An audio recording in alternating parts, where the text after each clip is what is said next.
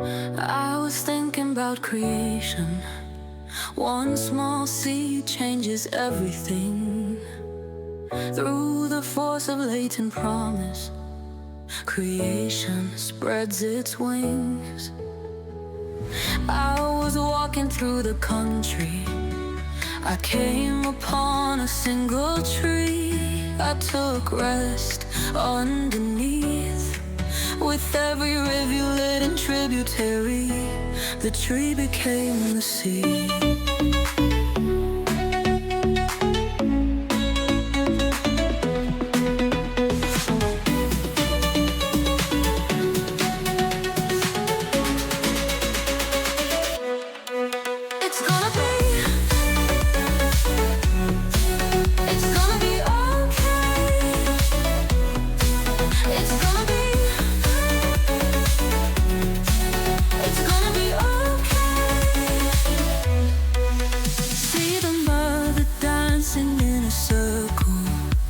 Bathed in creamy twilight, the smell of the stars came over me, lifting me to a higher degree.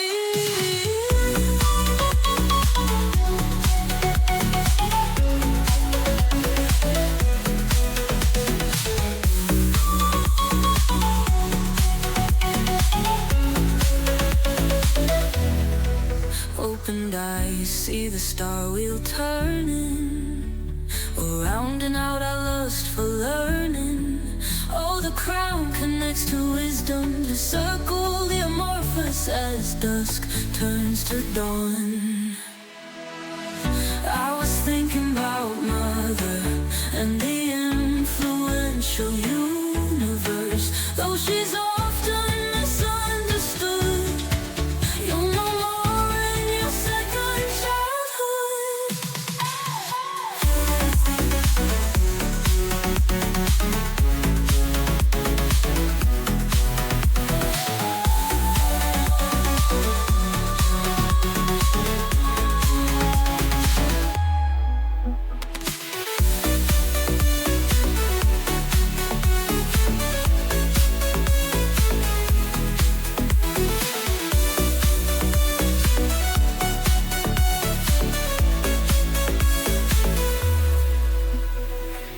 See the mother dancing in a circle, bathed in creamy twilight. The smell of the stars came over me, lifting me to a higher degree.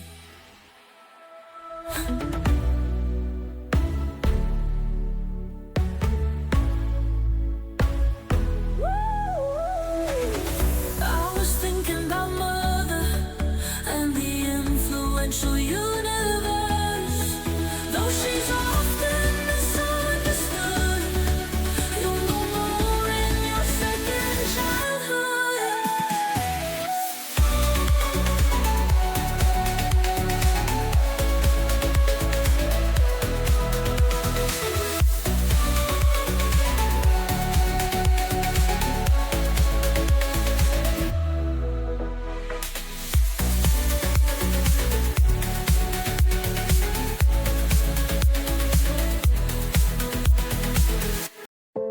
It's written in the starlight, it's painted in the skies above.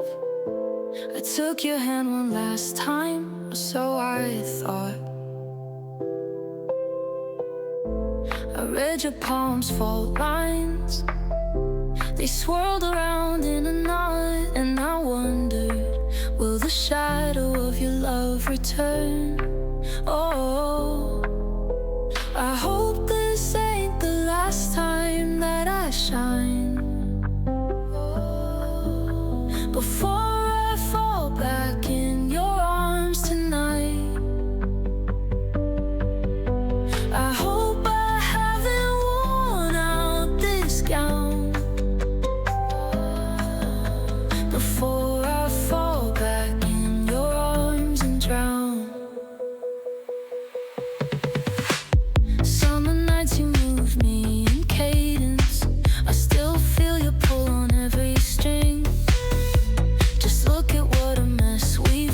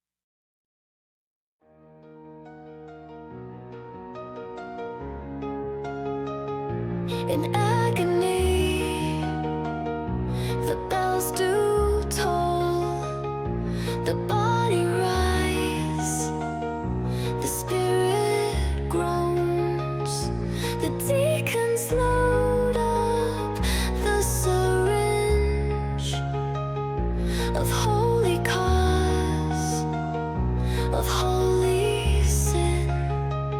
It stops the pain and takes control, frees you from the guilt you know, provides the ultimate excuse to blind your reason, take your truth. The dead do walk and spread their word, the pious weep, they've gone unheard. Redemption comes on bended knee, though it's unclear who has the need to stop the pain, to take control, to free you from guilt you hold, provide the ultimate excuse to blind your reason, take your truth, to stop the pain, to take control, to free you from the guilt you hold, provide the ultimate excuse to blind What up, Stinkfist? your Let's reason, take your play some Rogue Trader. I think we might actually finish the DLC tonight. I think we might actually be right at the final battle of the DLC right now.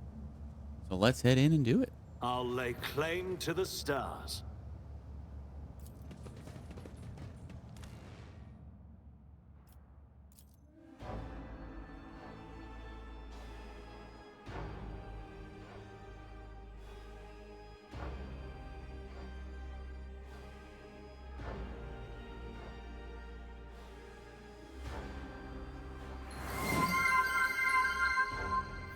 Wait.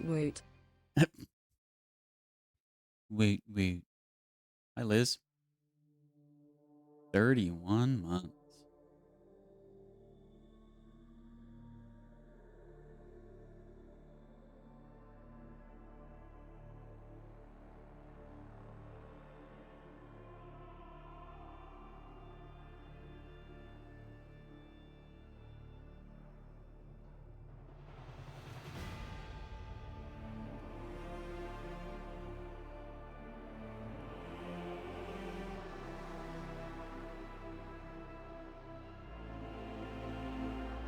Here we go. We must defend our home. He's sitting on my throne. Oh, he is so dead. An exact copy of you. What the? It is me. What the heck? An exact copy of you sits on the throne. A sinister double crawled into this reality from behind the looking glass. His gaze meets yours, and the world expands sharply, crushing you with an overwhelming sense of your own insignificance. From somewhere far away, across millions of light years, a god is looking at you through those eyes. He sees you, and he is hungry, insatiably, unquenchably so.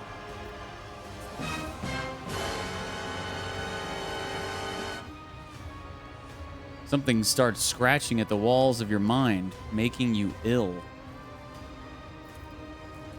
You are snapped out of your stupor by Ravor's harsh bellow. The Master Helmsman's eyes are empty, his pale lips curling in fury.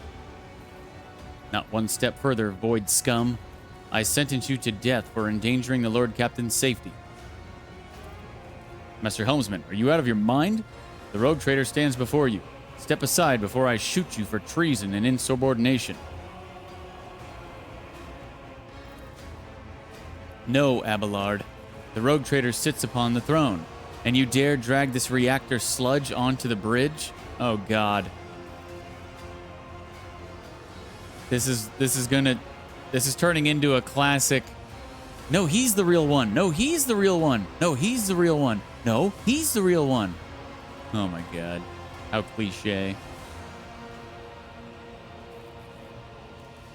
You must have grown senile in your old age, Seneschal, if you cannot even distinguish his lordship from an impostor. Ravor shakes his head, a trickle of blood running from his ear.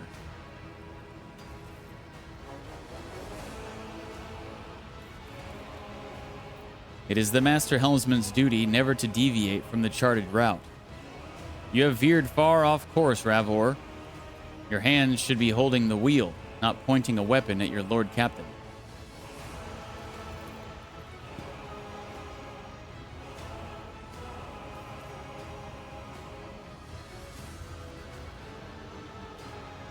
This simple truth, known to any and all voidsmen, causes something in Ravor's mind to click.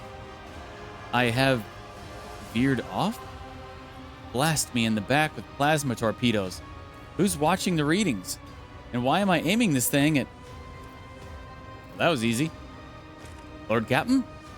But if it is you, then who's sitting on the throne? Ravor turns toward the imposter and recoils with a shout of terror.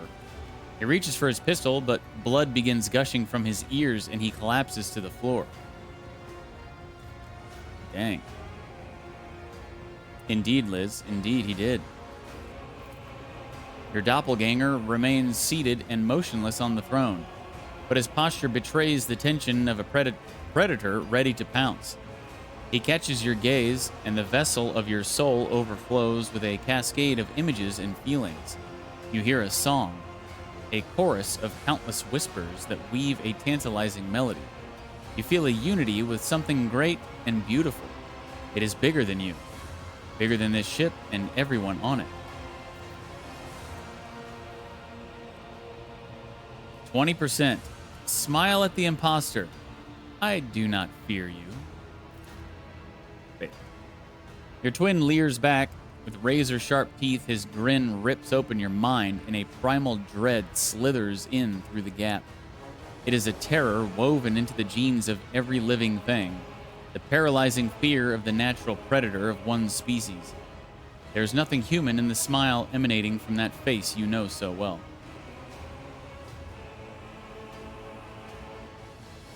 Abelard, there is a vile creature sitting on my throne. Get rid of it. The Seneschal adjusts his grip on his weapon and growls. Only one man may sit on the throne of the rogue trader, and that is DeejTheSqueejerton, von Valancius. Wretched pretenders, craven Xenos, enemies of humanity, their only rightful place is in a pool of blood at the Lord of the Dynasty's feet. The bridge shudders as a crushing roar billows across it. Behind the facade of that leering face, you glimpse the monstrous shadow, the shadow in the void that wants only to devour you.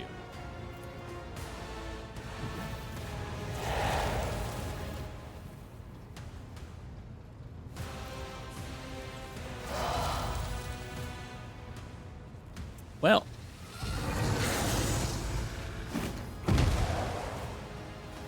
I'll wipe you from the neat face trick. of the galaxy. All of you will bleed.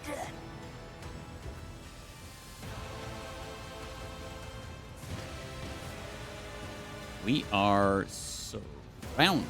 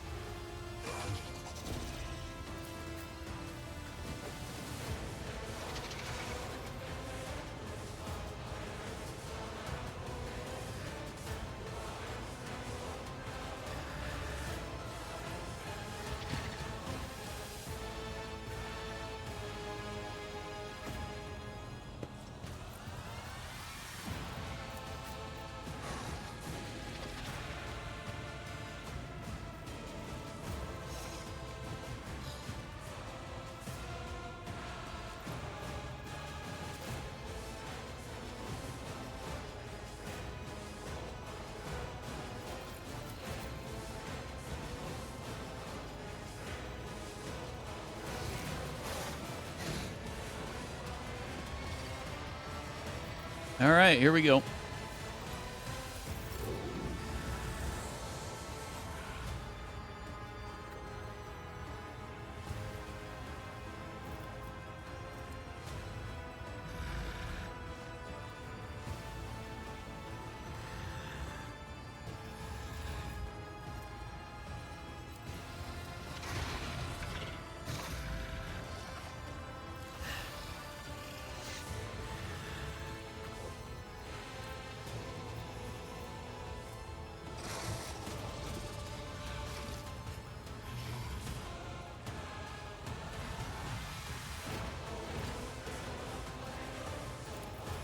As the tenants demand.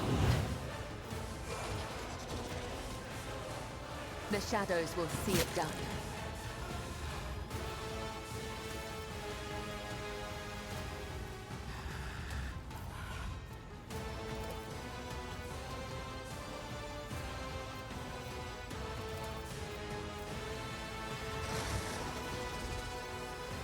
As honor ordains.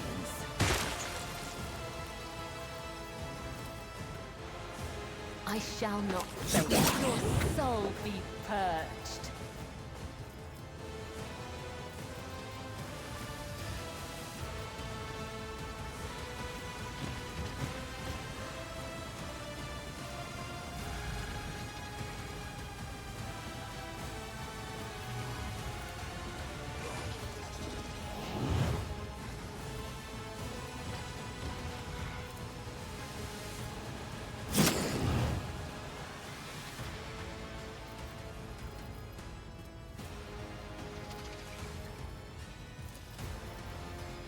Death is a blessing.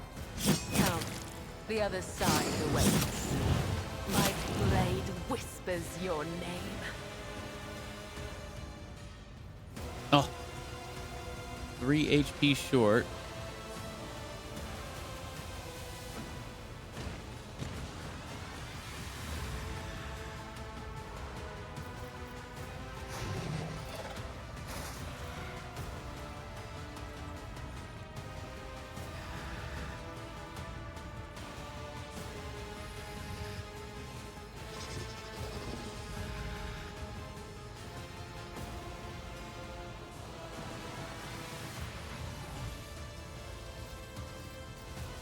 Actually, I can just...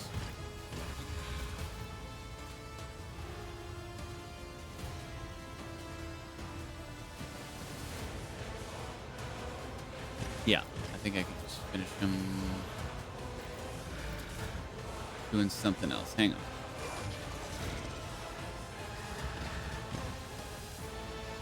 As honor ordains.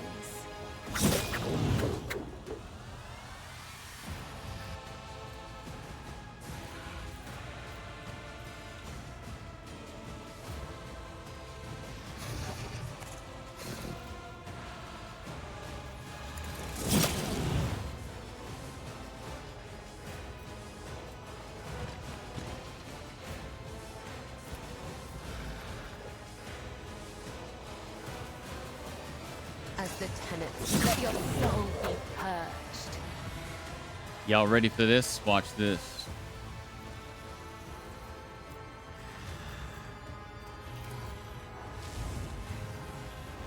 Caught by the web. Death is a blessing. Yeah.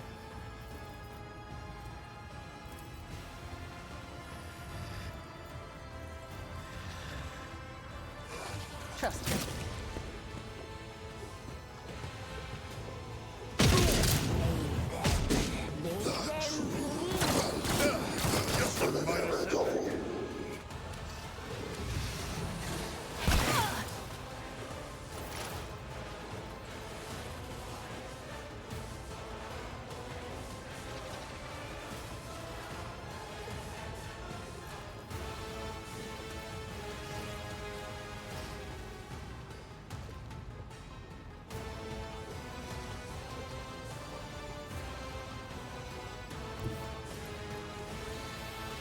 As the tactical imperative dictates.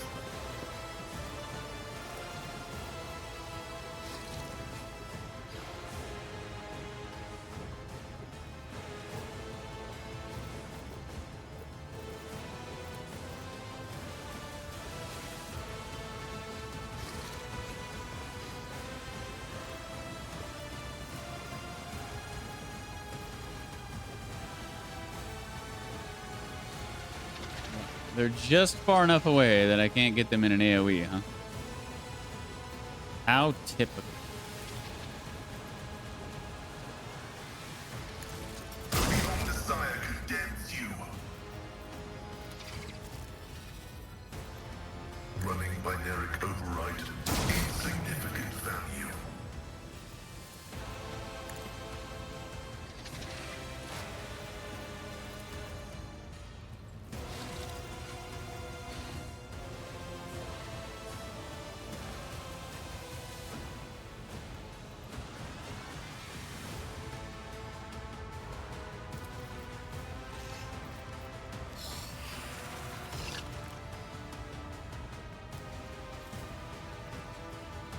My vow is to serve. Running binaric override. The Omnissiah knows all, comprehends. Hello, Donna. Good evening. How are you doing tonight?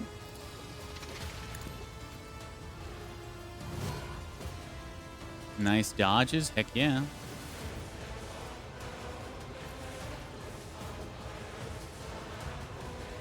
Request approved. The scriptural prognosis is favorable.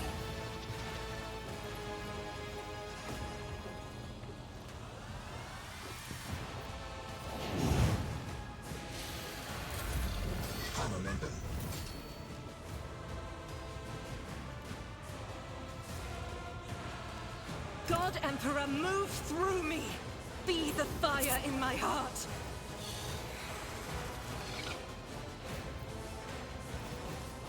Doubt is for the weak.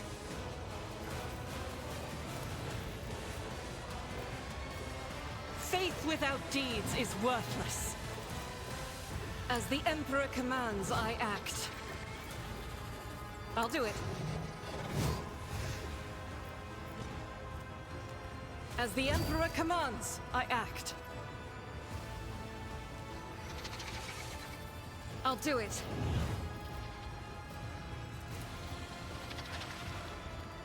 Have you seen my new double barrel shotgun yet, Liz? If not, here you go. Faith without deeds. Ooh-wee.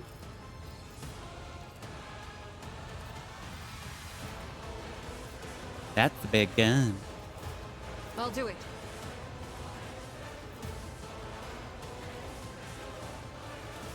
And you know what? For good measure, let's just go ahead and burn him to finish him off, huh? Good stuff. You love to see it. That's nasty. What? Yeah, that dude is nasty. That better be what you're As the saying. Emperor commands, I act.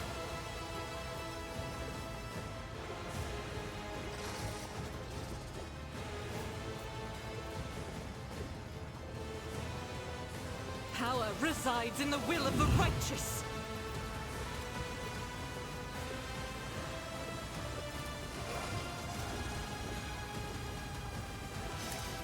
Death is a prayer.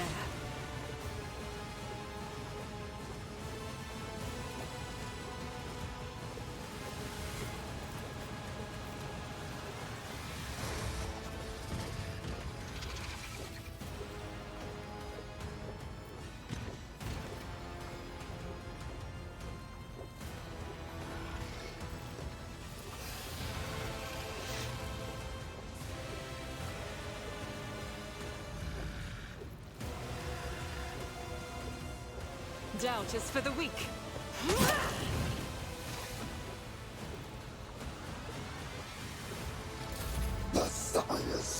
Okay, thanks, Mustn't Grumble. How's you? I'm doing pretty good. Pretty good, pretty good. I mustn't grumble as well. Kind of like you would say, that's sick. And yeah, but sick is like, dude, that's awesome. Nasty is just... Well, I guess nasty can kind of be the same thing in certain contexts. Like, oh, that was nasty. Like, awesome. Okay, Liz. I can see it.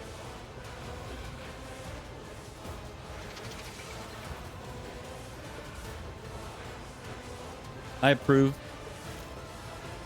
Did you suss out the Heinrich's reappearance, or has he gone again? Did you suss out? I don't know what that's supposed to mean, but no, he's just in my chambers. I can't use him. He's just bugged out. He's just standing there with his sword out, kind of just like in a battle stance. It's just a bug. I can't actually use him. I don't actually have him back. He's just there. Pretty hilarious, but also it got my hopes up a bit too much, because I was all like, oh my god, he's there. But nah, it's just a tease, basically. Gosh darn it. A moving target. Yes, a Heinrich's haunting, pretty much. He's just going to be standing there forever. Thankfully, he's not in my actual bedroom. He's just kind of in my office area. Because if he was just in my bedroom, just constantly just standing there, watching me sleep, twirling his sword around, I'd be like, dude, can I get a little privacy? Please? I can do that. But if he wants to stand out in my office area and kind of be my trophy, then I guess so be it. Glad to have him. Don't get too caught going somewhere. I'm glad to have you there, Heinrichs, you freaking weirdo. I can do that with the right incentive.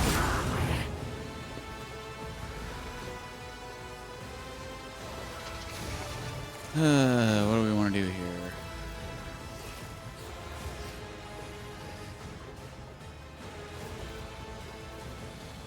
Has this dude had a bubble around him the whole time?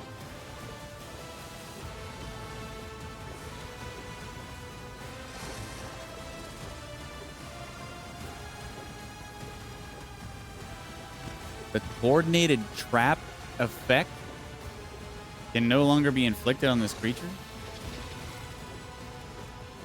Eh?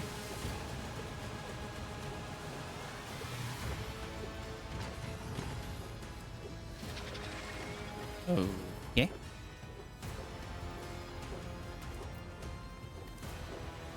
It's not like there'd be a lot going on. None of the women want you. Yeah, tell me about it.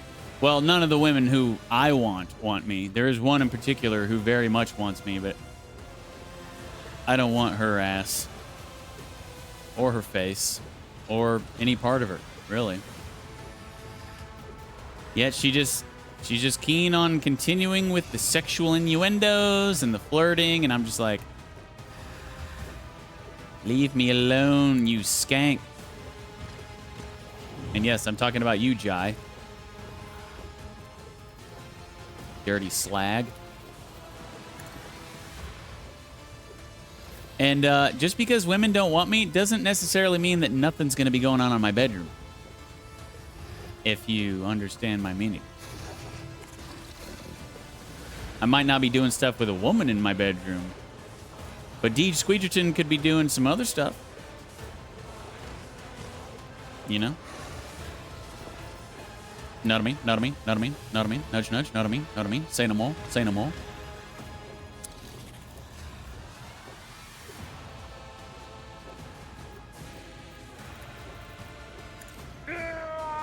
Got your eye on one of the boys, have you?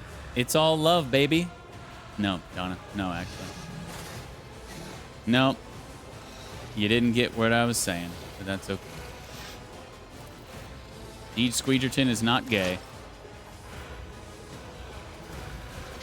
As much as you might want him to be, he is a heterosexual man.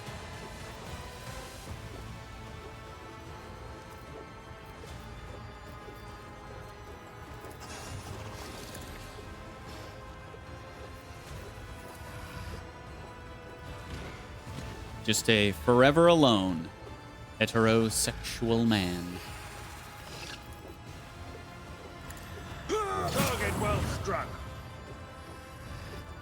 I'm honestly kind of surprised. I mean, I guess I'm not really surprised because I don't make every single dialogue choice that's like, oh, I want to say the absolute nicest, best thing. Like, I don't always do that. So I'm not really surprised that Argenta and or Cabela haven't really tried flirting with me or anything.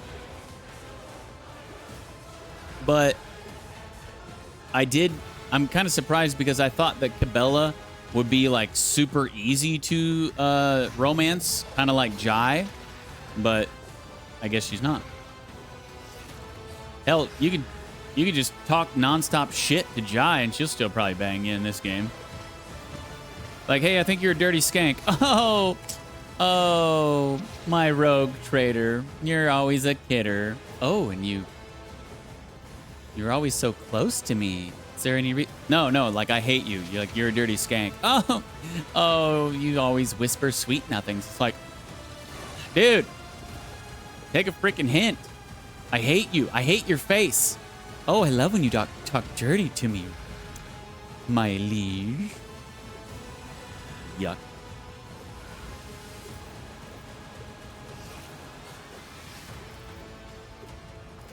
At your beck and call.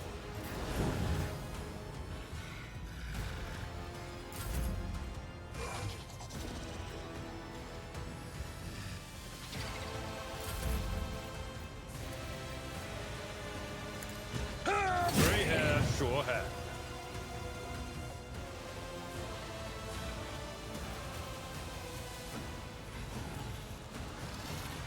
We'll rule the stars themselves.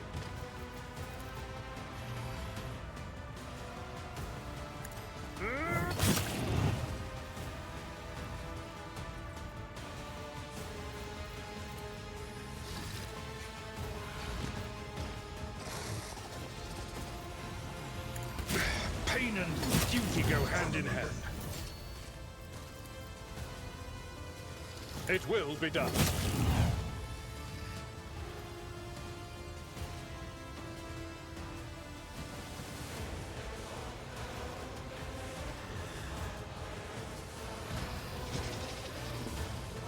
Well, Ravor's still breathing, so I guess that's a good sign. Follow my lead. Victory is imminent.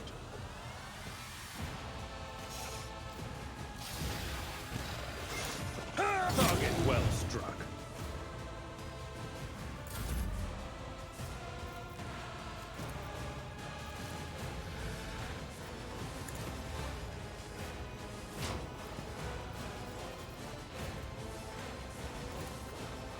Don't get too cocky.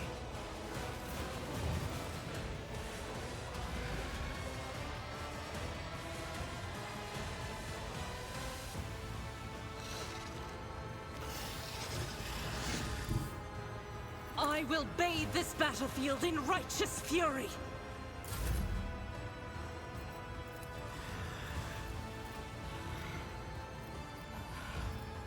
You've got a problem? I've got a prize.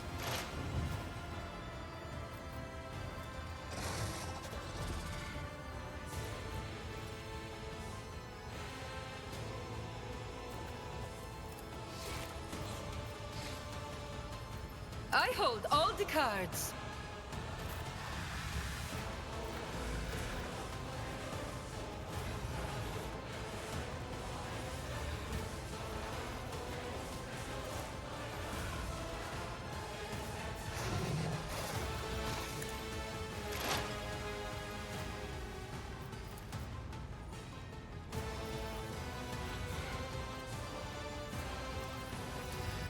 It will be done.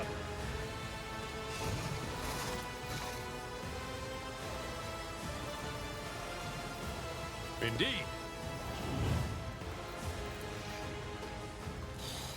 I took care of this one.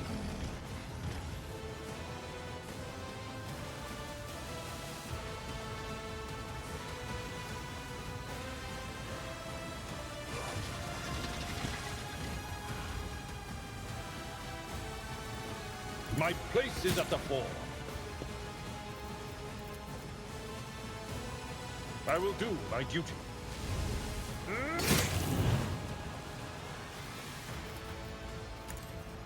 Target well struck.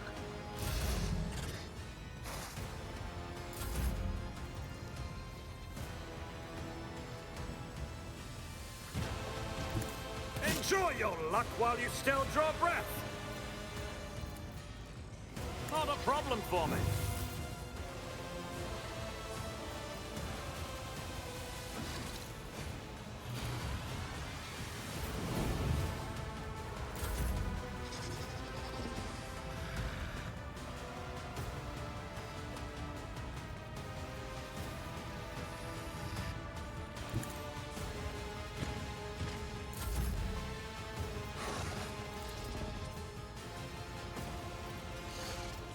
Already done.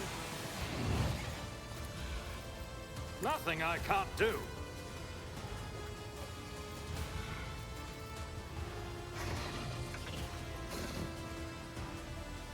I will leave footprints of scarlet.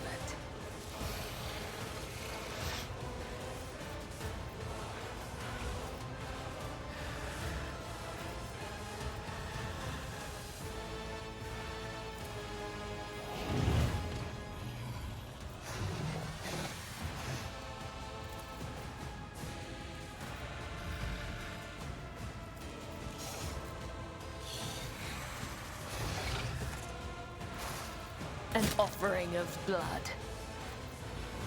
The shadows my blade whispers killing brings me no pleasure.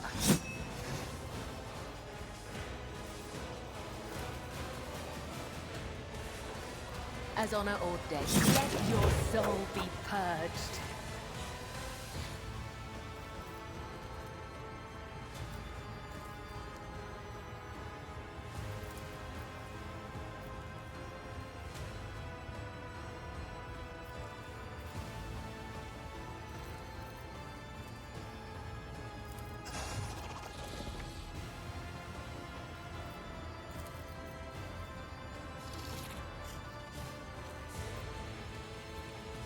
As the tenets demand, death is a blessing.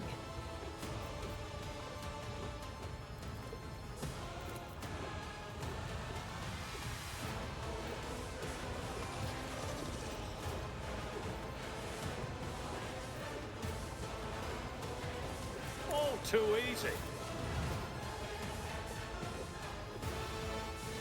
This battlefield air is good for my lungs. Is that my blood?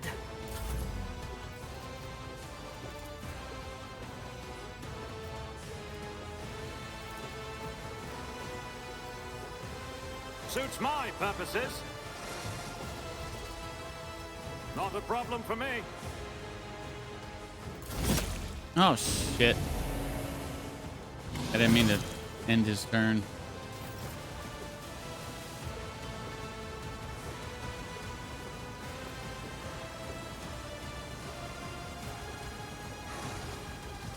I've seen worse battles than this in my time. Victory is imminent. One fewer target.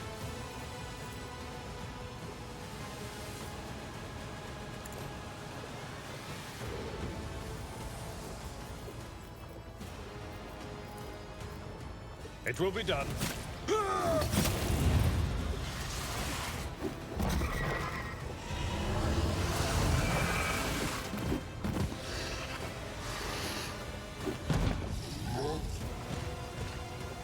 But wait, there's more.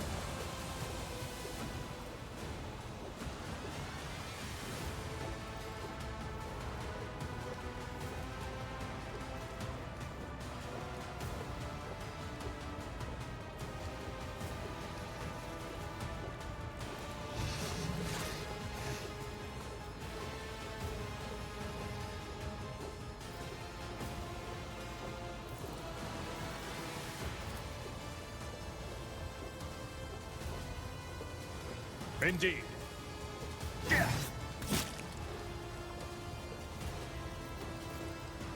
It will be done.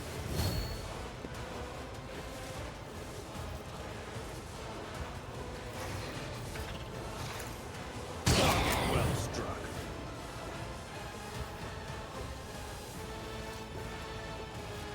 Victory is imminent.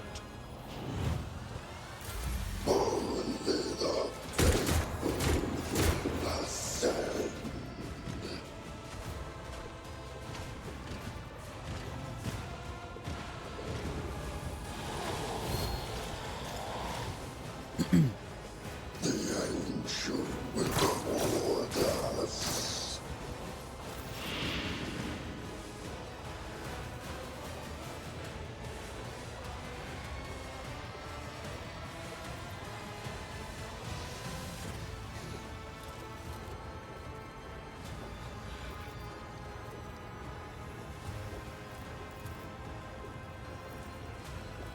your beck and call.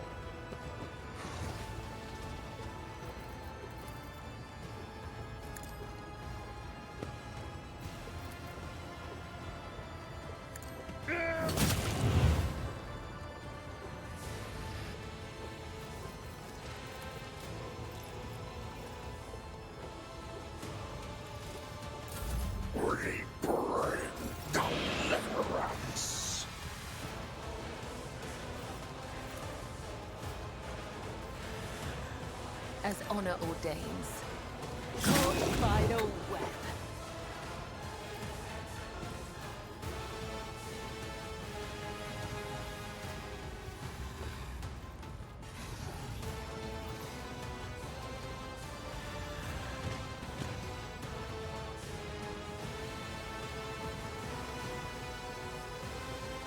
I bring mercy and retribution.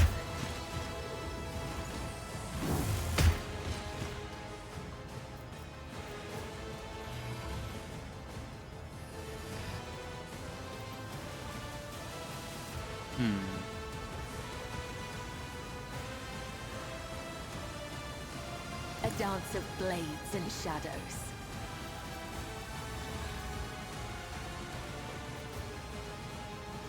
The shadows.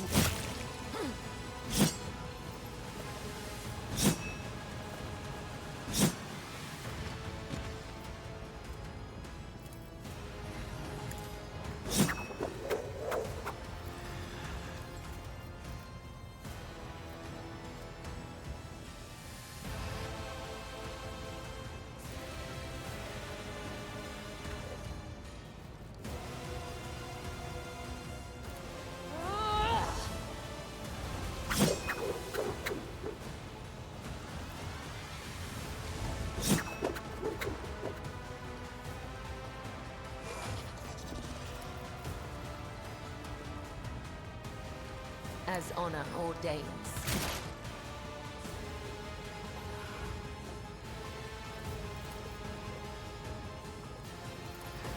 My vow is to serve.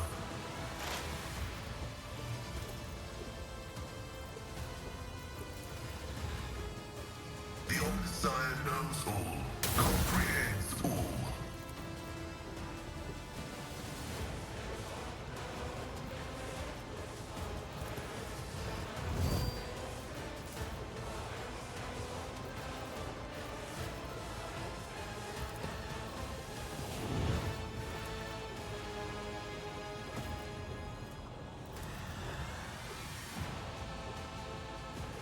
Request approved. Ability analysis successful.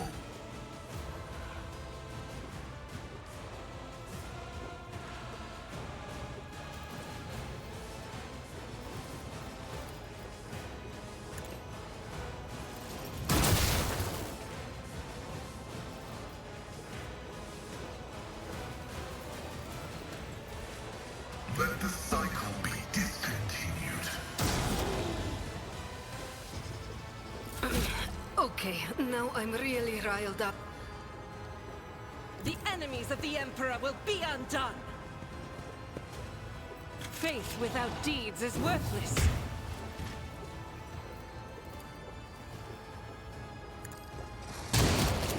Goodbye. I'll do it.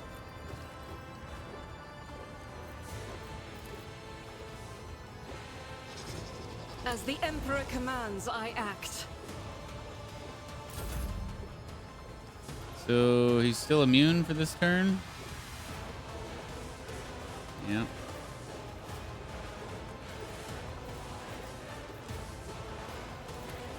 Tell me, and it is done.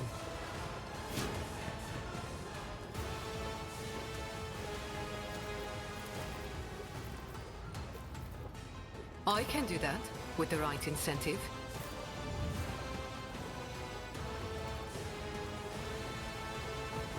A tactically sound approach.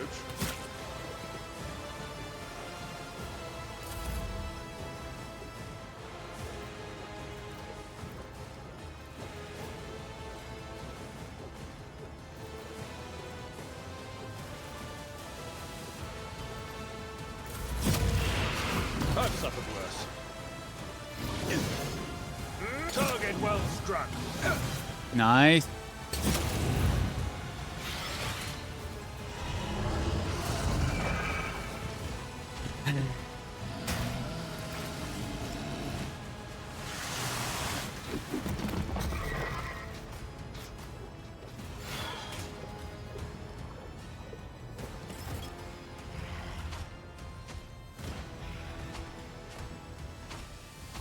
So we get him like a third of the way down, then he spawns more dudes. Then we get him another third of the way down, then he spawns more dudes. And also goes immune for that turn that after he spawns dudes. Good times. Just delaying the inevitable.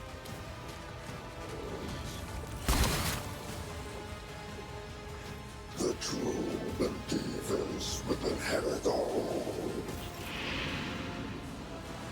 Do her swords have moving chains on them like chainsaws? One of them, yes. There are chain swords. Chain swords are a thing. And yes, she has one equipped.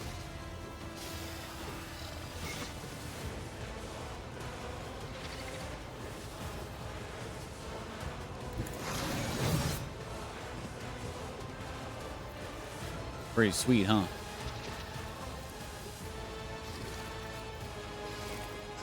It will be done.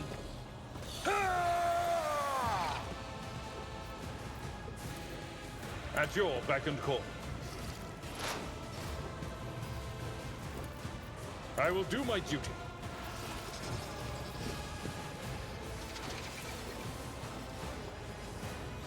Indeed.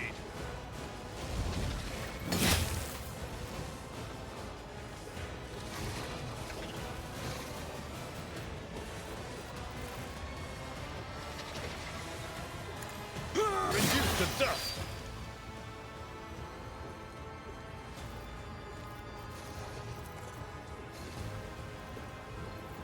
Victory is imminent.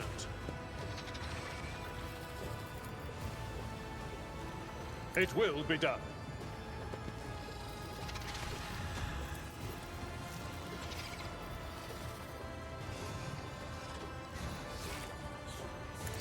Target well struck.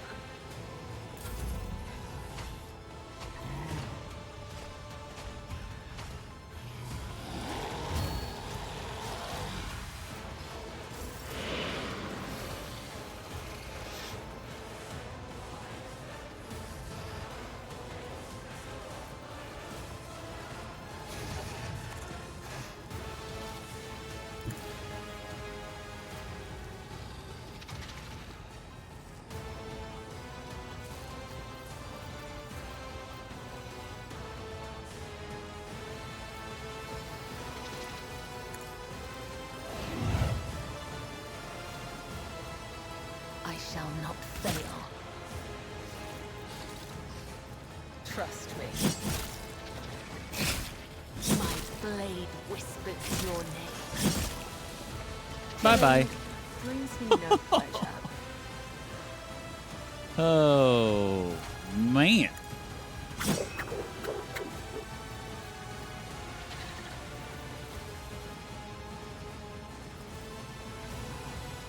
The shadows will see it done.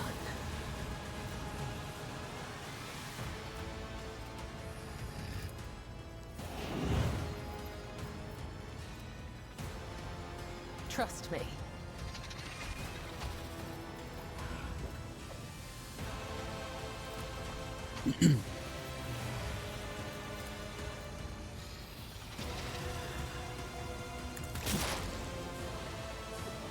Pascal is straight up pinned in this corner.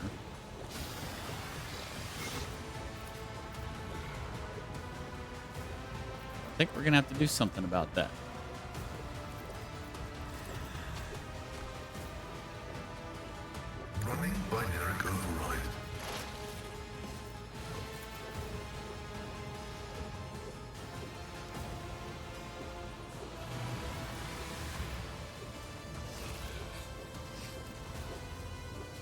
scriptural prognosis is favorable. I feel like every time she kills bad guys in some OP way, you do this.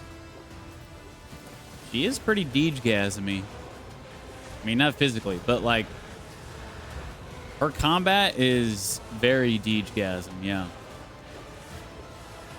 The Omnissiah knows the Omnissiah condemns you. Oh, shit. I hurt myself. I don't know how, but... Alright. Betrayal. Why are there little puddles here?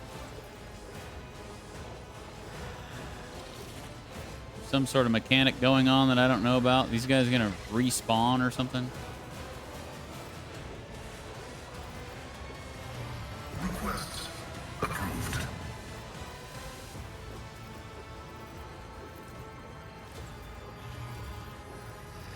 Running binaric override. Son of a bitch.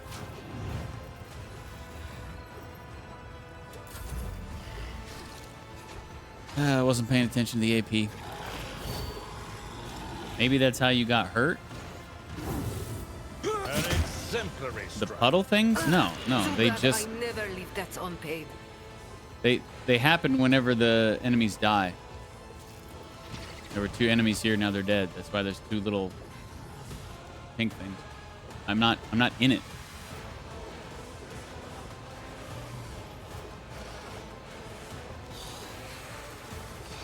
Their guts on you? Maybe. I don't know. It's not usually a thing, but maybe it is. This fight, for some weird reason.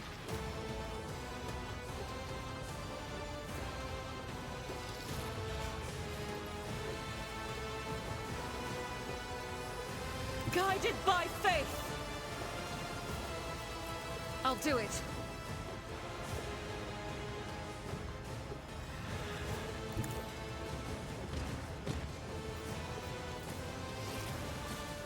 Faith without deeds is worthless. Doubt is for the weak. I'll do it.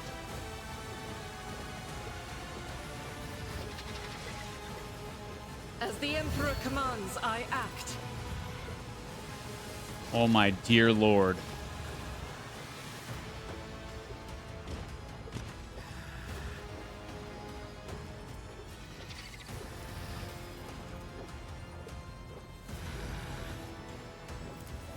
He's gonna freaking one-shot. Well, not one-shot, but...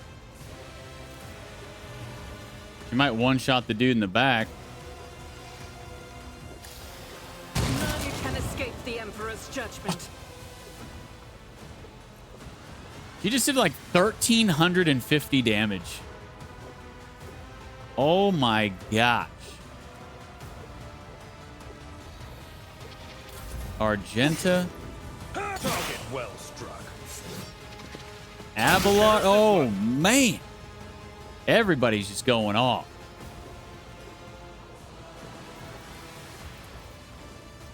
Don't get too cocky. Now, can we finish this freaking main dude after he stops being immune?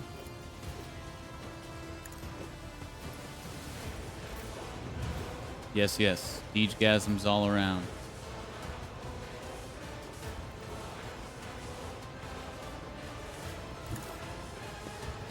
Go!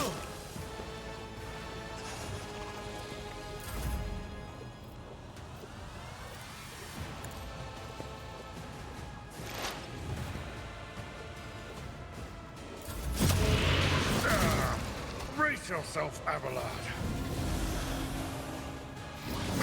There it is. The parry counterattack for the win.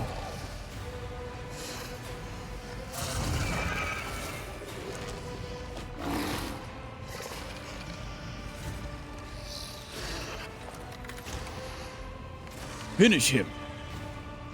Nothing of value has been lost. And he talks shit while he does it. Nothing of value has been lost. This is my throne. Bitch. Will the real DeejTheSqueejerton please stand up? The hulking carcass of the monster lies in front of you. The amber fire has left its baneful eyes, departed along with the last drops of foul blood oozing from its wounds. In the distance, the master helmsman slowly regains consciousness. He immediately recoils from the dead creature, swearing profanely. Lord Captain, I am guilty as charged. I was not myself. I fell for the filthy Xenos' tricks like a green cabin boy. I make no excuses. I know the rules, and I request capital punishment. Strike off my head and be done with it. Hi, Godus. Bye, Godus. Have a great night at work, dude. Love you too, bud. Long time. Love you long time. It is not your fault. This Xenos had tremendous psychic power. Then the old tub will have to put up with me a while longer. I appreciate your clemency, Lord Captain.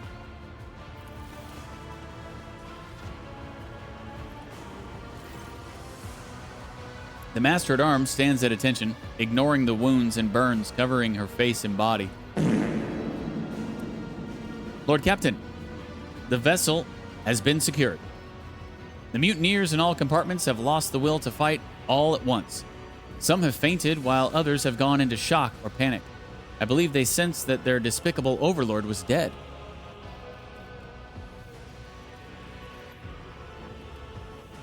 Captain Hrotko had been infected by Xenos. I killed him. Sourback grimaces. He was always a self-important bastard and a sycophant. And he honored the creed. But he honored the creed. Even he did not deserve to become one of those creatures. I have heard about your contingency plan. Your foresight is commendable.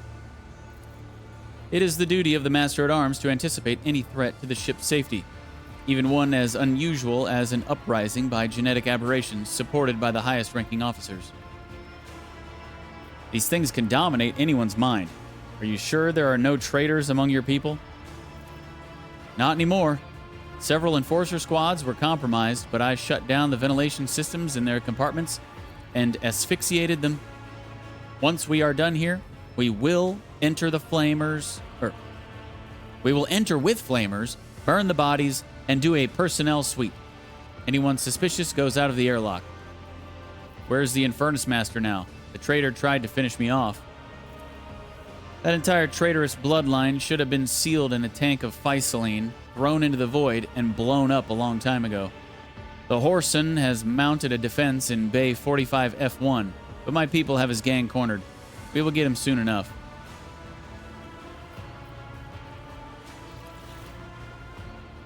Okay. Surely we won't have to battle. Oh, here we go. Her servo skull rattles to life and projects a hologram onto the deck. A blurred replica of Heinrich Montag stares at you, blood oozing from a wound on his temple. One of his hands is bound with a tourniquet, and he is lighting a low stick with the other. Oh, by the way, for those of you who weren't here last night, Heinrich Montag was yet another one of the traitors. Throughout this entire DLC, I'm pretty sure there's been like 4 or 5 major traitors. It just seemed like one after the other. Like, this dude was a traitor. I had to kill him. Then this dude became a traitor. I had to kill him. Then this dude... It was like, oh my god. But yeah. This dude was a traitor. And he's apparently still alive. Hey, Bridge, do you copy? I see you have not yet changed the access psalms. Are you celebrating your victory, DeejTheSqueejerton? Are you going to beg for mercy? Will you grant me mercy, DeejTheSqueejerton? I doubt it. The Infernus Master appears serious, somber. The usual cheerful insolence has vanished from his face. I wanted you to see my face before I die. Commit it to memory. One day, you will realize what sacrilege you have committed, and in that moment, you will remember me. You addled, pathetic Ashmog. Jai shakes her head. Just do yourself a favor and give up the ghost, Heinrich. By killing your sire? Did you feel that abomination die? Heinrich winces angrily.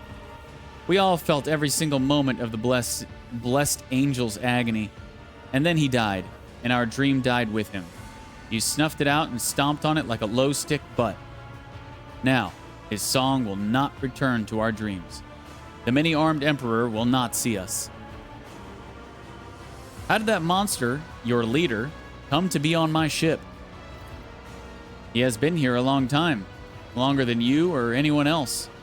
His blessed feet crossed these decks centuries ago, when Theodora's predecessor still called himself Lord Captain. He came from the stars where the many-armed emperor dwells to bear his word, but then he faced a great massacre at the hands of the wicked. And yet the venerable sire kept his message safe and took refuge on this vessel, away from the persecution of heretics. When that false Lord Captain led our ancestors on board, the sire heard their plan and answered their pleas, blessing them with genetic purity. He protected us after that, joining our thoughts together into a single song. He was the true Lord Captain of this ship.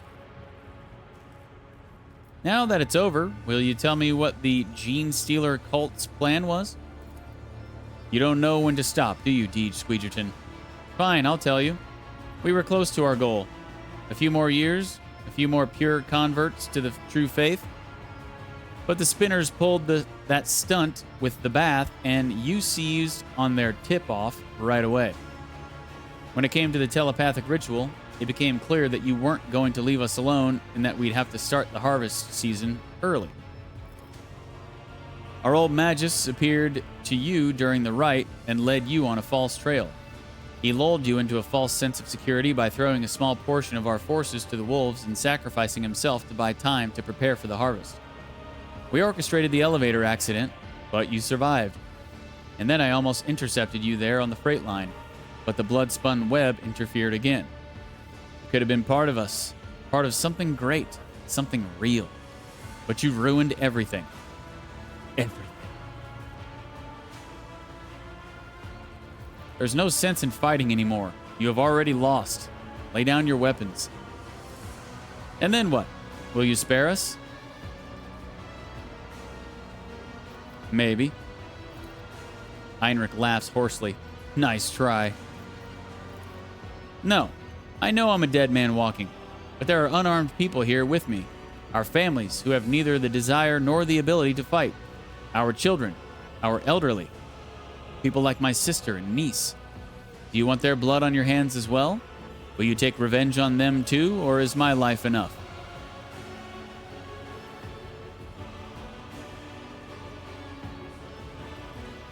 If I let you go, you will only start scheming, killing, and infecting people again. No, we will merely fade away. The sire is dead and his pureblood offspring have been butchered. They alone, our pristine kin, could bestow the kiss that allowed his song to be heard. The orphans and widows are of no threat to anyone. Drop them off in any remote wilderness.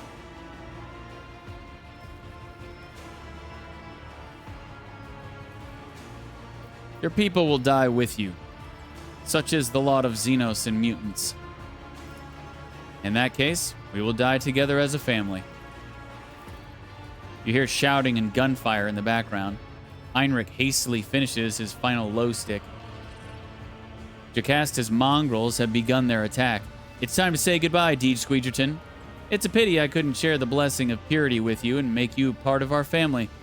A pity, too, that we couldn't kill you either. But we all must play the cards we are dealt. And now we take our leave the way the true masters of fire should. So long, you traitorous bitch. Oh, he's still got some things to say, huh? The finger of truth has 3 sorrowful phalanges. One is shattered, but the Infernus Master smiles widely, pulls a remote control from his pocket, and pushes a button. There is a sharp beeping of detonators, a monstrous roar, and the projection disappears. For a while, the sound of flames crackles from the speaker before abruptly cutting off. Sourback mutters something in the comm bead, then hisses angrily. Thermal charges. The Void Rat blew up the compartment, along with himself and the entire assault team. Good riddance. Let him burn. Let him burn. echoes Sourback. That was the last pocket of resistance. The mutiny has been suppressed, Lord Captain. The enforcers are now carrying out a sweep of the compartments, and the officers are forming new repair crews to replace the Inferni. The ship's critical systems have been stabilized, and your throne has been liberated. Thousands of Dynasty subjects are waiting for your orders. So all that remains is for you to take the captain's throne and affirm your dominion. All hail House von Valancius! Rare Chivo. You defeated the Gene Stealer cult on your void ship. 6.1% of players has this achievement.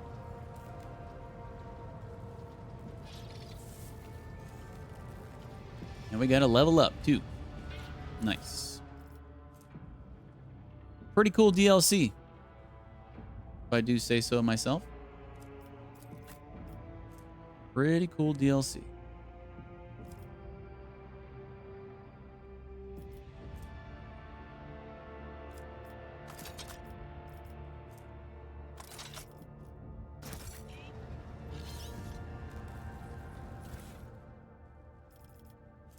Bone Cracker. Two-handed melee weapon. It does have harsh shove. Looks like Deej has a new weapon. Although it's not a power weapon, it's primitive.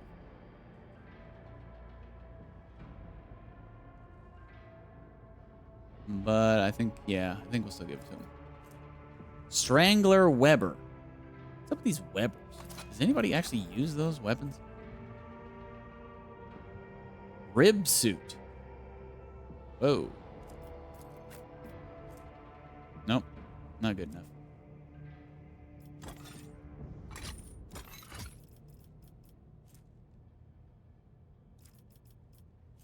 After the wearer makes an area attack, they gain +4 MP and can continue their movement.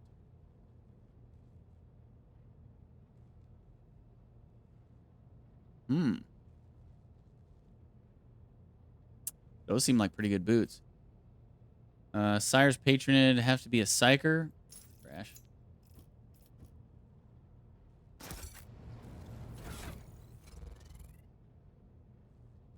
Glad I liked it. Well, did you like it, Liz?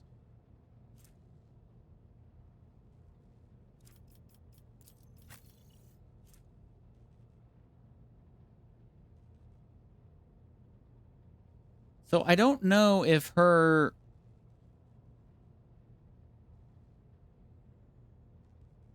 I don't know if her abilities count as area attacks. I guess I could just test it.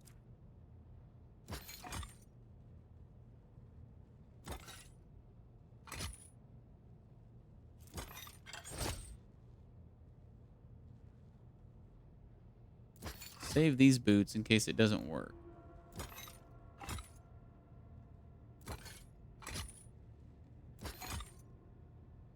The parts you saw you liked? Good, good, good, good.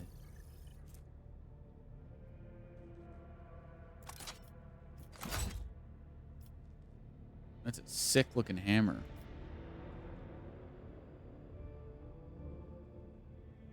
Hell yes.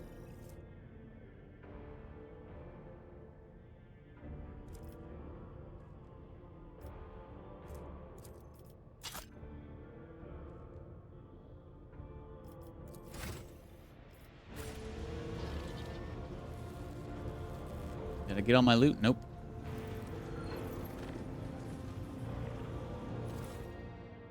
The only part I didn't like about the DLC is that it did feel a little draggy. I mean, it wasn't super long, but the pacing felt like it was kind of dragging. Like, I thought we were at the end of it. It felt like we had a definitive end. And then as I started space traveling toward the main story quest, it was like, oh, but wait, there's more. And then, yeah, and it was kind of like, we're not done. Like, it felt like we reached a definitive end, but then they just kind of like added some stuff afterward. I don't know. Just, it kind of felt unnaturally long. Like, it didn't it didn't like the extra part with the whole this dude, whatever his name was, the sire. It just seemed like completely separate almost from everything else. It was just like, hey, you're not done. Now this and this guy. And it was just like, okay, I guess, but I don't know. But other than that, hella fun. And plus, Cabela is just insane. Such a fun, awesome character to use.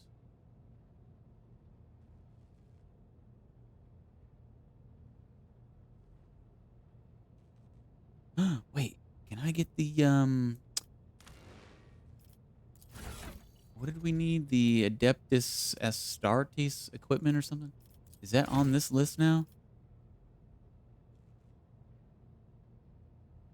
No. No, it's not.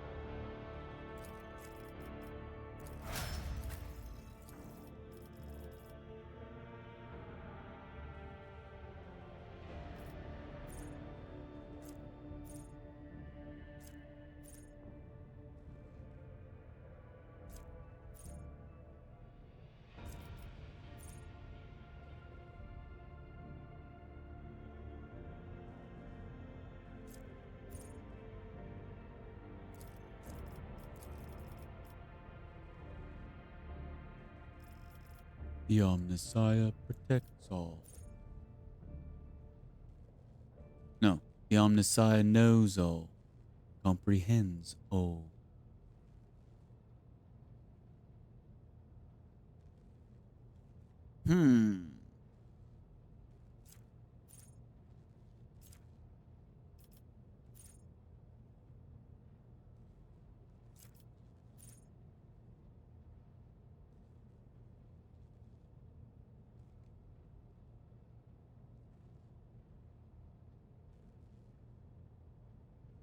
Sure. Sure, whatever. Whatever. Give it to me.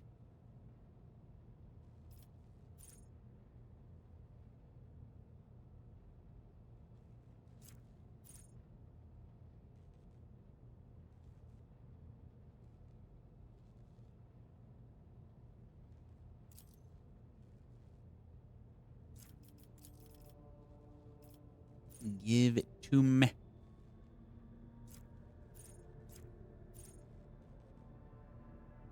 I'm doing my part.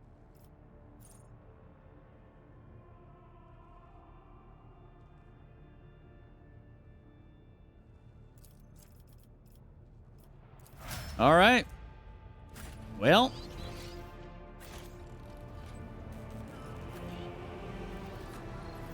Wait. Am I missing loot?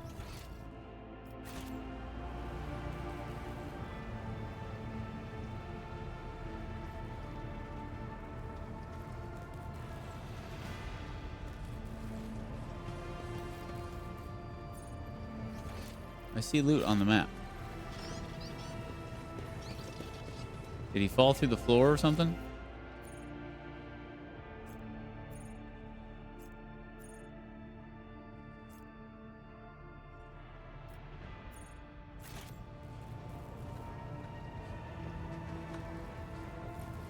I think he fell through the floor. Maybe it's this Infernus Marksman. Cheating me out of my loot game?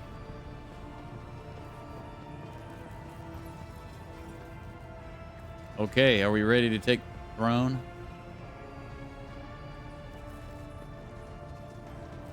None shall stand in my way. You think this place is going to get instantly cleaned up?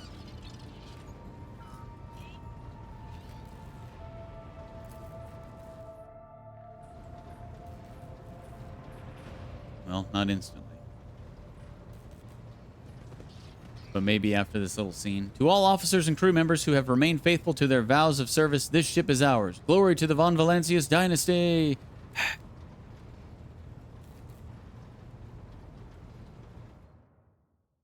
Now it'll probably be spotless.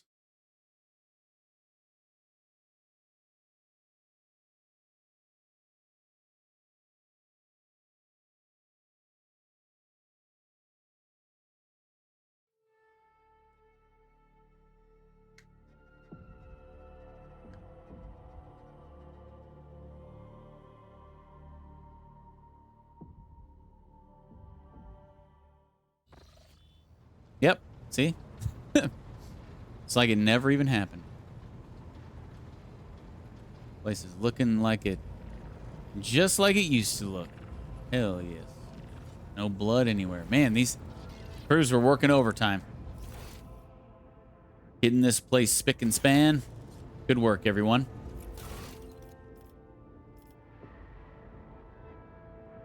What the hell is this?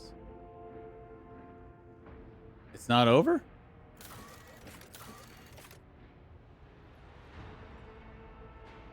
Find the traces of the gene stealer cults?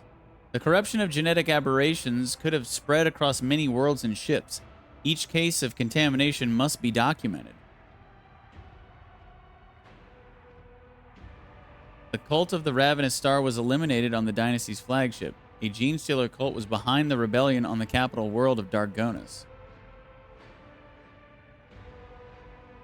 The cult of the Nourishers, tainted with genetic corruption, was discovered on the planet Gisevon. I guess it's not done?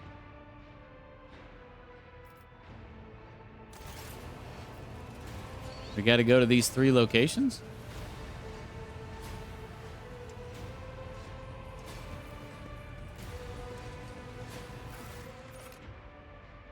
But where on my... Where on my flagship am I supposed to go?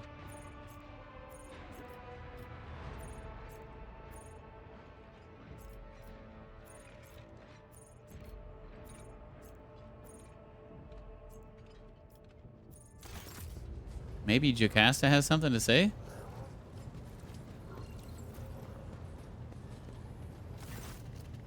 No?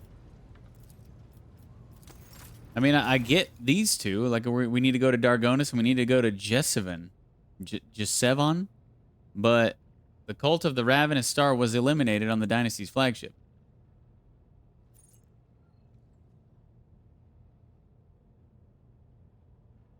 Where am I supposed to go for that? And wait, it needs to be documented.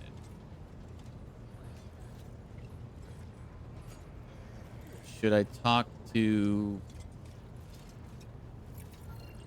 High Factotum?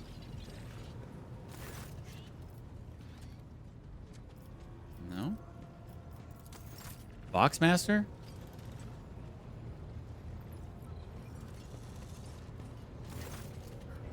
No.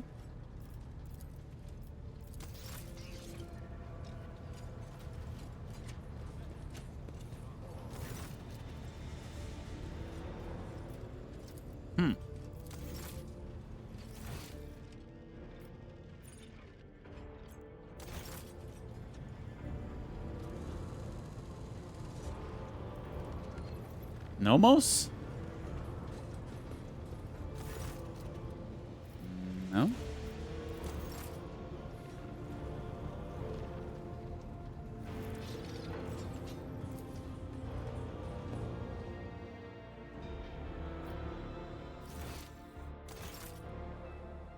I don't know.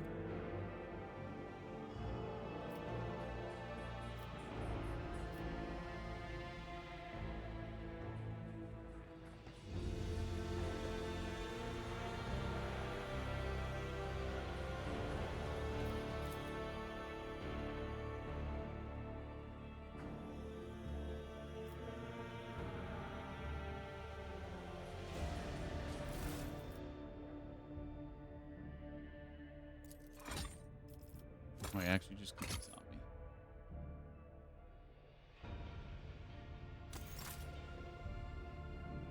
I don't know. I don't know. Everybody say hi to Heinrichs. Here he is. Hi, Heinrichs. Still just holding it down in here, eh, bud?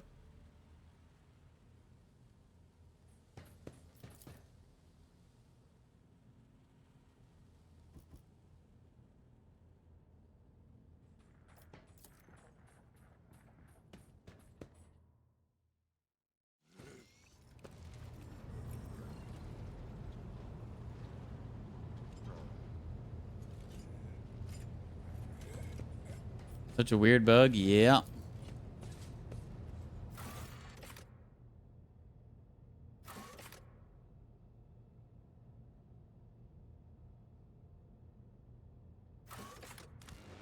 I agree.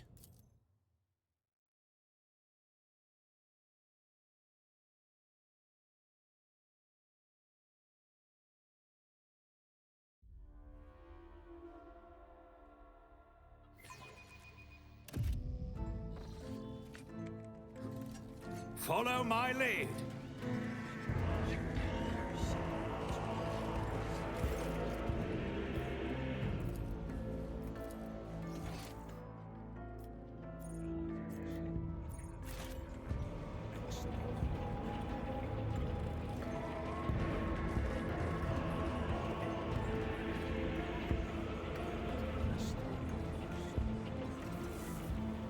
Well, I don't know where we're supposed to go for this. Victory awaits. I guess I'll try the shrine, and if it's not there, then I don't know.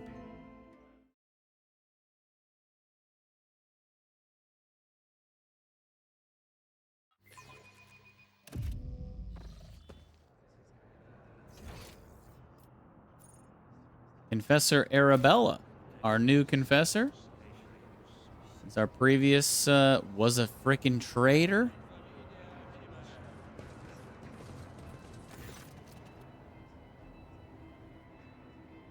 You see a middle-aged woman dressed in rich ecclesiastical robes. Her features are large and unsightly, but her majestic posture and commanding gaze, coupled with her gleaming gold regalia, make her an imposing figure. Are you the new ship's confessor? Confessor Arabella Bolint, your lordship, of the Calixian Lesser Bolints. It is an honor to be welcomed aboard your vessel. You may entrust me with your crew, for I am a lifelong missionary and preceptor. I was drawn to serving the faith from a young age, and I have been fortunate enough to have studied under some of the most doctrinally rigorous mentors in the Expanse. Where a heretic once preached, the Imperial Creed now thunders as before. It fills my heart with a joy almost as deep as that of fighting his foes. Argenta exchanged a look of pious resolve with the confessor. How are you enjoying your new position? Never before have I served on a ship, but the faith in him must be uniform and consistent with the creed in every place, must it not? I see much unorthodoxy in the life of the Voidsman, but by the Emperor's grace, I will rekindle the light of his teachings until it banishes the shadows from your subjects' hearts. And of course, I will see to it that your name is always upon the lips of the Expanse's faithful.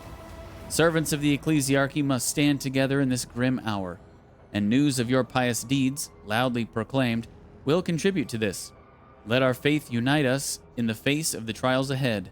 Ooh, 2,500 rep with Drusians. Hell yes. How will the spiritual life of the vessel change?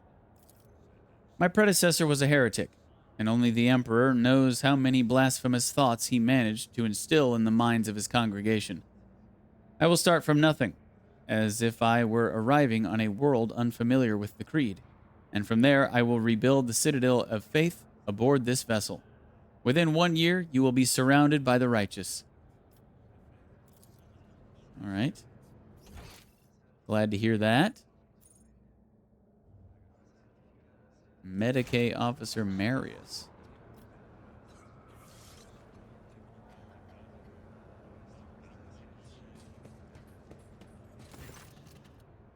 A young man is praying beside the reliquary. His hair is disheveled and his sweat-stained uniform is crumpled. Dark circles have formed underneath his eyes. As you approach, he jumps up from his knees and makes the sign of the Aquila with a jerky motion. Lord Captain, you are here. I believed... Nay, I knew you would come.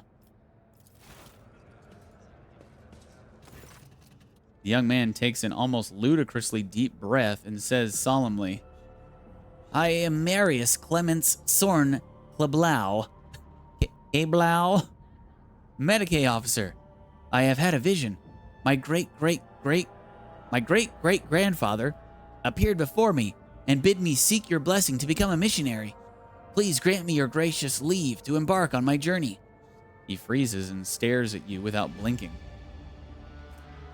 Examine the strange young man.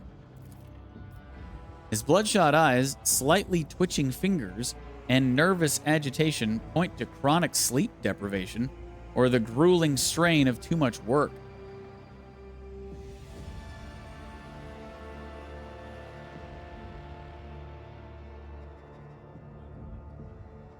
Prove to me that your epiphany was real.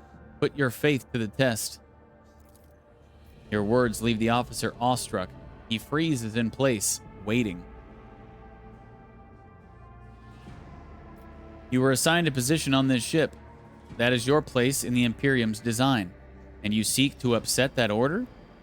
I ought to have you executed for such impudence. Your stern tone frightens Marius.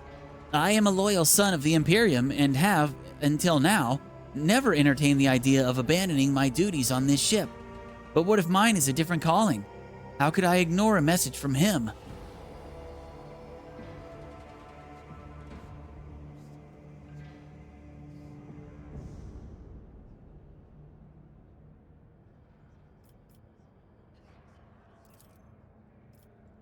Marius's eyes glaze over and his lips start moving in silent prayer.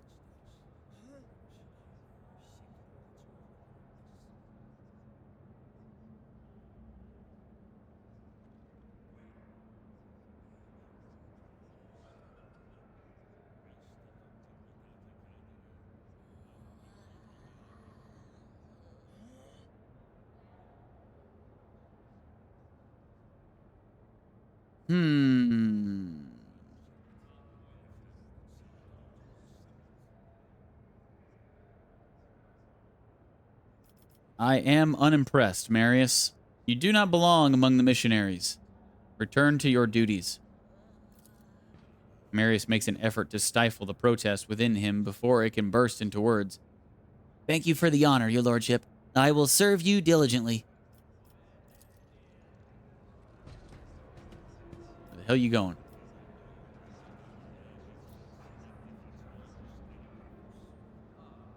He's deserting. Initiate Clotus.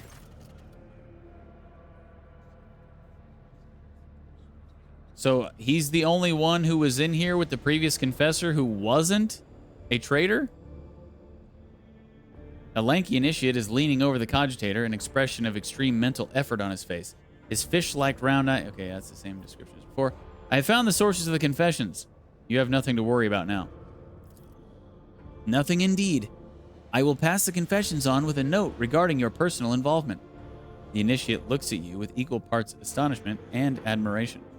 May the Emperor protect your lordship. Huh. I won't tolerate weakness. Interesting that he was the only one.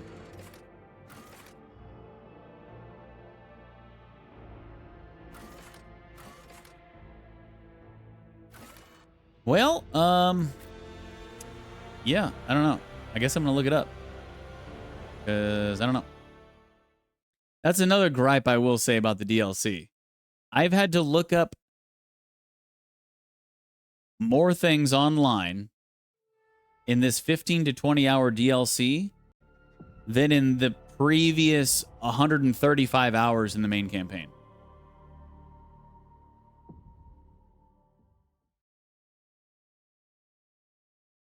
They just, it seems like they just did not do a very good job of like really making it obvious as to where you need to go or what you need to do on certain parts of the missions. Oh, and in case I don't see you. Good night, Liz. Afternoon, good evening, and good night. And don't ever interrupt me again, Liz.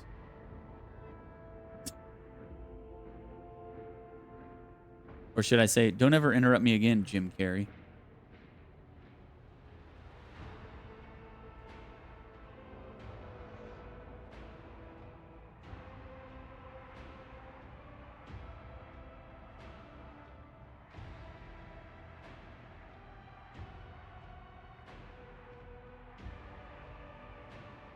Oh. Did that that rep that I just got, did that put me over to be able to do? No. 45 to 30. And we are currently at 41.8.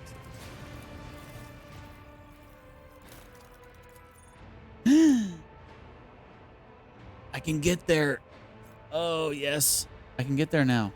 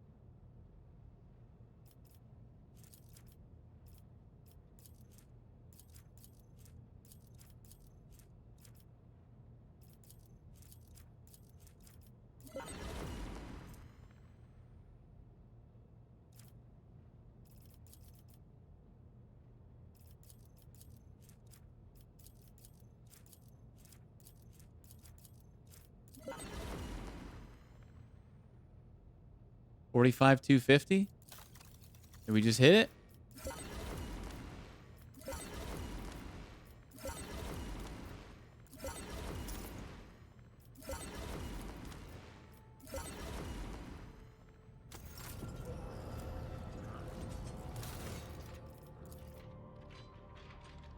Yes. Finally.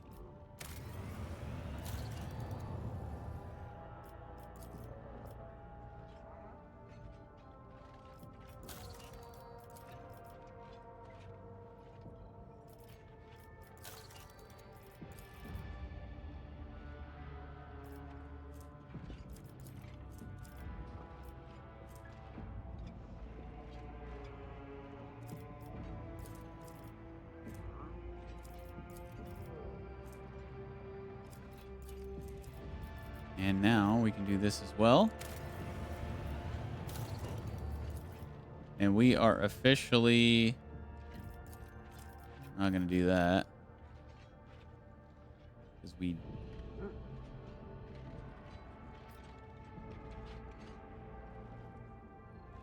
what the hell. We are officially done with our settlement things now, so that's cool.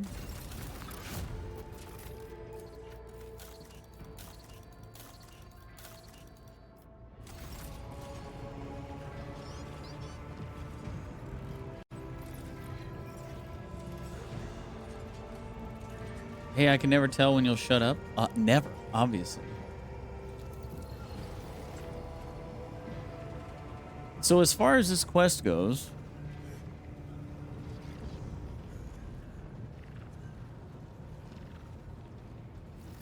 right off the bat in this guide, as we start this quest, we won't know what to do. I was at a loss at the start as well, but here's what we need to do. Yeah. Poorly designed. For starters, we'll need to open up our colony manager. Oh, I was just in that. Go under the Dargonis tab. Here we'll want to complete the following projects. Bastion and Society of Cartographers. Wait, am I able to?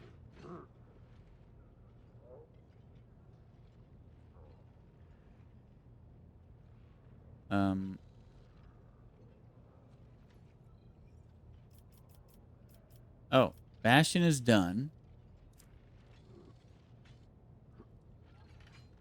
Uh-oh. I can't do Society of Cartographers.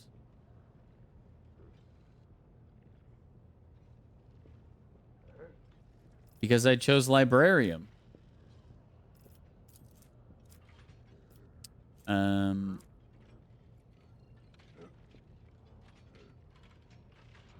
Are you serious? Like, you have to do an actual specific...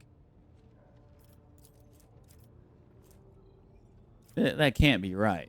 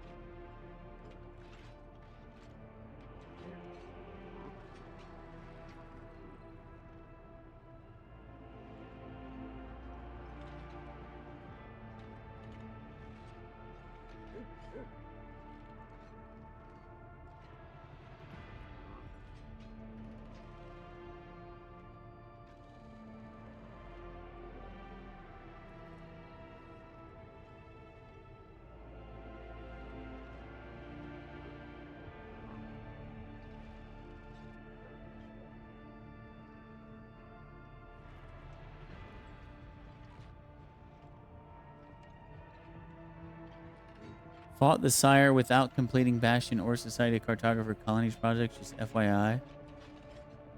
Yeah, I'll add in a note tomorrow that I completely forgot. When you start the quest, you'll have 3 little objectives. I think the colony projects was just one of them.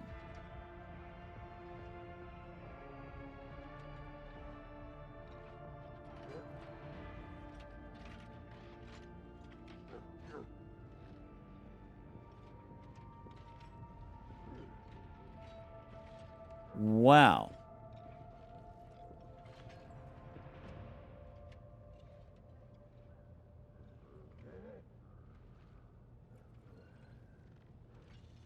From what I read online, it seems you just need to complete any of the rank 5 projects, but I cannot tell if that's true or not. Save your game before trying.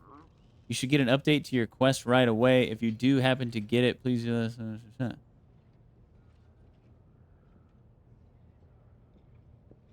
You can't complete this if you didn't choose the correct dialogue options to make Foulstone a colony in Chapter 2, by the way. You need Foulstone to complete the Missionaries Project. Okay, well, we have Foulstone.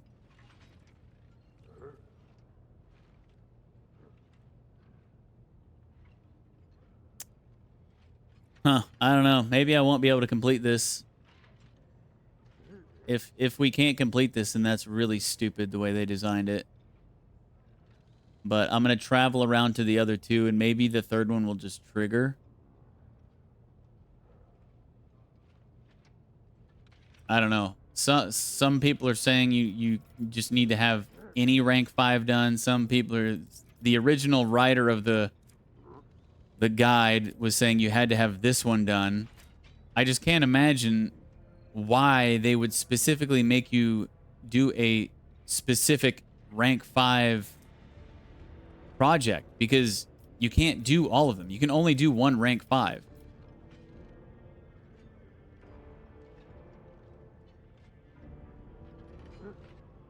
While I understand that if you play the DLC the way they want you to from the beginning of the game and play it when you're in Chapter 1, play it when you're in Chapter 2, you won't have this done yet. But regardless, like, that's stupid if you have to do a specific one, because you can't do all of them. All right, let's just, I guess let's just go to Dargonis and see what happens.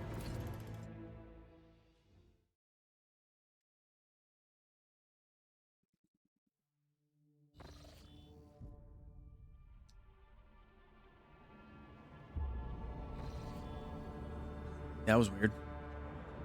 Uh-oh. Another one of these freaking things? A huge portal unfolds before you and a horrifying transport vessel emerges.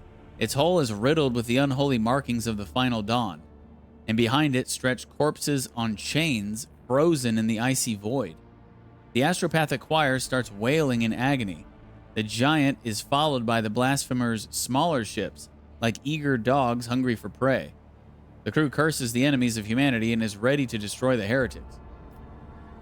The hell?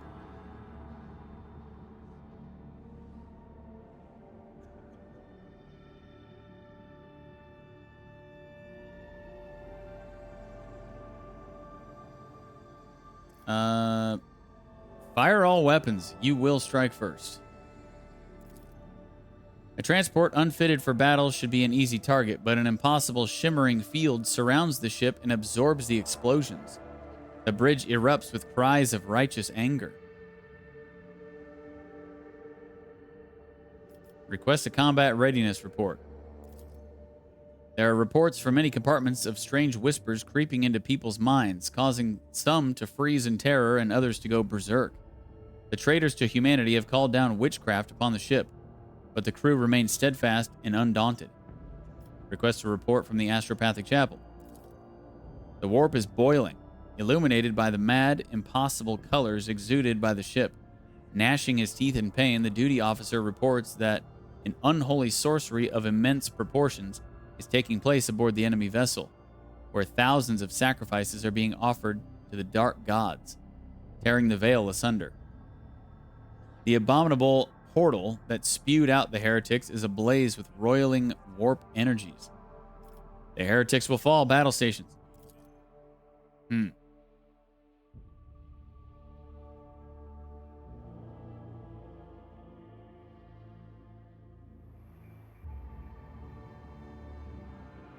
I guess they're like, hey, you're not quite done with the DLC yet. We're gonna force you to do a ship battle because there was really only one other one in the entirety of the DLC, and you didn't even have to do it. So we're gonna force you into one now. What the hell is going on over here?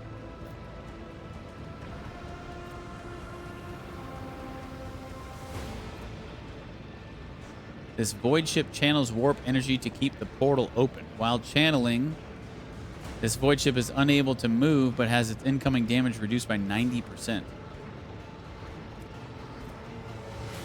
This void ship is receiving warp energy from its ally.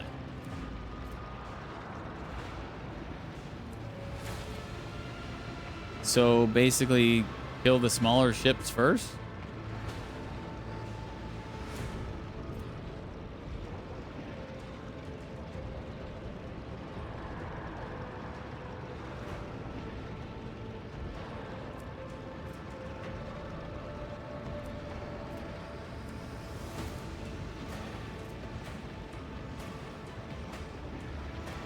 This vessel is channeling warp energy to the Triumph of Massacre. While channeling, the vessel is unable to move or use most of its weapons. Okay.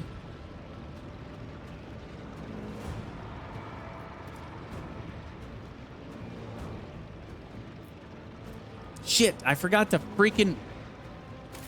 I need to equip my things on again. I keep forgetting about that. When was my last save?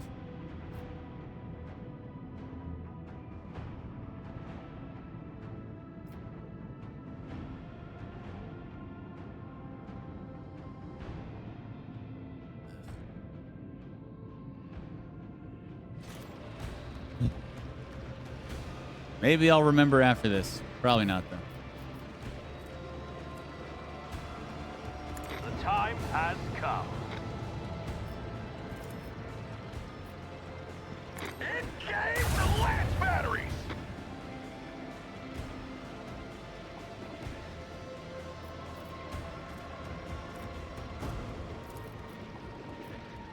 Bleed them.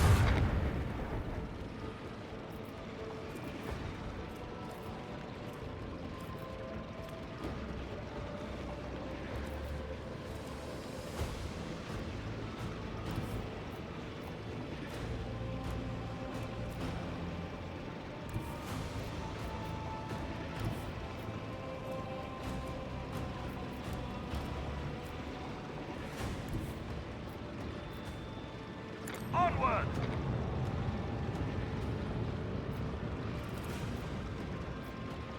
Initiate the barrage! The enemy's void shield battery nullified.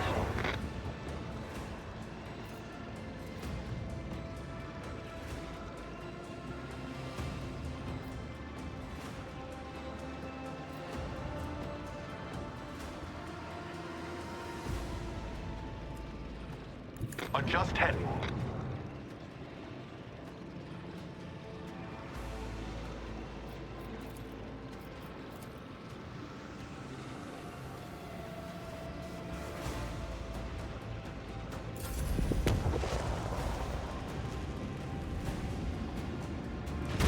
Damn. Welcome to the fight.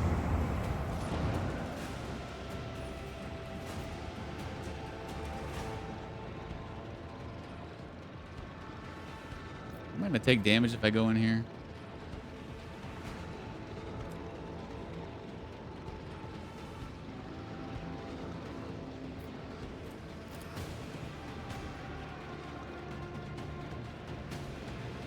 Shit. I should have chose the freaking straight.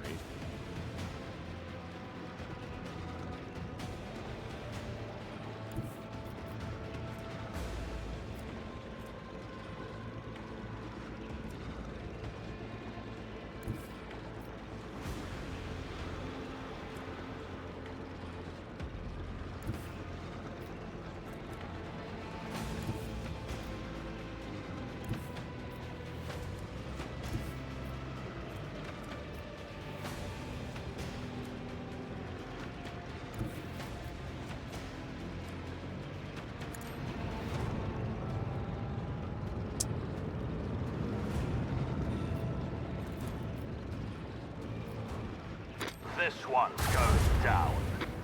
Breach in our enemy's defenses! Fire the last batteries.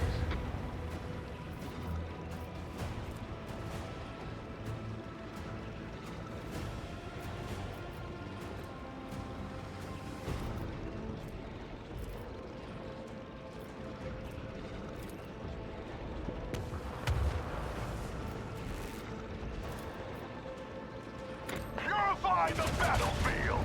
Target destruction confirmed. Looks like you don't have any more shields or any more channeling, buddy. So suck on this. Fire right now!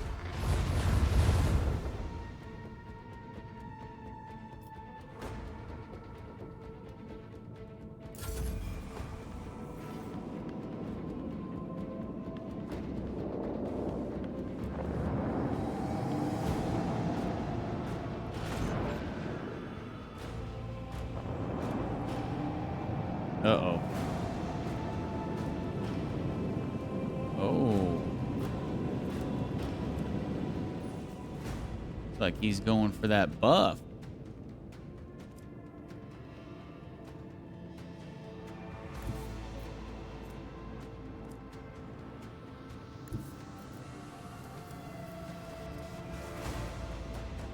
Direct our course.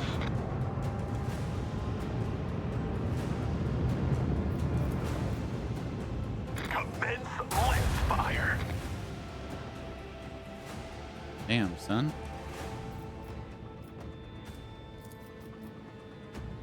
Bleed them!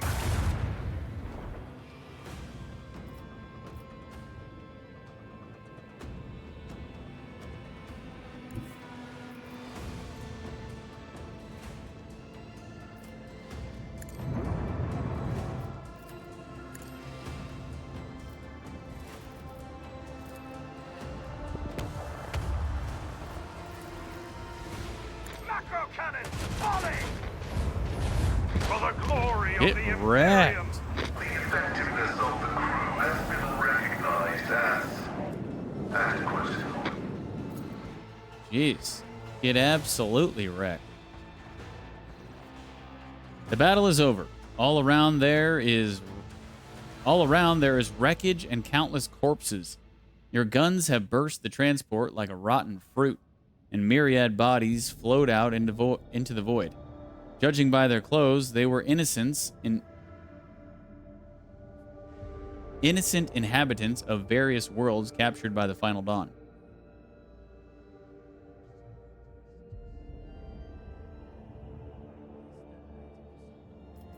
Fire a volley at the corpses, consigning them to the cleansing flame. The crew on the bridge watches the mass burial in the void. May the Emperor embrace these unfortunate souls.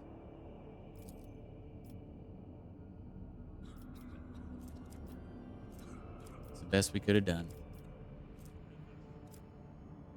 All right.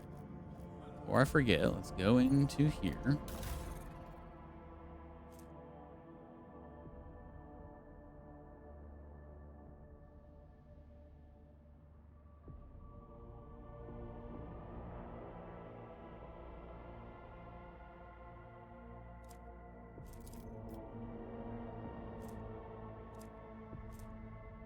So I need to put my tubes back on.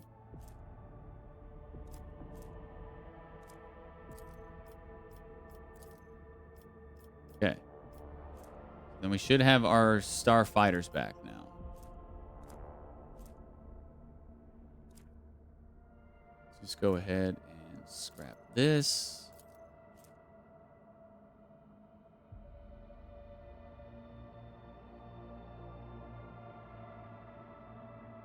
And scrap this.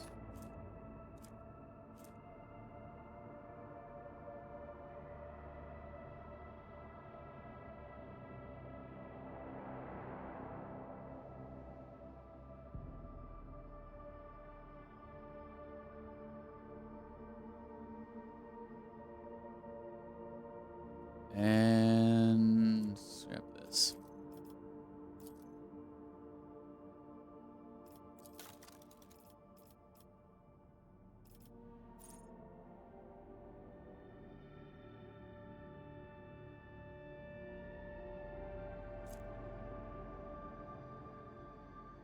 I don't really like any of these.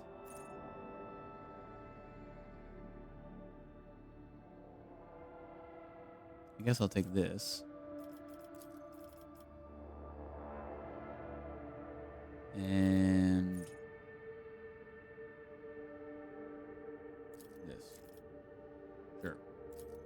Whatevs. Okay. Well, I guess we are now... Oh, no. That's right. We need to head to Dargonis. Dargoni Baloney, which is...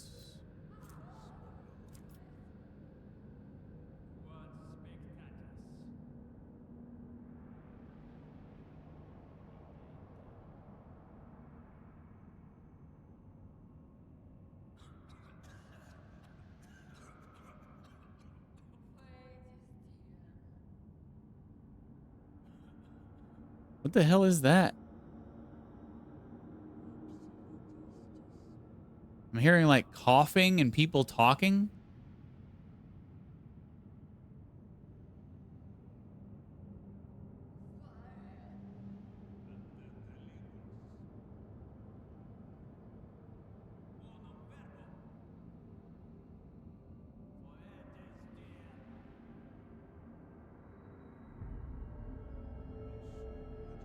Another bug, I guess? I don't know. I've never heard voices while in this map. Ever. So I don't know why we're hearing them now.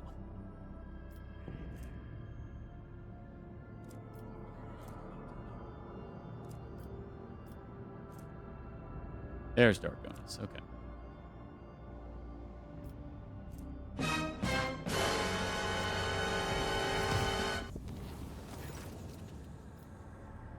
Lord Captain, I have made an important discovery.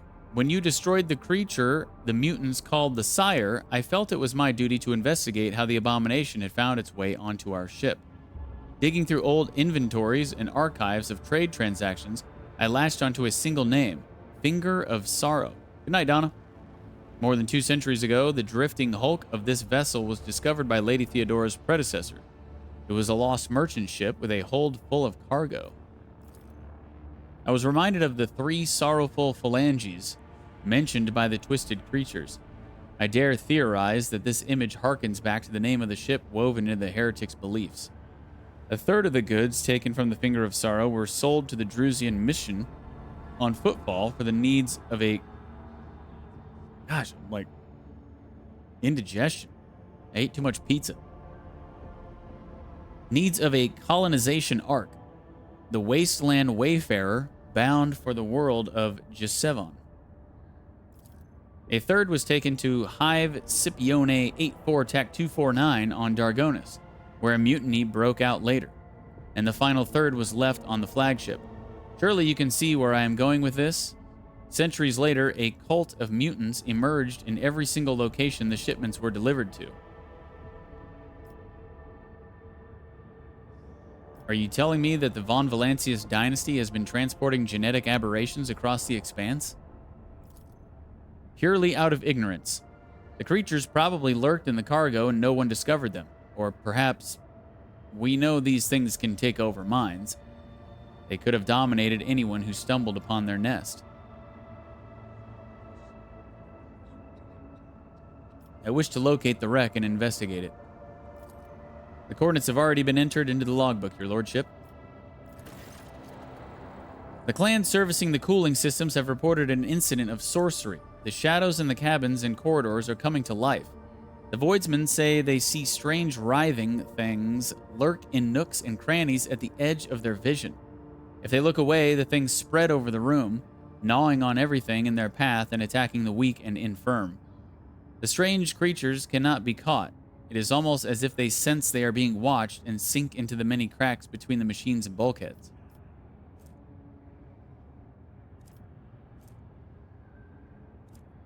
Oh, this is just the normal traveling thing. Okay, I thought it was still part of what he was saying.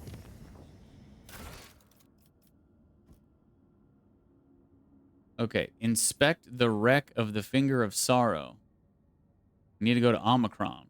Okay, so yeah. I guess that previous part has progressed. And now we just need to go to Omicron, which I believe is south somewhere. Yeah, right here.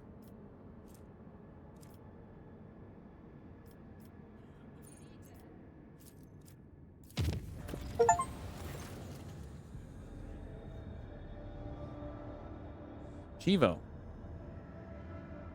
You completed the highest tier colony project on each of your colonies. Nice.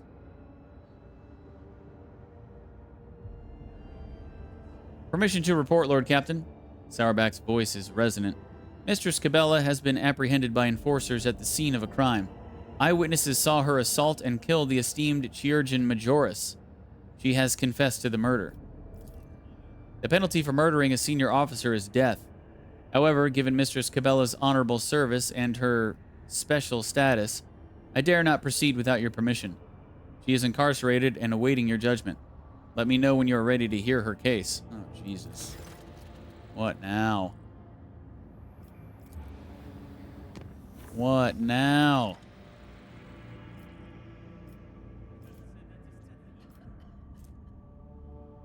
Didn't it say that Kiava Gamma needed my assistance or something? Or okay, it's done. Your Lordship, a cryptic message arrived from Kiava Gamma. The Fabricator Sensor reports that they have beheld the eye of the divine. I requested details from your less devout servants, and they clarified that the Inquest Group, which has been investigating the many inexplicable events that have taken place on the planet, followed a trail of mysterious binaric harmonics and came upon an ancient and abandoned data complex. It is connected to the manufactorum by a maze of communication lines and contains a gargantuan data loom. The mechanism's markings show that its designation, or I should say, its rather menacing name, is Null Caliph.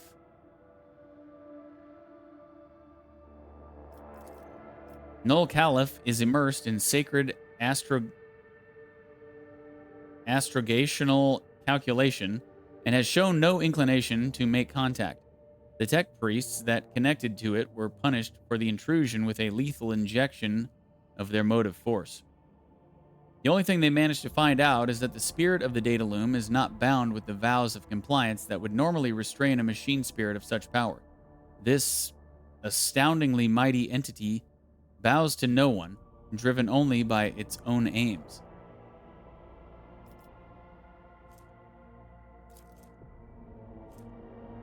Grants 25 logic. The wearer gains the solve simulacrum. Did I say that?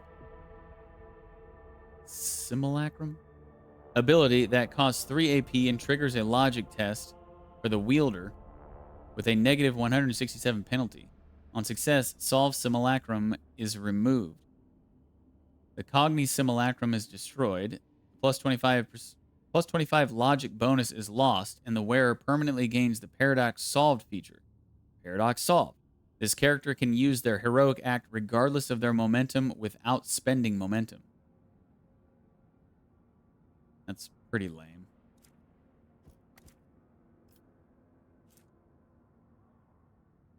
Gain 1 security. May the signal run free over the wires. May the ocular eye be forever clear. May the enemies of the Omnissiah be cast down. Plus 5 torpedo speed. I'm not really using... Wait, does that also count for my... Does that count for my actual fighters? Or just torpedoes?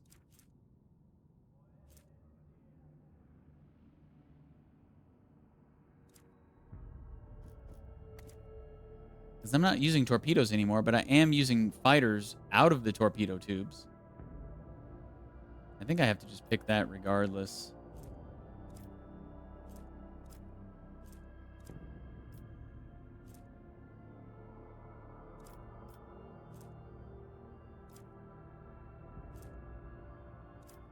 I authorize the dismantling of this dangerous mechanism. I will order the preparation of the assault tech force. The Omnissiah's warriors suffered great losses from the warp energies unleashed by Null Caliph's wrath, and yet, in their decisive assault, the data loom was brought down. The battle was brutal, but Null Caliph's unrelenting enemies did not fear death and continued assaulting the binaric monstrosity with all their might until finally it grew silent. The blessed boards were carefully detached from the processing unit, forever ending Null Caliph's contemplations. These ancient cogitation modules will now serve the machine spirit of the Lord Captain's ship.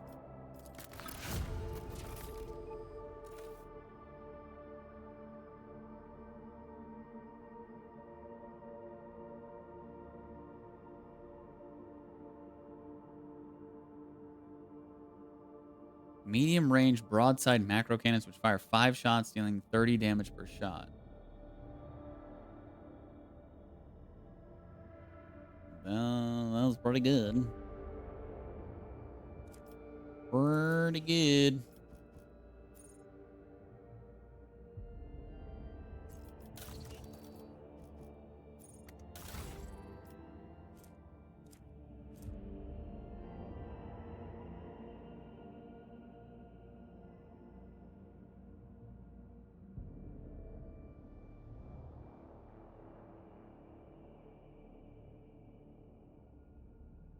So why...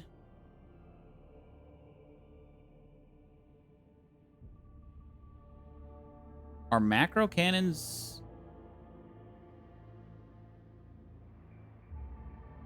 Wait, 6 shots dealing 22 damage per shot. That's 132 damage, right?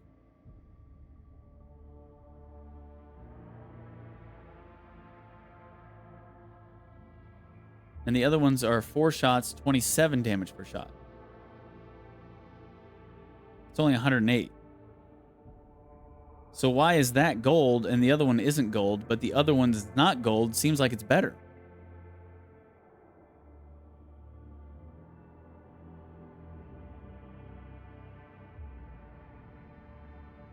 It's doing more damage.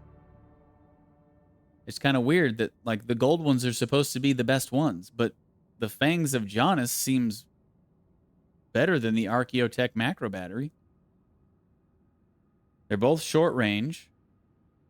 The Fangs of Janus are plasma, which in and of itself seems like it would be better, but then it's also doing more damage.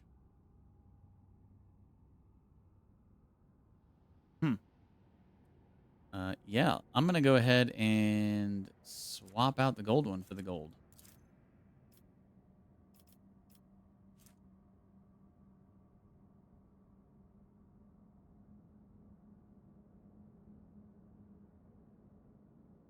And this one can go bye-bye.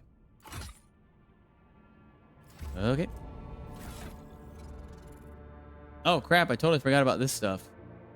The wearer can make an Inferno pistol shot at short range once per combat. Oh, it's one of those ring deals. Get out of here. Unless anybody not have their slots filled up. Oh, shit. Cabela's gone. That's right.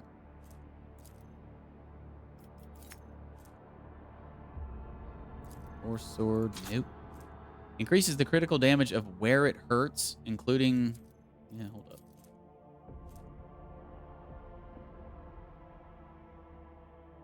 Oh, so that's for Cabela. Increases the critical damage of where it hurts, including the damage from the attack itself, and from extra instances of damage over time effects by 27. Or whatever her bonus would be.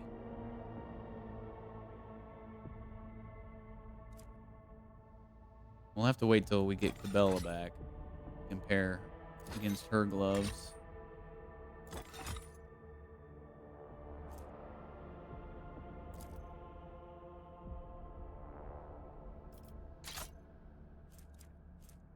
Whenever the wearer kills an enemy with Blade Dance, other enemies adjacent to the wearer become staggered for 1 round.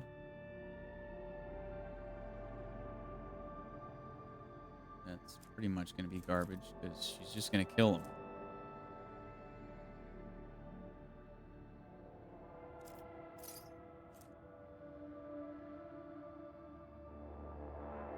This armor, though. The wearer's critical hit chance in melee combat is increased by 12%, plus 10% dodge against human enemies.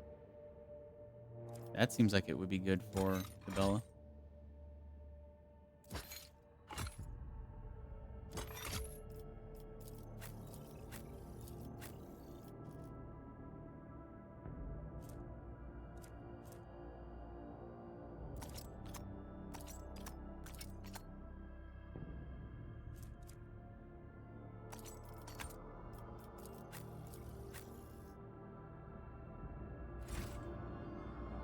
Okay.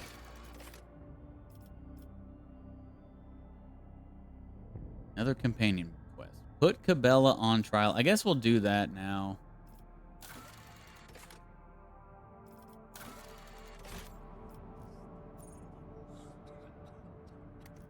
Sheesh. I can't get anything done because I'm like, okay, we got this done. Now let's move on to this. But then I go to move on to that, and it's like, nope, what? This new thing has spawned. I mean, it's good. It's good that there's more to do. And it's good that the DLC... It's good that there's a lot to do in the DLC, considering what it costs. But it's just like, is it ever actually going to end? It just seems really dragging.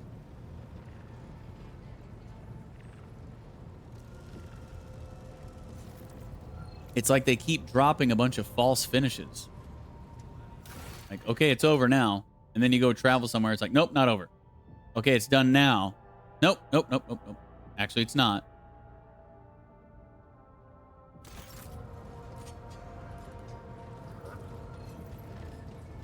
Rather than just having like a long, continuous, you know, feeling to it, it just seems like separate. All right, you're done with that. Oh, wait, this is new. All right, you're done with that. Oh, wait, this is new. Like, everything is just separate and in chunks. Lord Captain, Mistress Cabela is awaiting your judgment. Would you like her brought in? Bring Cabela here. I want to know what drove her to murder. Let justice be done.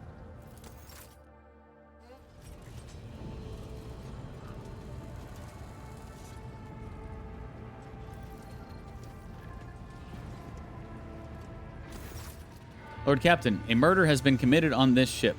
The victim is one Leonard Forius, Chirurgeon Majoris. The perpetrator was apprehended at the scene of the crime, admitted her guilt, and did not resist arrest. Cabela appears cold and apathetic. Her unblinking eyes stare vacantly, her expression odd. The Forius clan invoked a ship's tradition and summoned a Requiescator to testify on behalf of the deceased. The masked man bows stiffly and decorously. A Requiescator? Explain. When there is no one to speak for a deceased person in court, their representative is entitled to seek assistance from a member of the Requiescator's Guild. Their duty is to know and remember each and every person on this ship so that they can defend the interests of the deceased and represent them in court. They study the victim's entire life history to gain the most detailed impression of their personality, deeds, and aspirations. The guild was founded by one of your distant ancestors, and, to my knowledge, the Requiescators only exist on our glorious flagship. How do you feel, Cabela? I am fine. Cabela turns her face toward you slightly. A whisper escapes her lips. This is just hollow ceremony. Pointless. Let us see just how well he knows the deceased. Tell me, Requiescator, what did Forius like and dislike about his work? The masked head lowers, and the man strokes his chin contemplatively. He was fascinated by diseases, injuries, pathogens, complications. The part he disliked was the patients. They would not let him concentrate on that which was killing them. Tell me about the circumstances of the murder. The eyewitness accounts didn't give us much. The deceased and the murderer had a brief conversation, following which Mistress Cabela beheaded the Chirurgeon Majoris. The witnesses did not overhear any details of the conversation. Is it true that you killed him, Cabela? Yes. Either the Chirurgeon's death or her own impending punishment seemed to trouble Cabela. Her pensive dark gaze wanders around the bridge. It was me. Let us hear from the victim's representative. The masked man's voice is unpleasantly creaky. The esteemed Leonard served this void ship and this dynasty for many years. He treated the sick and gained new knowledge as his trade commanded. He saved many, but he himself was not saved. He caused Mistress Cabela no grievance. He never offended her. He merely answered her questions regarding his work, whereupon he was attacked. And so he has the right to demand a reckoning. The death of his murderer would be lawful and proportionate retribution. The heartless man did more than heal people. He maimed them too, tortured them, killed them slowly, and observed. He treated the sick and he gained knowledge. The masked head jerks up haughtily. The boots of those who walk the path of wisdom leave bloodied footprints. It is a rule that existed long before the esteemed Leonard did. Whom specifically did Forius torture? Unimportant people, common people, doomed people. The Requiescator shakes drops of imaginary blood from his hands with disgust. This was the esteemed Leonard's way of thinking. Does a doomed leper care whether the disease or the knife is causing them pain? Is the formula for a medicine that would cure distinguished officers not worth the lives of a few dozen commoners turned test subjects? With the knowledge he gained, he invented a multitude of balms, antidotes, and treatment methods that went on to save thousands of lives. When you were brought in and placed on his table, burned by the fire you had passed through, he saved you. The methods he used to keep your body alive had been tested on inhabitants of Loading Bay 8, as had the scar-removing techniques. Were their lives worth yours? The esteemed Leonard thought that they were.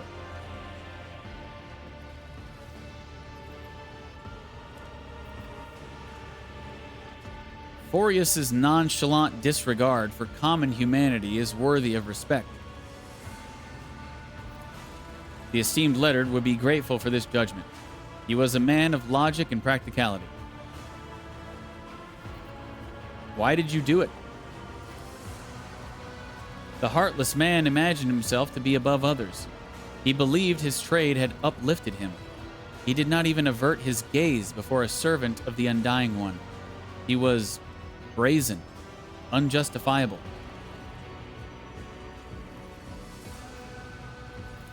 The Undying One never whispered his name. I myself decided to sever his thread.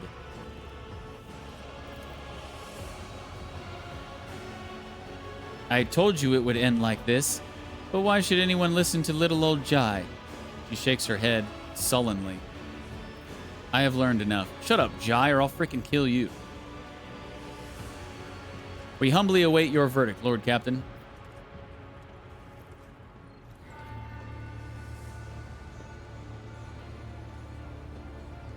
Well, I'm obviously not going to have her killed, regardless of, like, how I'm role-playing this, because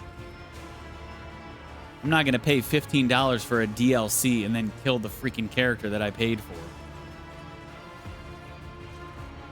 I don't have a problem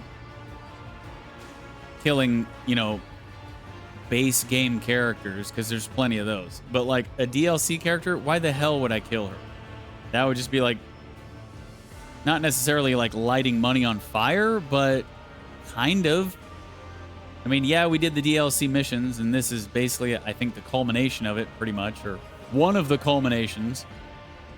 But yeah, why would I ever kill her?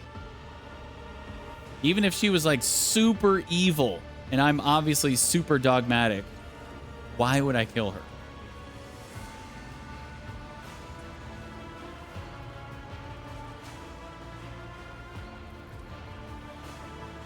Forius deserved to die, and I am not going to punish Cabela for that murder.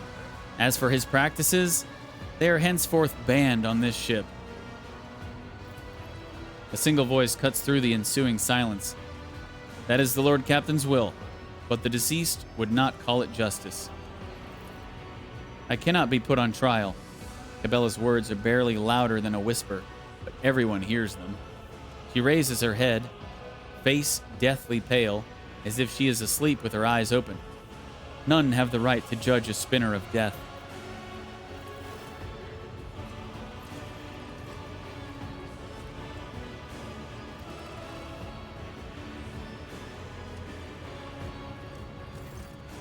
It's the Vizier.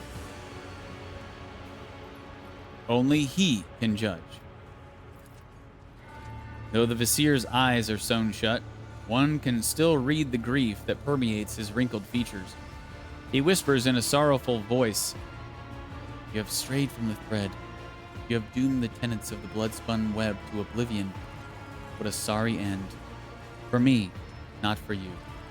For I am compelled to usher my apprentice's soul to the other side before it is my own time to go."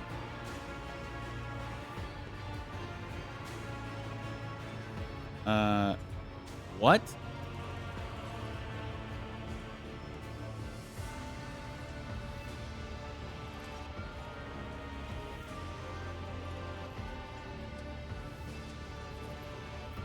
Why have you come here, Visir? To take the one who no longer sees the tenets, to give her to him. She is dangerous. To pacify her forever. Such is my duty, and so it must be. Mentor, why me? Do you truly think the greatest danger to your flock is me? Cabela's voice trembles with pain.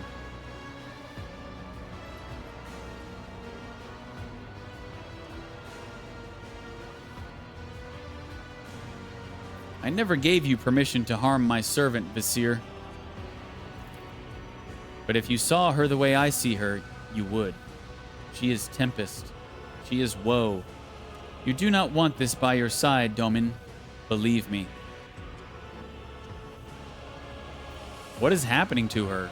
She is not herself.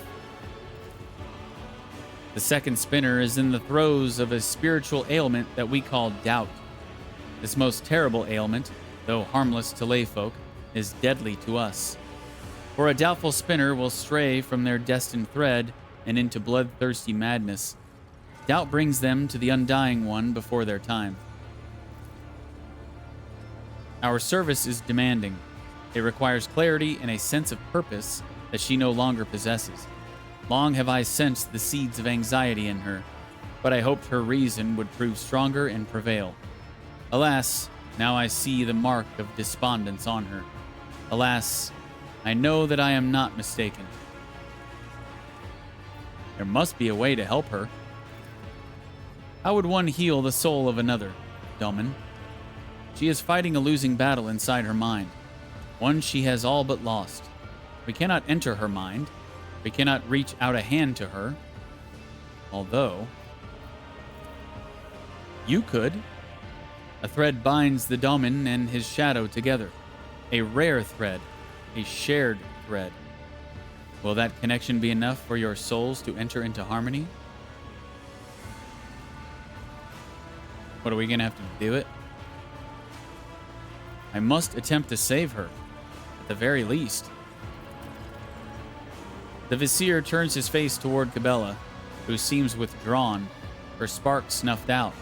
He whispers, "Then seek a steward of souls, an artisan who will put you both in a psyker's trance, allowing your minds to become one.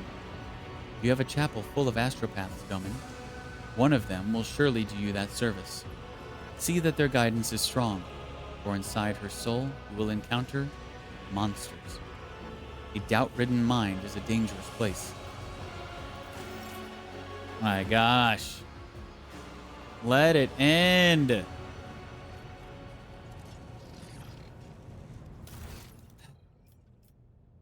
The Astropathic Chapel.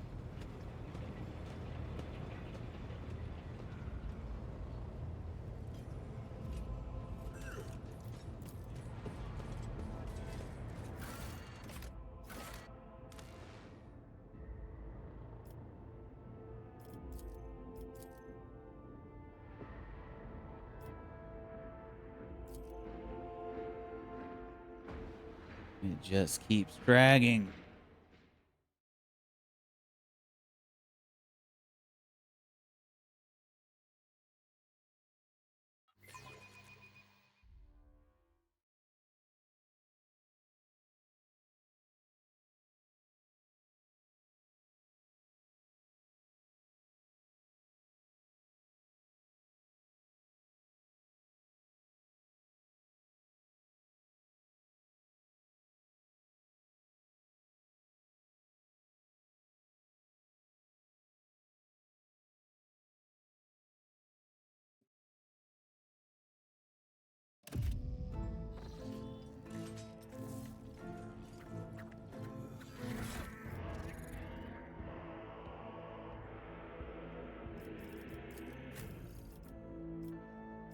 He now has 208 max HP.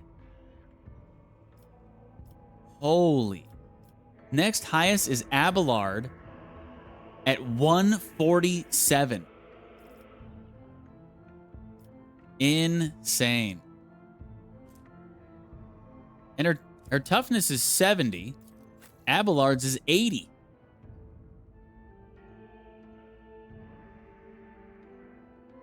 Insane.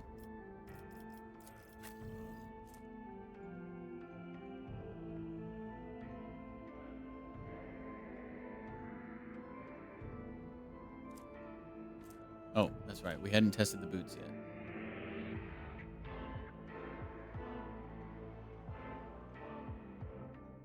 Each hit made with Blade Dance increases the wearer's critical hit chance by 16% until the end of the wearer's turn. I think those are just too good. We can't switch out the Blade Dancer's bracers. That is just insane. But this armor I will put on her.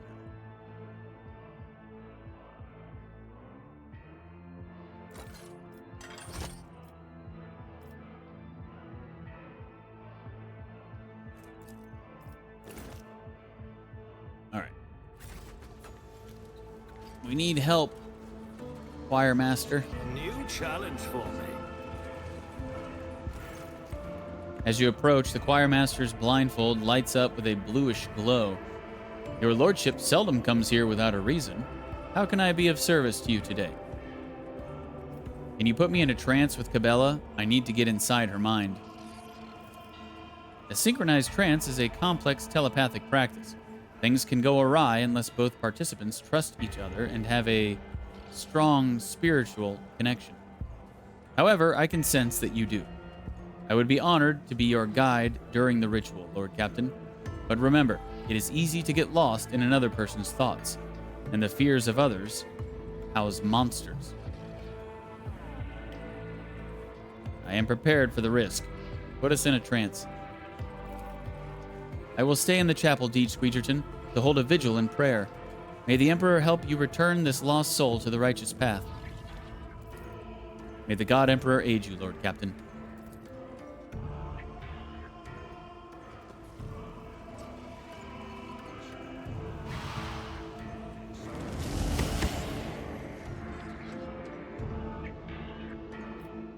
Ah, story time. Have we had one of these in the DLC? I think we have. Sector, Coronis Expanse. Location, Von Valancius flagship. Material, the Book of the Dead. The Holy Scripture of the Cult of the Bloodspun Web. Author, unknown. A shackled mind cannot comprehend the wisdom contained herein. Therefore, repeat. He is death. Release your breath with each word. Cleanse your thoughts. He is death. Truth lies in death. Free your soul from the body's cage. Become nothing. He is death. Now that your heartbeat is a perfect line and your vision is shrouded in dusk, you have almost reached a state of purity and balance. Heed. No human will see death before their time. That is the delusion of the living. Heed. To which we say, a strong spirit can travel there and make the journey back. Heed the tale of the great Domin DeejTheSqueejerton, who descended into the kingdom of the dead to retrieve his shadow. He is death. Birth and death are one. We are snatched from a place of warmth and sent blood-covered into an unfamiliar world. Dying is the same. The Domin, too, learned this as he opened his eyes and found himself on the lower decks, lying in a cold coffin. He beheld his ship, drifting through nothingness, an adamantine giant's corpse, a skeleton moaning from the winds of entropy. A tempest of rust was gnawing at its plasteel bones and twisting its vein-like cables, while machine oil oozed down its bulkheads like lymph. Had the Domin been alone, he would have lost his way inside the ship's mangled bowels, but a guide reached out a hand to him. The spirit of old Veni Zachary had loyally followed the Domin to the other side. In the labyrinth of the hereafter, the piercing gaze of Veni Zachary discerned the thorny path to the halls of death. The loyal servant swore to protect his lord. Together, the Domin and the Veni made their way up through the malformed frame of the ship. From the cold catacombs of the lower decks, they traveled up into the fires of the ship's crematorium. Tongues of flame licked at them, yet they did not burn. Columns of the dead marched toward them to be turned to ash in the fire, and the Domin and the Veni walked toward the dead in turn. At the great gate of the crematorium, their path was blocked by the executioner, a sentinel made of metal spikes and coiling blades with roaring flame and pale, bleeding bodies writhing within. Such is a blade that has lost the strength of the tenants. A murderous monster no longer driven by faith, but by dark desires. The Domin saw that a fight was inevitable and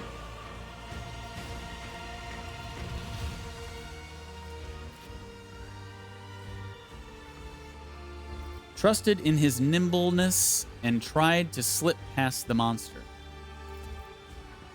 Blades whirled around like a hurricane, but the Domin slipped ghost-like between them.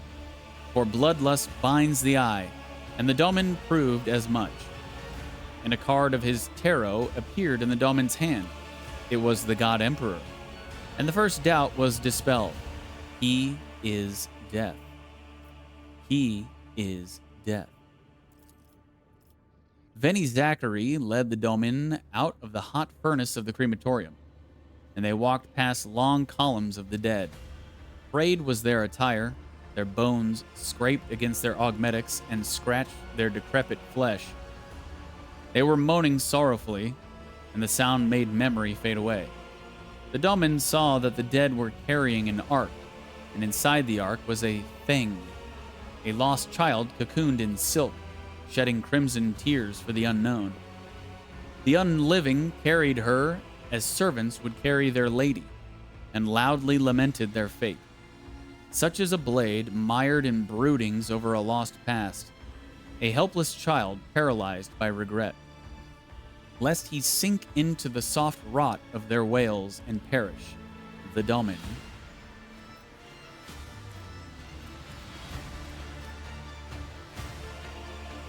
Sternly ordered the apparition to vanish. I'm being stern with you, apparition. You better vanish.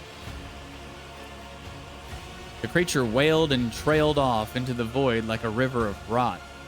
For doubt weakens the spirit, and weakness always loses to strength. And a card of his tarot appeared in the Domin's hand. It was the star. And the second doubt was dispelled. He is death. He is death. And the old Veni led the Domin to the upper decks, and the Domin entered into the officers' chambers. A web of veins adorned the walls, entangling the precious trophies, and statues were bound in intertwining sinews. And high upon a balcony, the dismembered judge wailed as he attempted to reassemble himself with his pale hands. But his movements merely tightened the tangle of the flesh, turning the chambers into a snare. Such is a blade tangled and trapped in misunderstood teachings, a hapless creature that does not know its place in the world. In order to continue on his journey, the Domin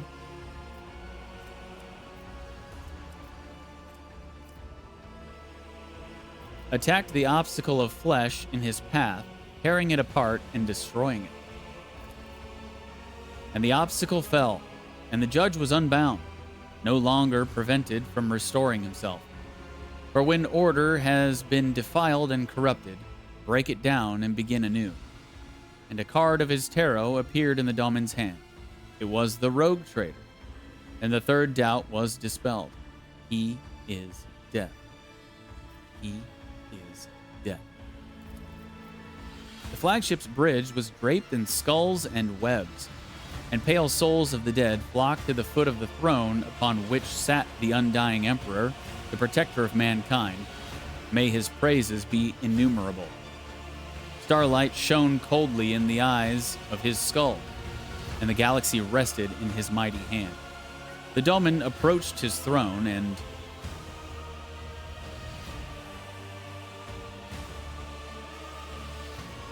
greeted him with pride and dignity. The undying emperor grinned a bony grin and cast a glance at the Domin. And at that moment, something died forever inside the Domin. For the price of arrogant pride in the face of death is always heavy, but worth its weight. And the Undying One spoke, and these words are to be preserved in your heart as the greatest of prayers, for they sprang from a source that was and is the holiest of all things. I know you, Domin. I know your heart, and the fervent faith that dwells within it. I know your readiness to serve me, and I accept it. Your spirit has been weighed and found worthy. The Undying Emperor, may his praises be innumerable, said no more, and it was the Domin's turn to speak. And speak the Domin did, saying that he had come to find his shadow and rescue it. The skeletal fingers stirred, and the Domin's shadow loomed out of the darkness beside his throne. She was bound in black chains and asleep. The Undying One was silent. Now was the time to offer a payment, as death would give nothing away without payment in return. And the Domin promised the Undying One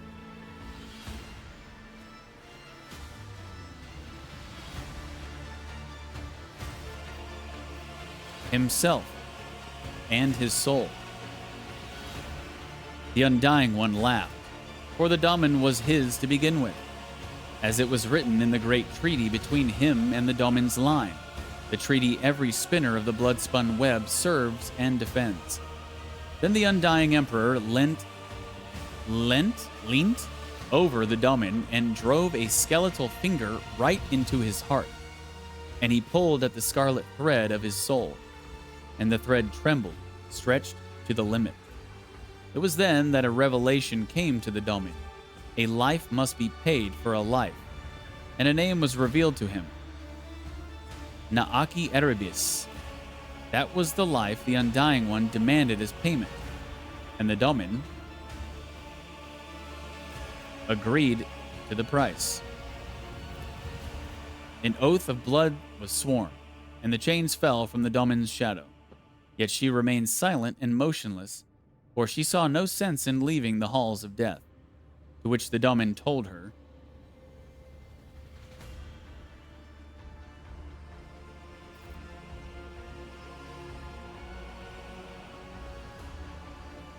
that her congregation was suffering without her protection and the Undying One's mercy.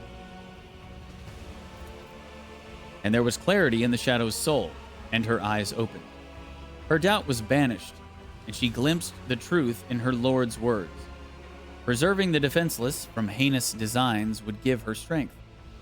Eradicating the ruiners of souls would give her purpose. The Shadow would wrap the blood-spun web's threads around the ship, and thus be redeemed of her flaws. He is death. He is death. The Domin and his shadow left the bridge of the Undying Emperor. May his praises be innumerable. And their path was strewn with his tarot cards. Among them, the Domin saw the card of the executioner, who carries out sentences and brings a violent end to that which he did not begin. Among them, the Domin saw the card of the judge, who weighs and separates guilt from innocence, and passes his verdict. And they descended into the lower bays, lay down in a stone coffin, and closed their eyes. And the Domin heard the Undying Emperor's voice promising they would meet again, and soon. And thereupon their journey ended. And so it was that the Domin, having seen death before his due time, traveled there and back to bring us these tidings and wisdom. Be free of doubt as you walk along the threads of the blood-spun web. for those threads lead to him, as does all of existence. He is death. He is death. As the shock of another mind's jumbled thoughts stops constricting your throat, you find yourself staring at Cabela's pale face. It has settled into a strange expression. Domin DeejTheSqueejerton? Are you well, Cabela? Do you remember what happened? How we met death? I remember stumbling. I remember my doubt in the truth of the tenets throwing me off my feet. I remember deciding to kill, and not because I had heard his whisper, but because I deemed it to be right. Death whispered my name. For a spinner without a thread is like a sky without stars. They would drown in their own soul's darkness. But you have reminded me of who I am, and that my shameful weakness must be extinguished. Cabela looks away. This Naaki Erebus is the payment the Undying One demands. The price of redemption. The price of freedom. Who is this person? Where are they from? I do not know. Help me find them, Domin. Your factotum oversees archives that contain many names. Let him find the one that death has spoken, and I will pay the price that was set. For I know, I feel with all my essence, the death of Naaki Erebus is the key. The answer to my questions.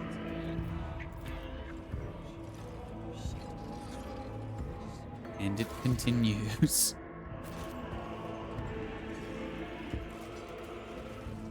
He is death.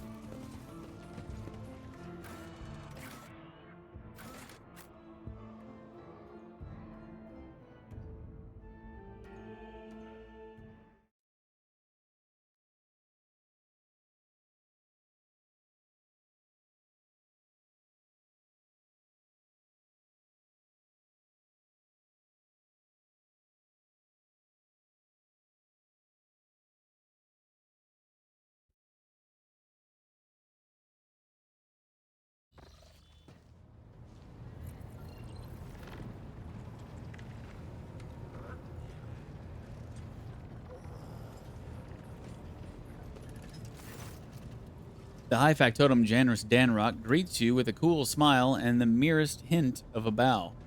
Pleasure to see you, Lord Captain. How may I be of assistance? I must locate someone named Naaki Erebus. Find whatever information you can. Erebus. Clan name is familiar. If I may ask your lordship to give me a little time, the flagship's archives being as vast as they are, I will spare no effort in finding Naaki Erebus as soon as possible. Time passed. 15 minutes? That was fast. The high factotum pokes a triumphant finger at the data slate. I found them, your lordship. The Erebus family are a lesser Voidborn clan. They served in the boarding teams for many generations, spilling blood in the name of the dynasty. In the service of her ladyship Theodora, Erebuses displayed impeccable heroism on several occasions. Unfortunately, the clan was all but wiped out 2 decades ago during a confrontation with enemies of humanity. For their valor and sacrifice, Lady Theodora granted the surviving members of the clan noble estate privileges and the right to settle on the capital world. And what about Naaki Erebus? The name Naaki appears in reports. At least a dozen different women bore it over several centuries, but there is no data on any living person with that name. The head of the Erebus family will likely have more information about the past 2 decades of their clan's history on Dargonis. I must go to Dargonis. I will send the dynasty's representative on the capital world an instruction to summon the Erebus family to the palace. Okay.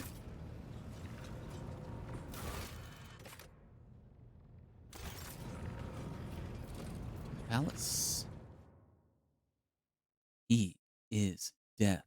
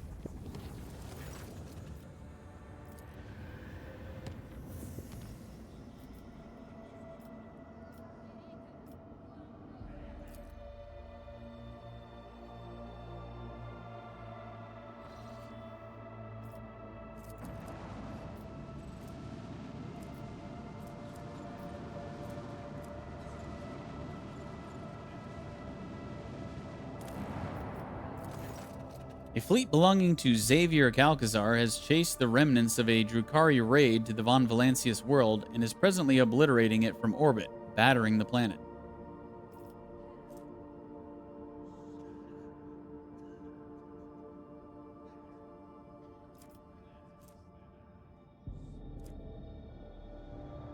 Threaten the fleet's captain with anti-orbit weapons. The Acolytes are not willing to confront the rogue trader and leave the world alongside the surviving Drukhari. That's right. Better get out of here.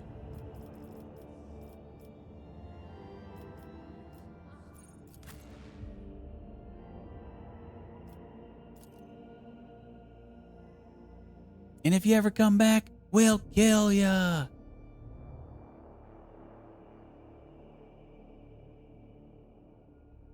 That was Lion King, by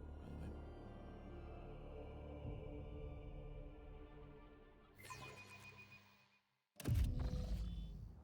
Stinkfist is not impressed.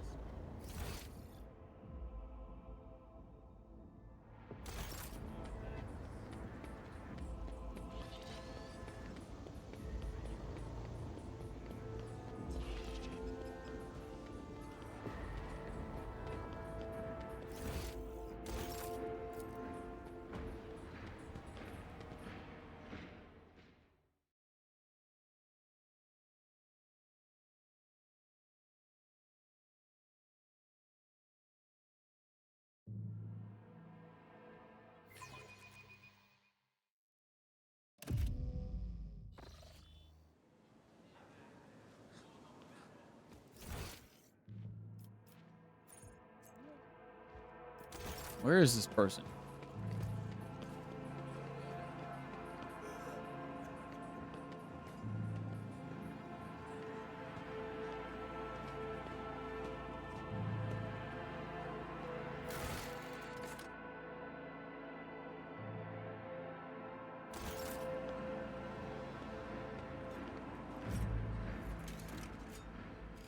Erebus family, where are you?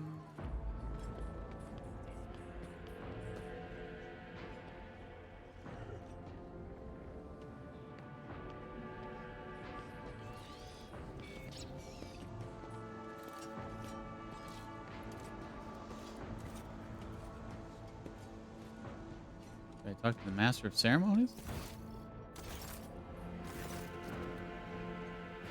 Your Lordship, I have been told that you summoned the Erebus family to your court. Your subjects in question, along with their 4 offspring, have already arrived at the palace. They will attend the reception honoring your return to the capital world.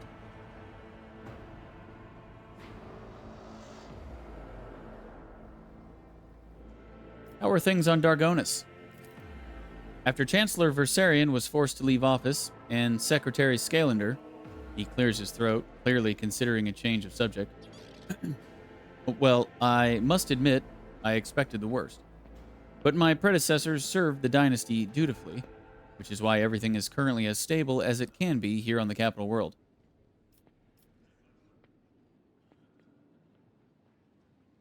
I remember you. You were in charge of the proceedings at my Magna Accessio. The man's face lights up with a smile, and he bows deeply. I was, Your Lordship, and now, per the High Factotum's orders, I have assumed the role of your acting chancellor. Announce that the reception is starting. I am ready to receive the Erebus family. As you wish, Your Lordship.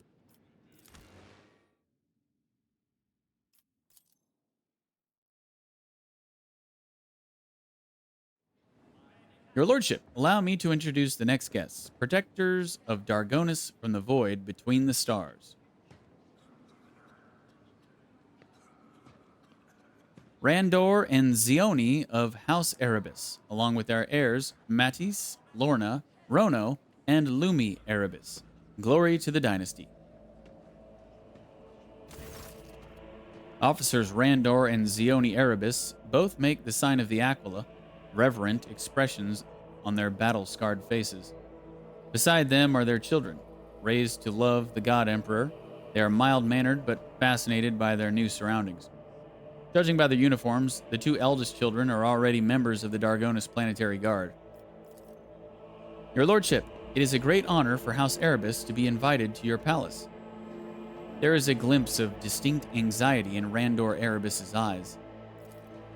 Zioni touches her husband's palm ever so slightly, gives him a reassuring nod, then addresses you. As a token of our greatest reverence for the von Valancius dynasty, allow me to present you with a modest family relic of the Erebus clan. May it serve you faithfully. Whenever the wearer kills an enemy, their Medicae increases by 22 until the end of combat and stacks. Lame. Are you finding the reception to your liking? It is beyond all our expectations. We could not have dreamt of something like this, to be honest. Even just permission to settle on Dargonis and continue our service on the dynasty's capital world was a most gracious gesture on Lady Theodora's part. We did not expect any further attention. Zioni smiles gently, but her fingers are fidgeting with her heirloom pendant. Cabela whispers, just barely audibly, "Wow, the Domin's attention. This being their first visit to the palace. They are nervous. You must give these people time. Let them get accustomed to their surroundings and to your presence. Let them wander around the hall and taste the food. We will talk to each one individually." As the Erebus parents notice a blood-spun web cultist at your side, they exchange glances. An almost imperceptible tension hangs in the air. How is House Erebus faring on Dargonis? We are delighted by the favor shown to us, your lordship. Life in the capital is much calmer and slower compared to the ship, and I have almost gotten used to the gravity. The prosthetic supporting Randor's spine creaks under his clothes as he attempts an awkward bow. Let us enjoy the evening. Join the guests. We will talk later. Of course, your lordship. We are available for you at any time.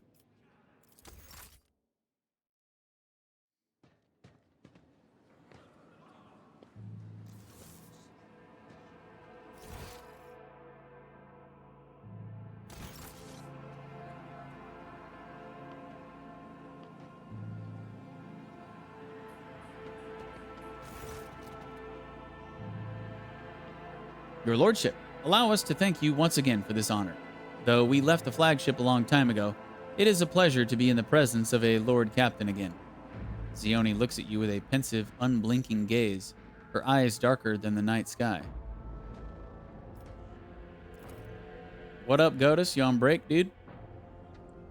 We realize that your attention to House Erebus was brought on by some manner of circumstances. Please let us know how we can be of service to you, and we will do what you require. Oh, you're off. Oh, dang. Short day for you. Hell yeah, brother. A keen observation. Randor's eyes meet Cabela's as she speaks, but he is not intimidated. On the contrary, the corner of his mouth curves upward slightly, and he gives a respectful nod. Do you remember Theodora well? I won't lie, your lordship. We never saw her in person. We did not have the rank. Even her favor was bestowed on us in the form of a document penned and delivered by a scribe. But we remember her orders, and they were reflective of all the courage and fervor of a true rogue trader. Tell me about the Erebus family. Sadly, we are but a shadow of what was once a much more numerous clan. Most of our kinspeople fell in combat, but we believe the Erebus's last battle is yet to be fought. We raise cohorts of successors. We teach new recruits, and our own children, the ins and outs of void service before they even set foot on board. The new generation are learning to serve in their own way. Our eldest son, Matisse, is on the planetary guard. So is Lorna, our eldest daughter, though she has devoted herself to medicine. And to my great surprise and elation, our younger children, Rono and Lumi, have found their vocation in serving the God Emperor and the Ecclesiarchy. I am looking for a Naaki Erebus. The ship's archives mention several of your ancestors, but the one I need is a living person. The couple exchanged glances again. Our clan has a tradition. We name our children in honor of our past heroes. Matisse and Naaki Erebus, the twin founders of our family. A great warrior and a keeper of knowledge. Legend had it that a great future awaited bearers of those names. Every Matisse or Naaki Erebus would add to the clan's renown, and they would prove faithful assistants to any lord captain they served. But legends are just that, legends. It is not names that give people strength, but the faith inside their hearts. Is there currently anyone named Naaki in your household? No. No one has borne that name for many years now. Your son bears the name Matisse. Randor laughs. What can I say? I have always wanted to raise a great person. Then why did you name your daughter Lorna and not Naaki? Did you not want her to become great? I didn't. Damn. They did name a daughter Naaki. Cabela's words hang heavy in the air. Zioni Erebus nods slowly in response, a sad smile upon her lips. We did, but the Emperor took her from us. The Undying Emperor. The Undying Emperor? You were followers of the Bloodspun Web? No, your lordship. Randor and I, we have always been stalwart in our faith. And we revered the Spinner's service, but their sacred path was too dark and frightening for us. We may not have understood the deeds of the Bloodspun Web, but we never doubted that the Spinners carried out his will, for they gave their all to their duty. It is a heavy duty, but a true duty always is. Let us go, Cabela whispers softly. I have heard and seen all I needed to.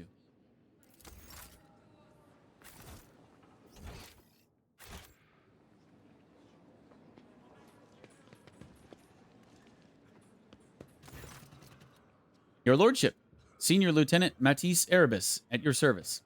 The tall, dark-haired young man enunciates sharply as he salutes you with great fervor. Breathless from his own audacity, he blurts out, I hope I don't sound too bold if I say I've always dreamt of serving on your flagship. Would it be too much for a modest servant of the dynasty to hope that the Lord Captain might graciously make him part of his crew? Cabela soundlessly appears at your side. Her face is reflected in Matisse's dark eyes. As their gazes meet, they both freeze in astonishment and lower their heads.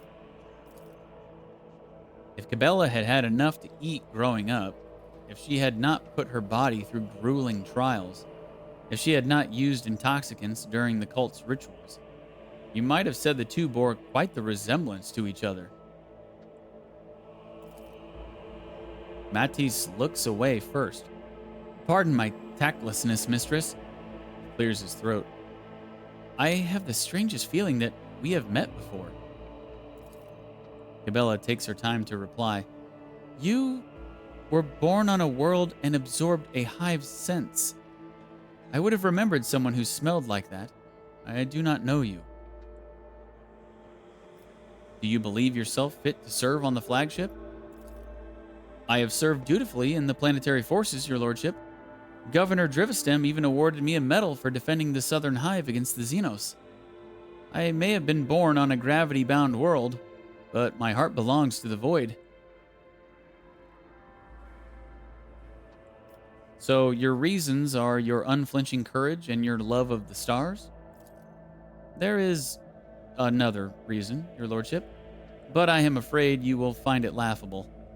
You see, I have always known my destiny awaits me on the flagship, because ever since I was a child, I've had the same dream over and over.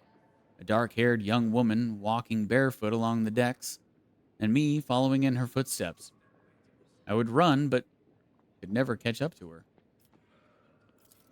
My father told me he had felt something of the sort when he met my mother. Matisse's eyes take in Cabela's features. He smiles sadly. I believe my future awaits me there. Very well. I accept you into my service. This is truly an honor for me, Lord Captain.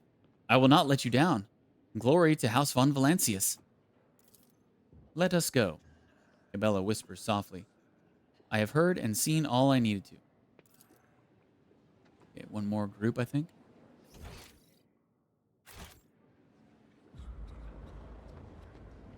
It's about time. You're pressing down too hard on your quill, Lumi. Look how thick your lines are, and the ink hasn't dried. Mother will be livid when she sees this stain on my cuff. Why don't you watch what you're doing instead of lecturing me again? How many times has Master Rogbard said, apply the base colors first, then the darker shades? The Erebus children are leaning over a sheet of parchment, arguing passionately. A small, finely made box next to them contains quills and a few bottles of ink. Cabela's shadow hangs over the younger Erebuses. Her unblinking gaze carefully studies the unfinished drawing and grows gloomier still. Your Lordship, we are honored to be at the Von Valancius Palace. I am Lorna Erebus. A pale young woman, slightly shorter than Cabela, smooths a lock of her dark hair nervously as she stands between her younger siblings and the spinner. 45%. Look at the drawing. Oh, succeeded. The parchment is an unfinished family portrait showing the Erebus parents and their 4 children. The young artist's skill is impressive.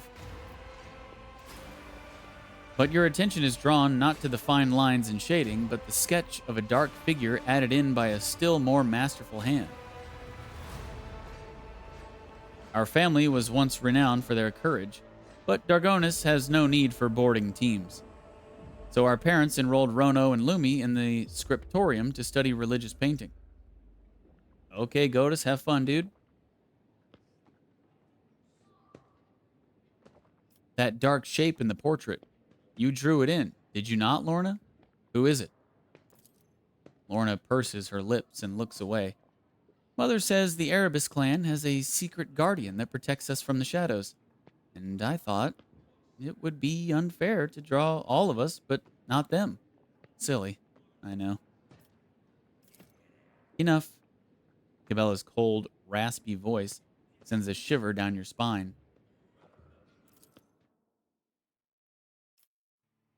Cabela's cry brings the Erebus family back together. 6 alarmed faces, 6 people standing shoulder to shoulder like a fortress wall, and one lone, grim figure opposite them. The shadow peers into their dark eyes, the same as her own. Their pale lips, the same as her own. She clenches her fists, ignoring the steel claws that pierce her palms. Enough. I know who Naaki Erebus is. Her unblinking gaze turns to you.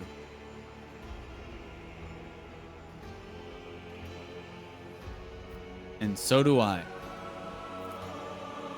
Naaki. Zioni Erebus looks at Cabela with scarcely concealed fear, but her husband notices her reaction and shakes his head in warning. No! Matisse screams. How could you keep something like that to yourselves? How could you? Lorna hugs her younger brother and sister, who cast frightened glances at their parents and the sinister woman with the wry smile. Naaki Erebus. Cabela throws her head back, and her laughter resonates through the hall. Naaki Erebus is me! Observe silently.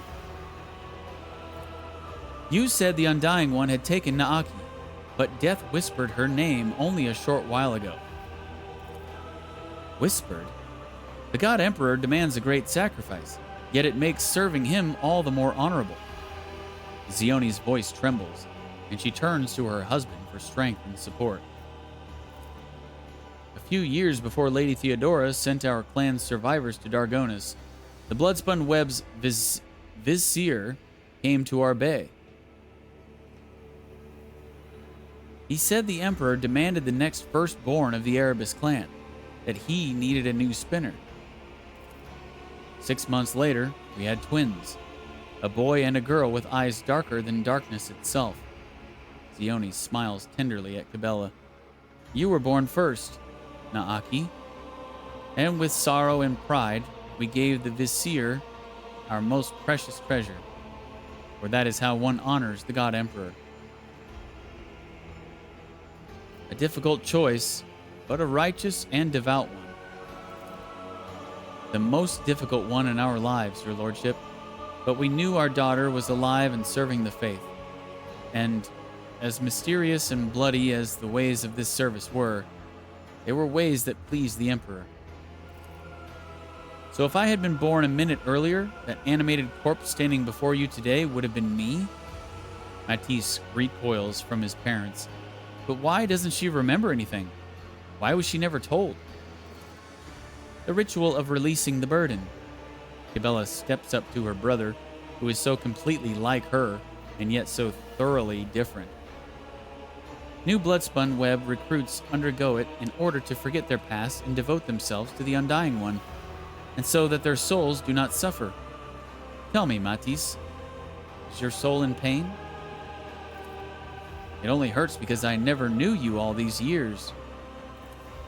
Cabela turns to you sharply. We are here to settle our debt to the Undying One. We now have the name, the person, and the explanation. I know what must be done. So why do I feel pain from an unseen wound in my heart? Why am I, for the first time in my life, hesitant to sever a thread? All this time, I have been wandering in the labyrinth of my mind, but the answer never came to me. What must I do, Domin? How do I end Naaki Erebus?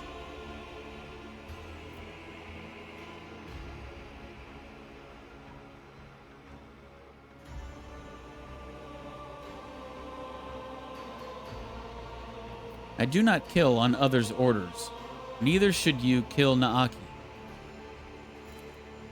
Cabela, dismayed, looks first at the Erebus family, then at you, then at her own reflection in the steel of her dagger. I will not kill. Must I follow my orders when my entire nature shrinks from it and my heart screams it is wrong? This is not my will. I could have had a family and a future full of righteous service, a chance for a different life. That was taken from me. Who I would be and how I would serve was decided for me. She clenches her fist. The Vizier forged me into a weapon and stained it with blood. He named a mark. He gave a mission. Come, Domin. We must descend into the Temple of Death, where I will report on my task, and ask the Vizier a single question. Why me? You have grown into a fine woman, Naaki. And though you may be lost now, I know the Emperor will point you right. We are proud of you. The corners of her eyes twitch, as though she is in pain. My name is Cabela. She's gonna end up killing freaking the Vizier and becoming the Vizier.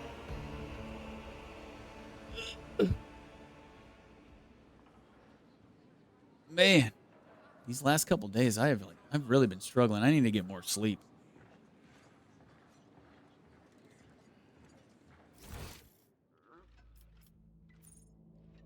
All right, well, I guess we're done here. Go talk to the Master of Ceremonies one more time, see if he's got anything new to say. Nope. All right. Temple of the Undying Emperor. Report to the Vizier of the Bloodspun Web. The truth regarding Naaki Erebus is out, and Cabela has made her choice. The rogue trader is to accompany the second spinner to the temple, where she will report to the Vizier.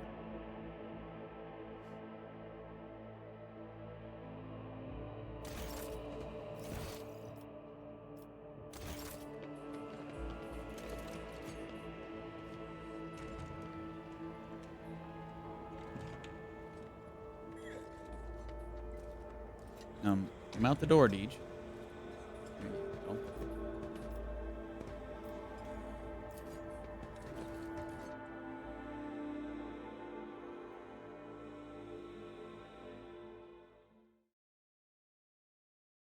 Well, this story, this DLC side story, kind of took a turn I wasn't expecting, but interesting.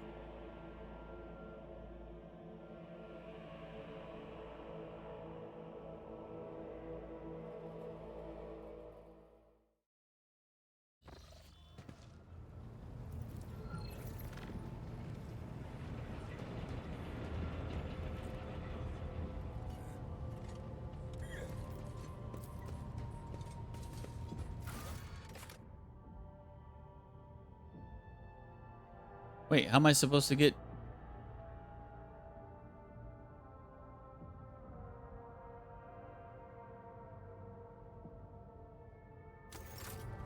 How am I supposed to get there? I just need to talk to her? Take heed, never. Oh, here we go. Our blessed Domin honors us with a visit. The one who delivered this ark from the curse of your existence. I am ready. Let us present ourselves to the Vizier. Come, Domin. With ominous resolve, Cabela drags a steel claw down her face, leaving behind a line that splits it in half. She steps forward without another word.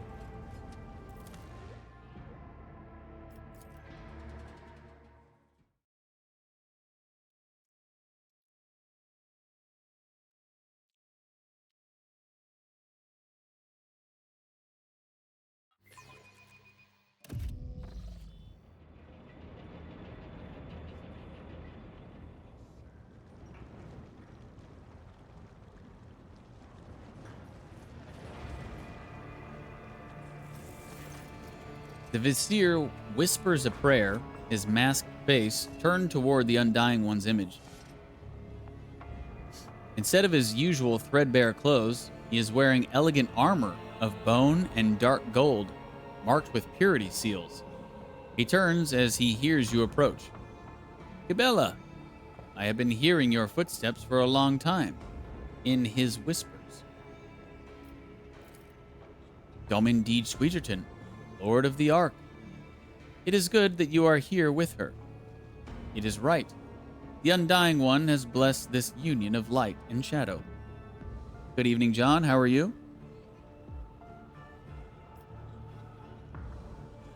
Cabela has been cured of her affliction. This is true. No longer do I see anguish in her soul. Second Spinner, I am ready to receive your report. Have you accomplished the task the Undying One himself set you? This is my final report, Mentor. I no longer wish to serve you. The task remains undone. I refuse to complete it. Condemning a life to oblivion is wrong for those who worship death. No one will hurt my family. No one will hurt me. Let the Undying One punish me if he so wills. Silence falls for what feels like an eternity.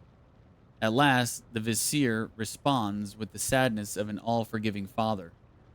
That is one of the threads as well, my daughter. I understand you.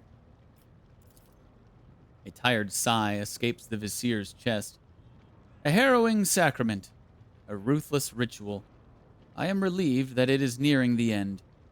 Everything is coming together just as he revealed to me. Perfection has been sculpted. The affliction I nurtured has been vanquished. The choice has been made. So whence all the sadness, my daughter? The Vizier shakes his head, suddenly looking very human. His shoulders droop, and he extends a hand toward Cabela.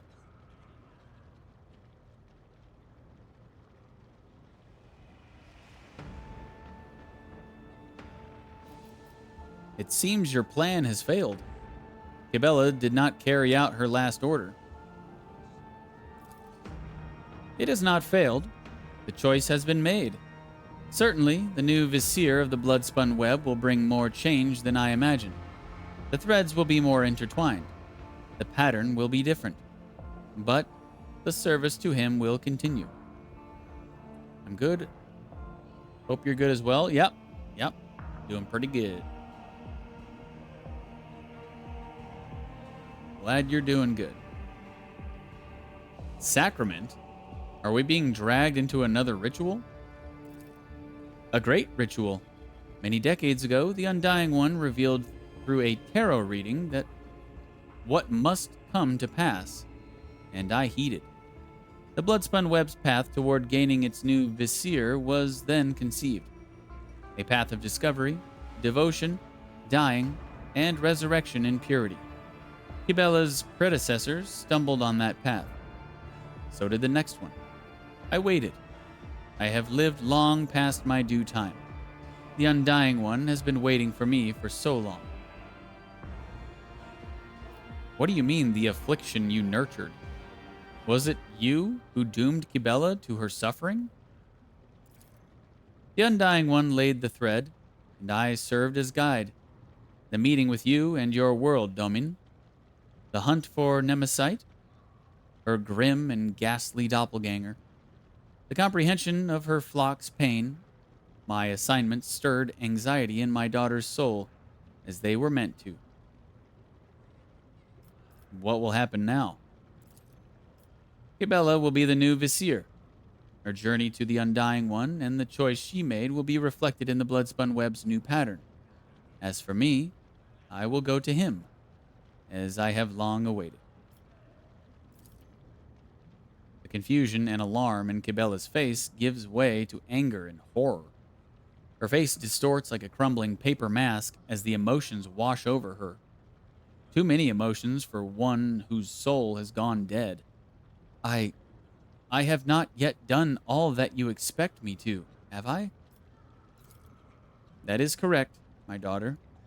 Can you feel it? The proper way this burden must be passed? Kibella's voice falters. She clenches her teeth, trying to keep herself from bursting into tears. I don't want to kill you.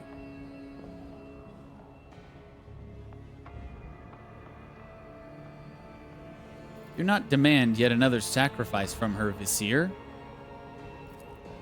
Such was the Undying Emperor's will.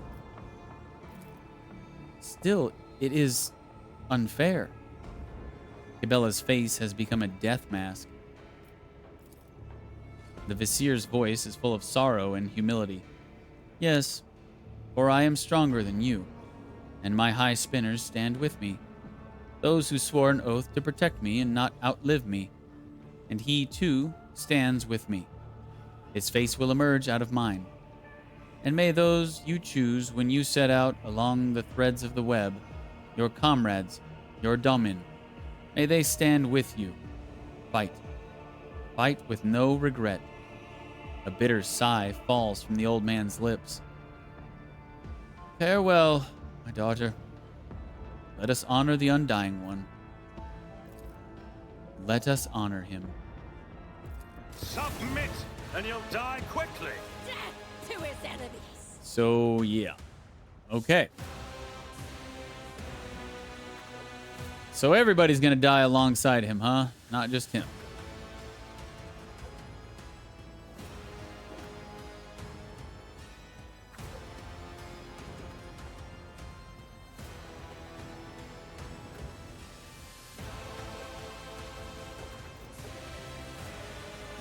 Oh, we got two in the back, huh?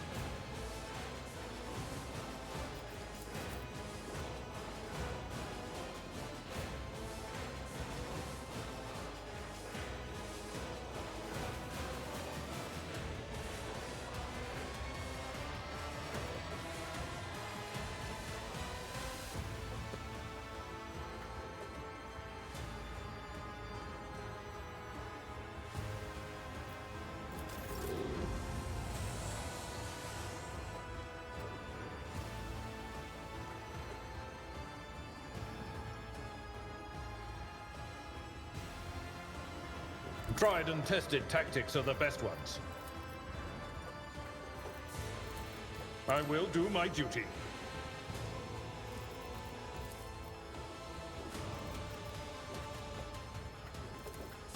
Indeed.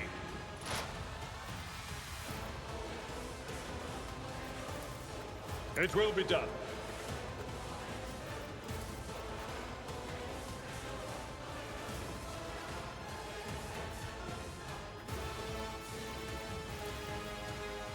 Victory is imminent.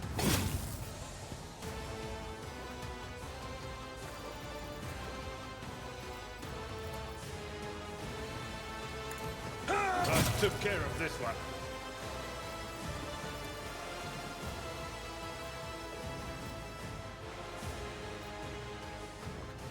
I will do my duty.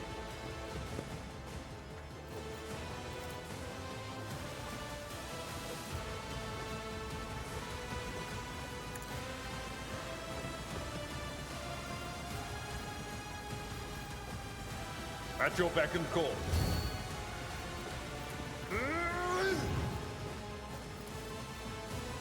It will be done. Gray hair, sure hair. Reduced to Oh. Awesome. Even though the camera kept freaking messing up. Couldn't see shit.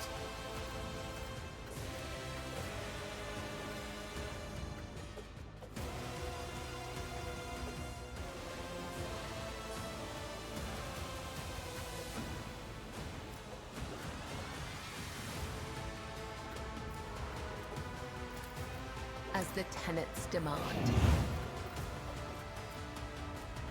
Trust me.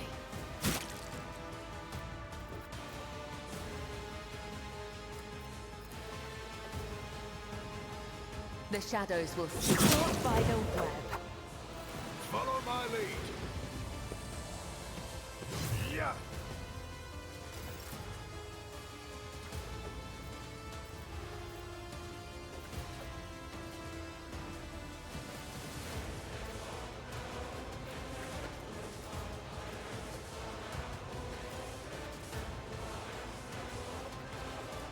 Trust me. As honor ordained.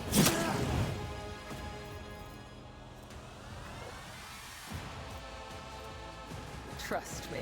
My blade whispers your name. Caught by the web. My blade whispers your name. Onward!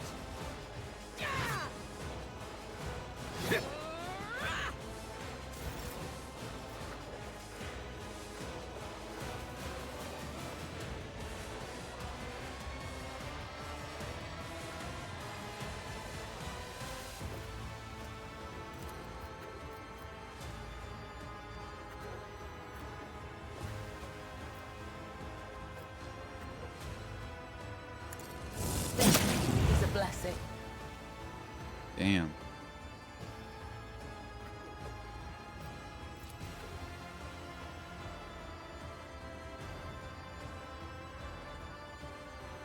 As honor ordained, your soul be purged.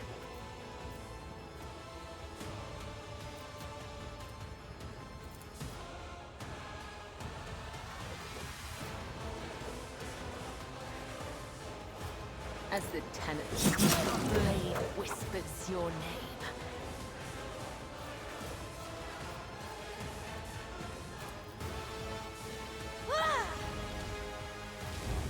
Caught by the web.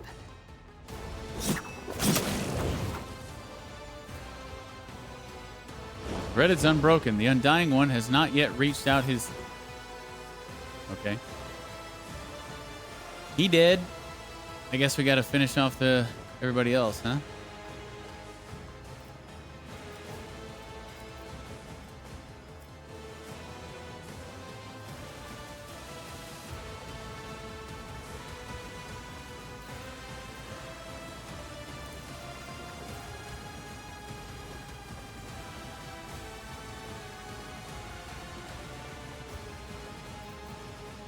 The undying Emperor whispers his will.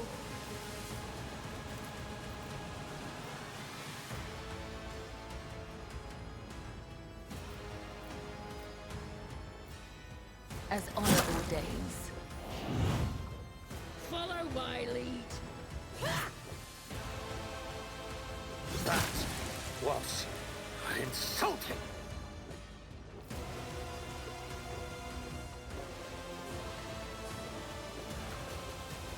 Heavy is the tread of his faithful.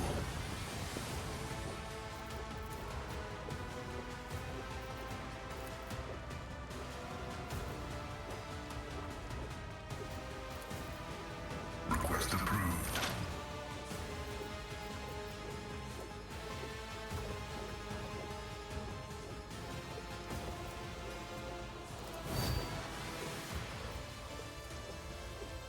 Running binaric override.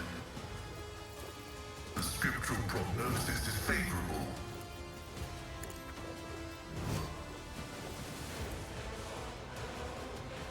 My vow is to serve.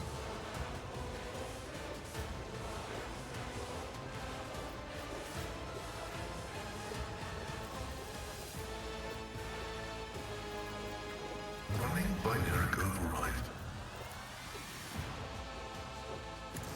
Combat is an equation. Your life is a negligible variable.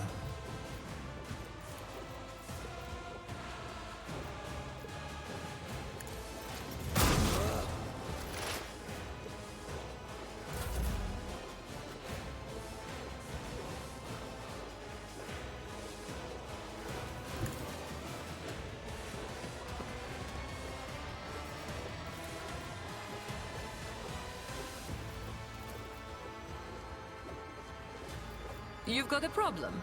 I've got a prize.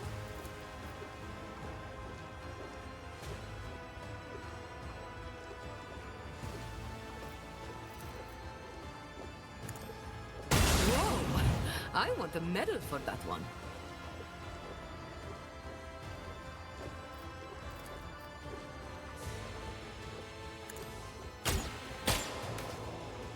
Dude's got some dodges, huh? Okay, then.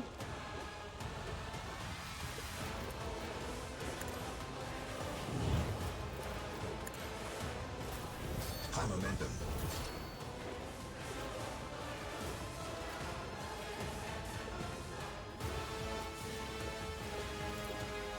Faith without deeds is worthless.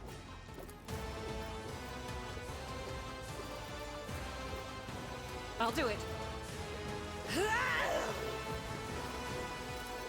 Doubt is for the weak. I'll do it.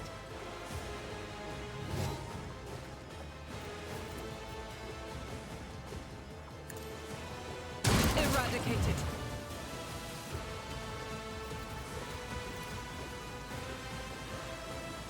As the Emperor commands, I act.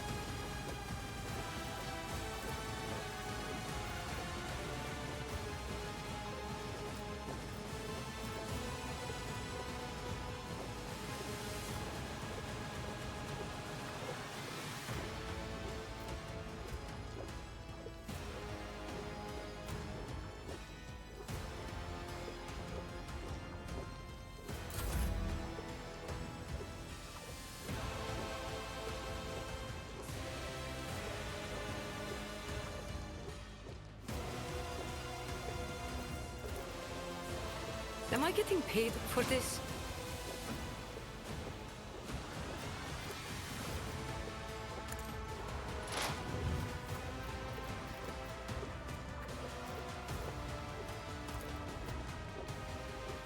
Wanna see a trick? Activate calculated fury algorithm.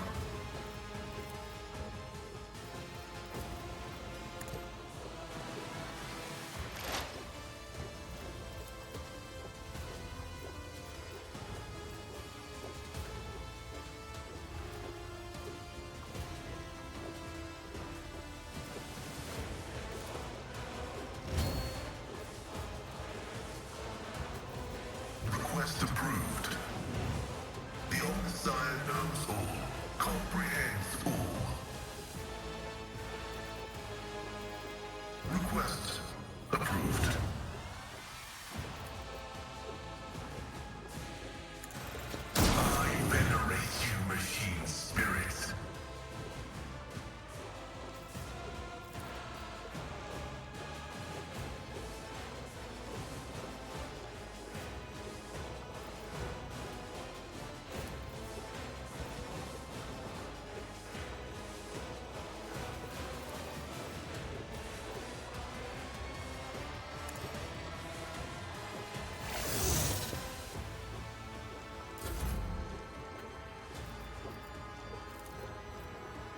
Don't get too cocky.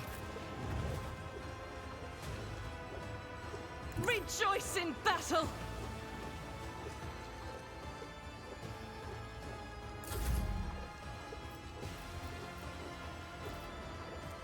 Never fight fair. Faith without deeds is worthless.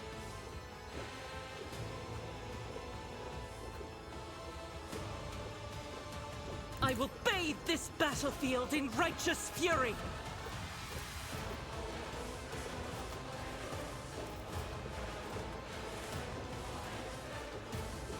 Doubt is for the weak.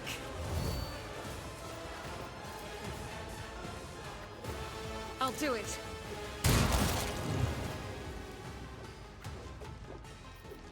As the Emperor commands, I act.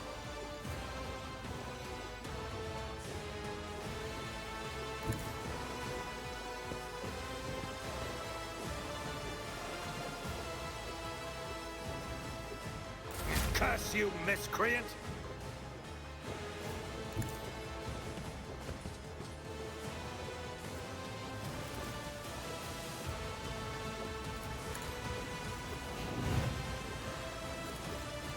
Already done.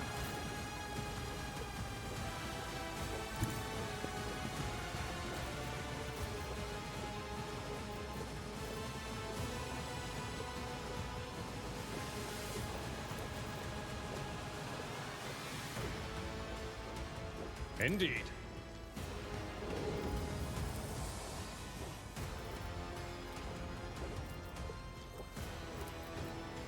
It will be done. Target well struck. I will do my duty. An exemplary strike.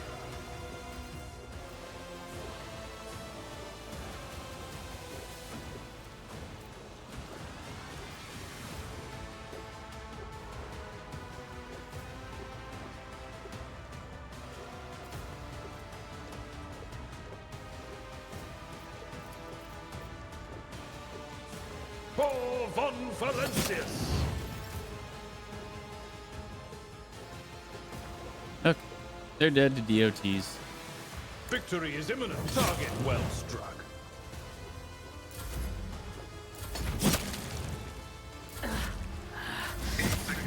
There we go. Nothing. Fear nothing.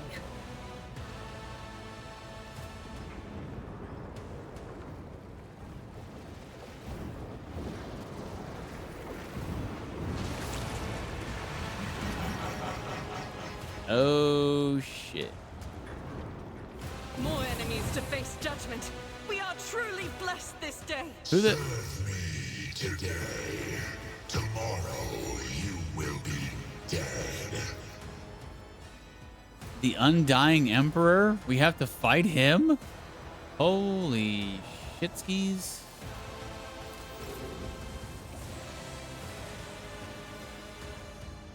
He has question marks for HP? Never seen that before. The Undying Emperor uses the Visions of Death or Liturgy of Death ability, targeting the furthest enemy. If there are multiple possible targets out of these, he will target the one with the highest percentage of wounds. If there are still multiple possible targets, one will be selected randomly among them.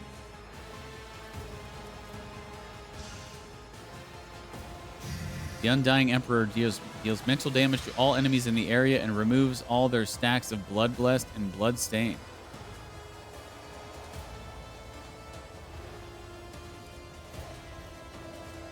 The Undying Emperor deals mental damage to the target.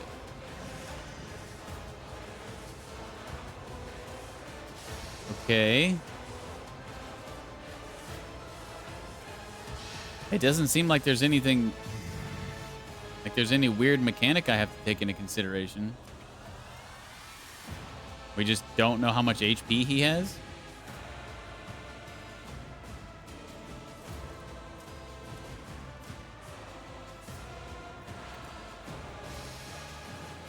Well, this is new.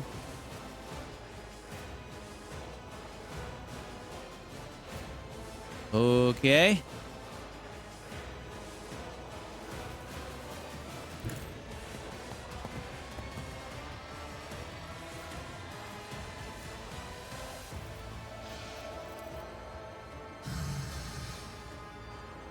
Tell me, and it is never to cross a Kazbarek.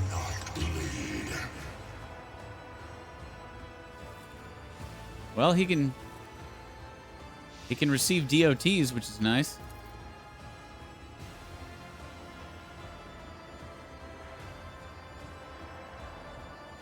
Don't get too cocky. Strike me down, for I am death.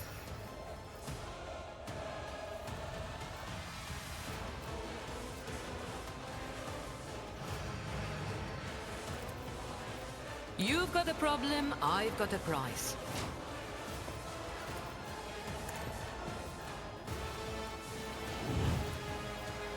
Don't get too cocky.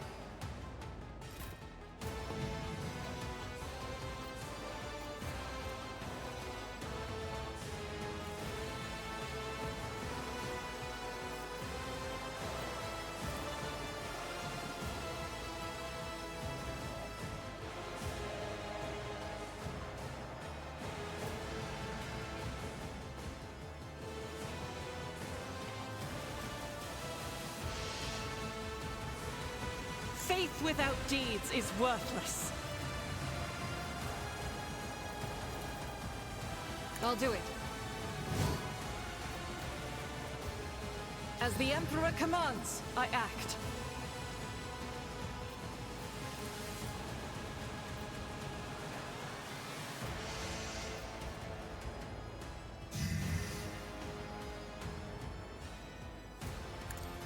This is why I was chosen. Does not bleed.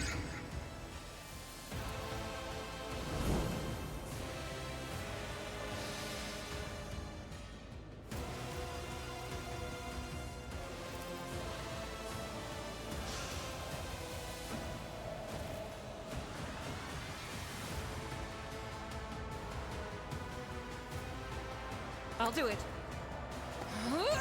Empty is the hand that rises against me.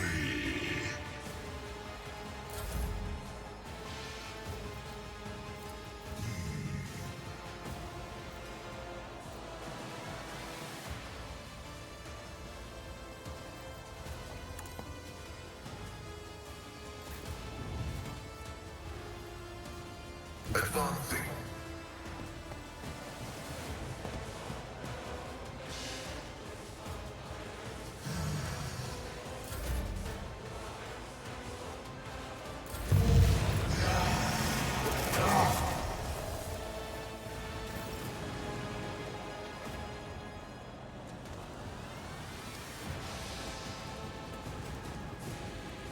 So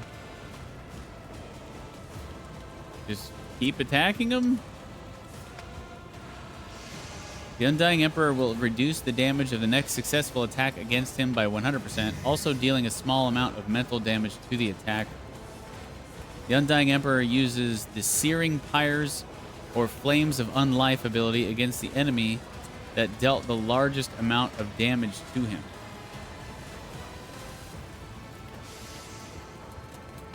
Okay.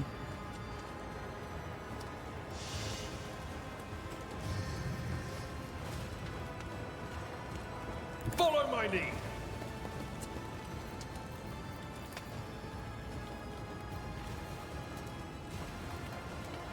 At your beck and call.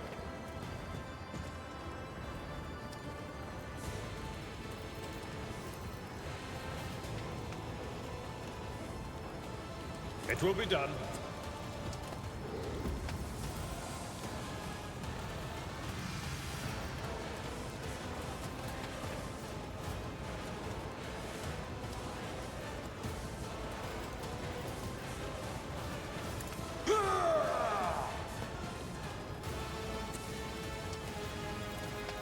At your beck and call.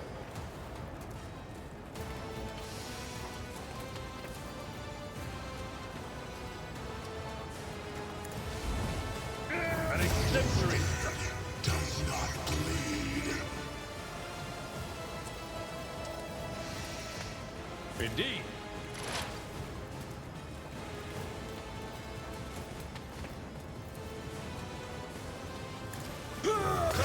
Struggled in vain.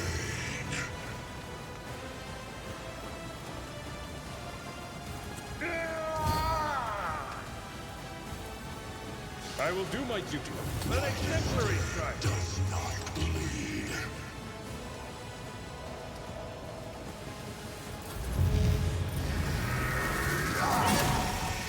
Damn, son.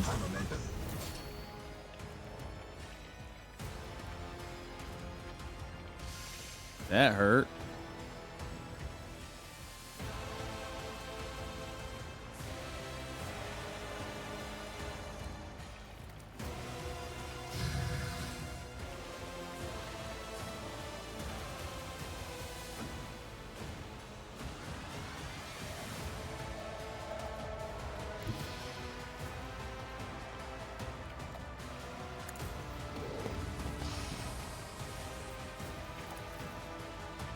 Suits my purposes.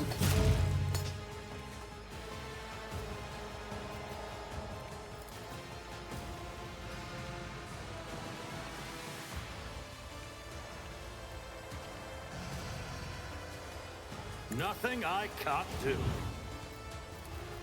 Suits my purposes.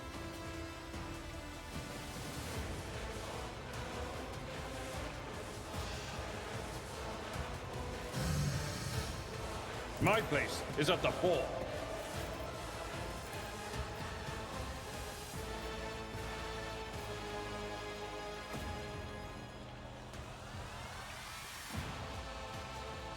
At your beck and call.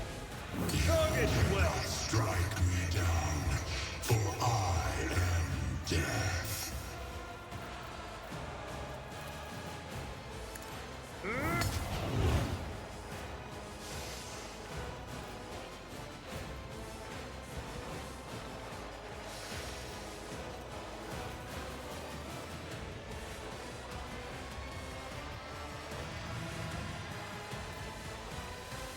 No matter the cost.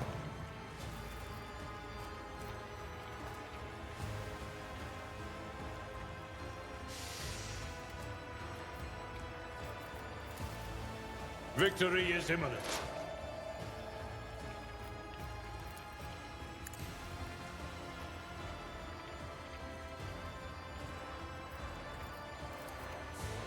Indeed.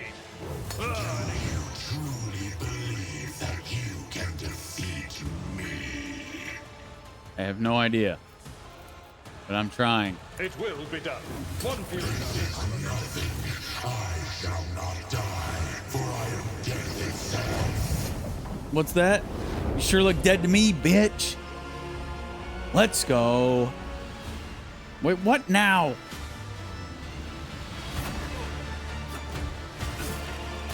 Oh, dude.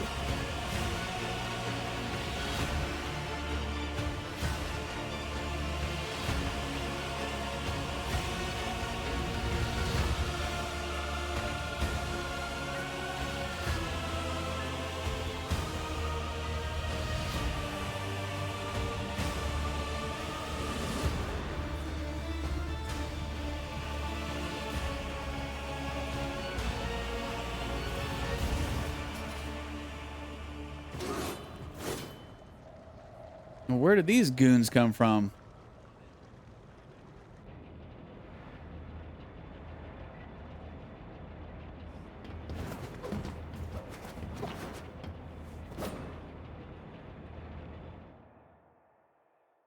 Cool.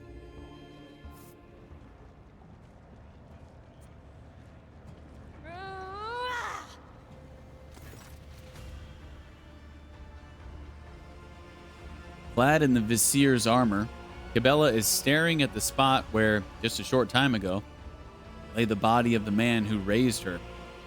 Her shoulders are shaking, and her head hangs low, but no tears are to be seen and no sobs come from behind her mask of dark gold. Suddenly, she throws her head back, and a desperate cry full of pain, fury, and regret echoes around the temple. This is not the Visier, nor a spinner you see before you. Just a daughter who has lost her father. Am I to call you Visier now? I do not want to lose my name as my mentor lost his, but no spinner will ever speak it again, for I am their Visier. Yet you are my domin, and I am your shadow. Let me remain Kibela to you, at the very least. Did I just see the God Emperor in the flesh? Was that how you saw the Vizier, Domin DeejTheSqueejerton? You saw an image of death in him, but it was only an image. Fumes of the sacred intoxicant blessed our ritual. But what you saw and killed was a mere man. The Undying One does not come to the living. We come to him. I know this is a ridiculous question to ask, but how are you doing? The tenets of the web teach us never to regret or hesitate. But I could never have imagined that I would one day have to make a choice this painful. I did what had to be done, but that does not quell the pain. I know he is in the Undying One's hands, but that does not soothe the grief. I know I sought vengeance against him, but I feel his absence already. He was a crazed old man who lied to you and used you. Do not feel sorry for him. Kibela whispers softly, He was an old man who lied to me and used me, but he was, and now he is no more. What did the Vizier look like to you? Younger, the way he was when I first saw him. I was younger too. It was as though we were facing each other in a training match like we used to. What will become of the blood-spun web now?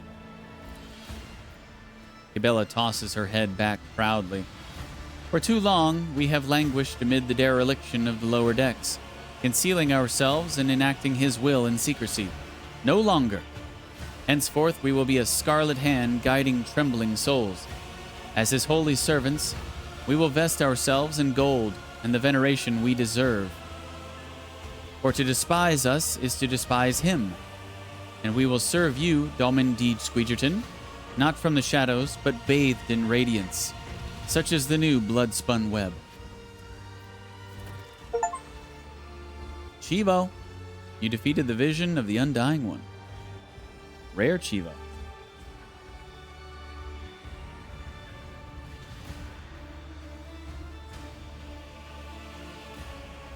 5.8% of players has this, I believe is what it says.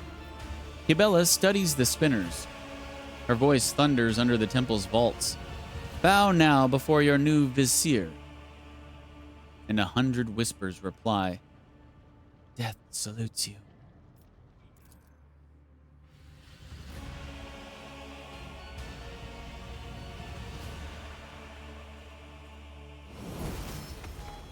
Sweet.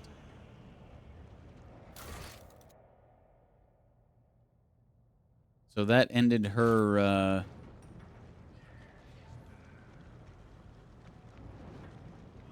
what, no loot?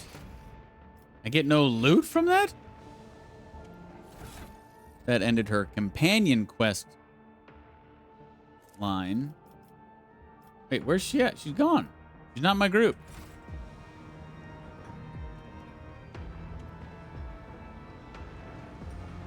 What the hell? Oh, she's on her throne.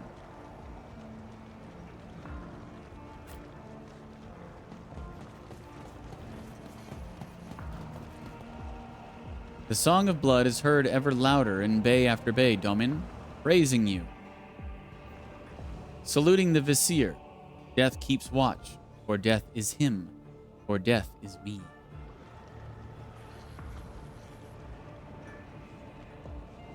Like they're having a party, throwing a feast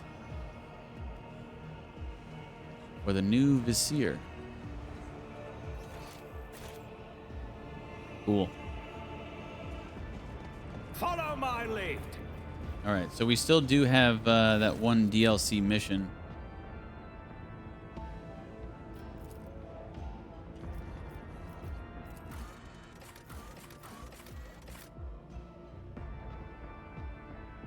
We have to go to Omicron, I think, what it said. But I think we hit level 51 there. 4 levels away now from max. Or what I think is max. It's the end of the trees. You can call them trees.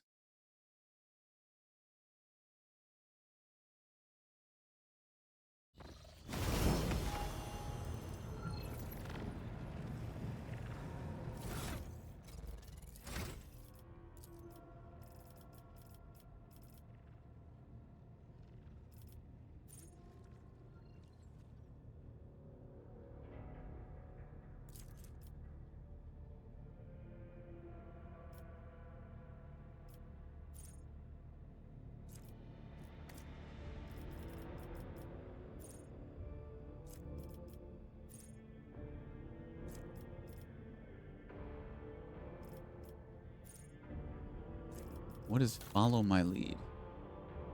Ah, this.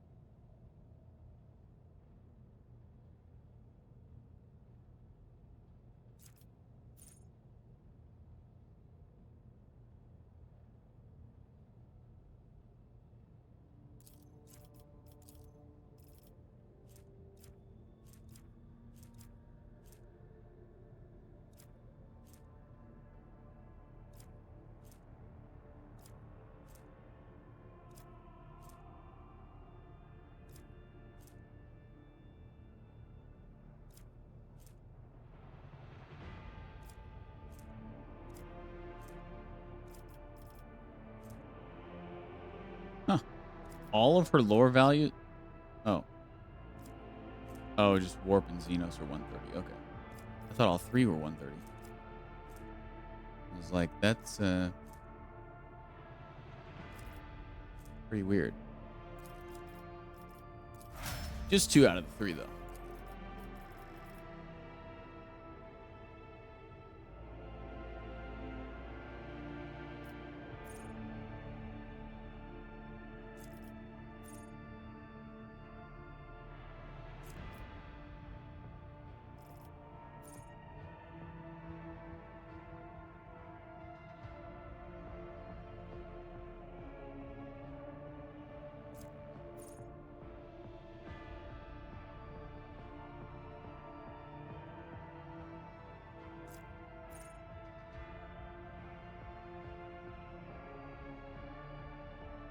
Pull the bold.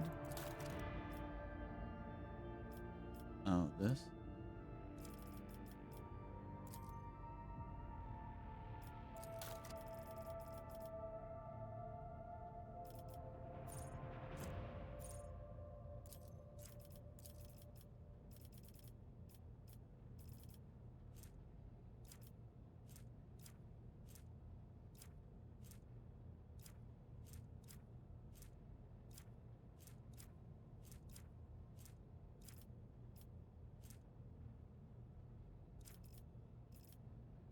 Hmm.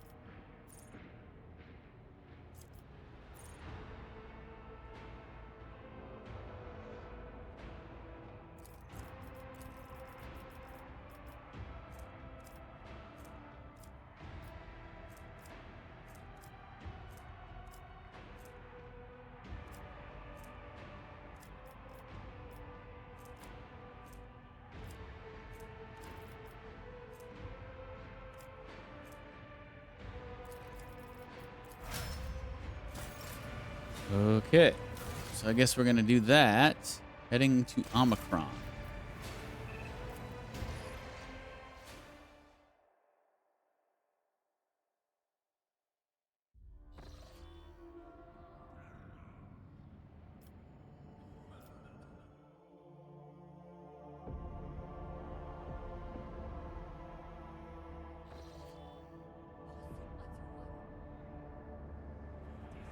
Which is down here.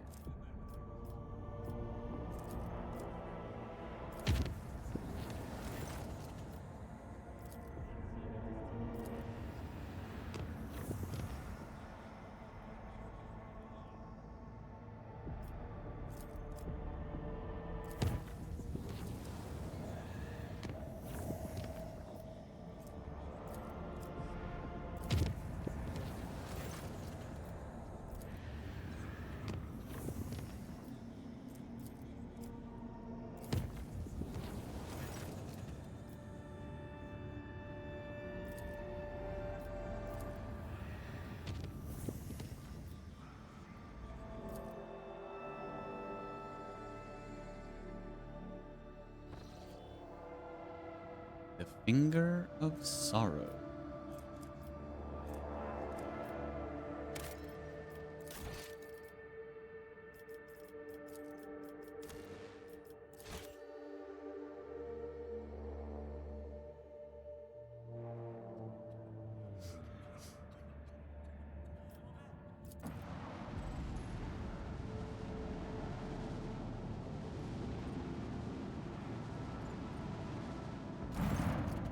The hulk of a merchant ship drifts through the void like a gutted corpse.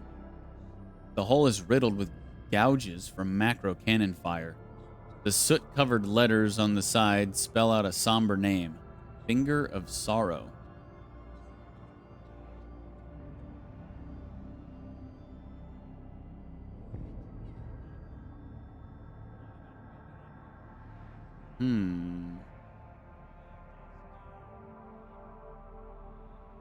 Dispatch an expedition.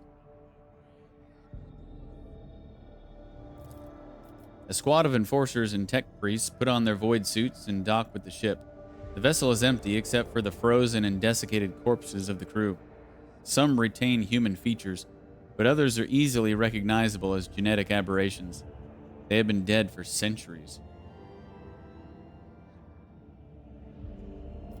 Examine the logbook at the bridge. The Finger of Sorrow was a common merchant vessel. The log records its travels along many of the trade routes of the Calixis sector. The last entry states that the ship departed from Port Wander on the border between the Coronis Expanse and the Calixis sector. The tech priest notes that the protocols for undocking from the station were not followed, indicating either a hasty escape or blatant disregard for the covenants of the Omnissiah. Inspect the cabins. Many of the cabins have become tombs for the bodies of the crew. They asphyxiated when the ship's life support systems failed. One of the enforcers notices a cache marked with the symbol of a fanged serpent with a sharp tail and 3 clawed limbs. The cache contains an amulet and a miraculously preserved diary. In the first round of combat, the wearer's MP is doubled.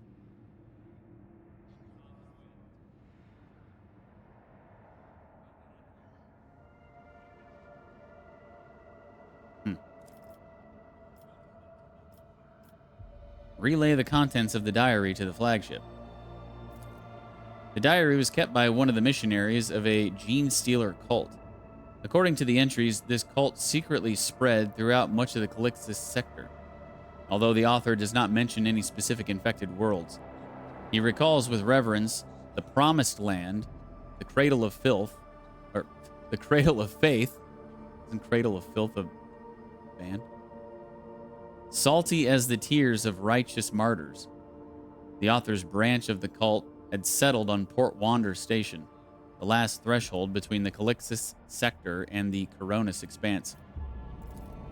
The cult grew and gained followers among the workers and the poor, and even managed to infiltrate powerful trade guilds. However, their plans fell apart when the Gene Stealer's kiss was granted to an unworthy candidate.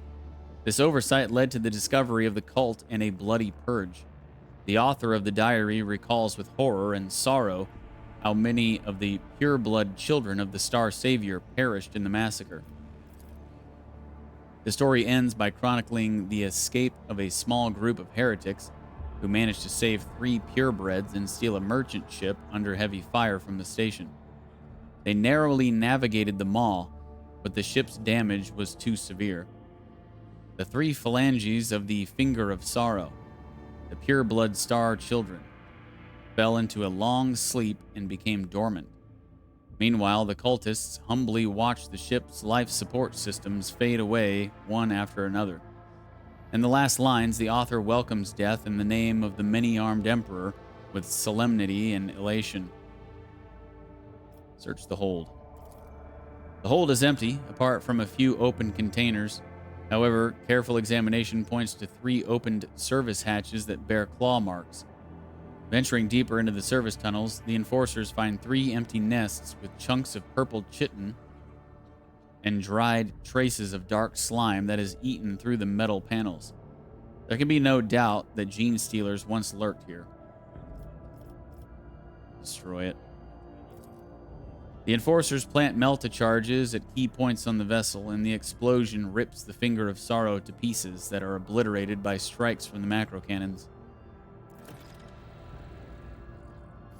And that is that.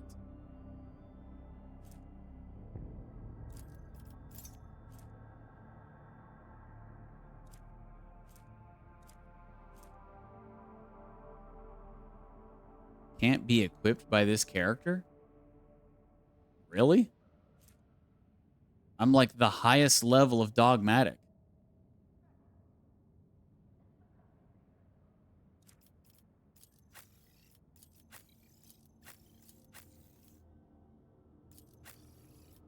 Is my dogmatic level is too high?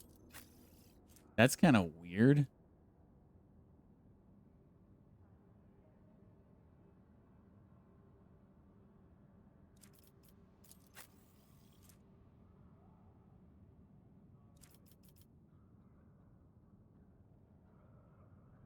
I think I want to...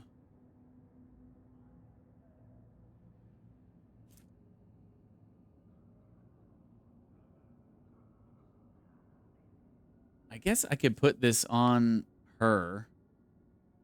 Because I rarely ever do the whole blood blessed thing. But I do want to save this amulet because it is really good for that. I just don't really utilize it a lot. Oh, and I never did really confirm her boots thing.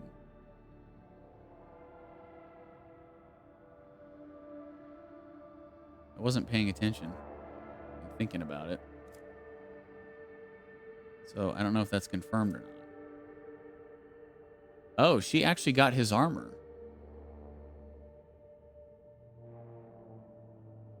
If the Death Cult assassin has 8 or more stacks of Blood Blessed, they gain 1 AP and 1 attack per turn. Base armor property plus 10% dodge and parry if the wearer is not in cover.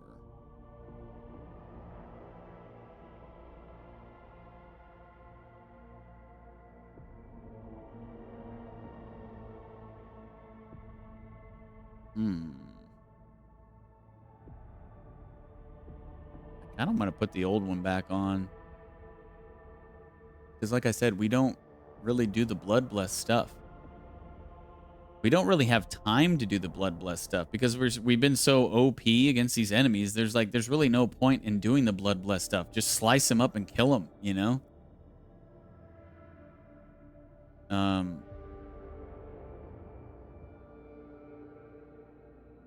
Yeah, I'm going to put the old armor back on, but I will save this. What is this?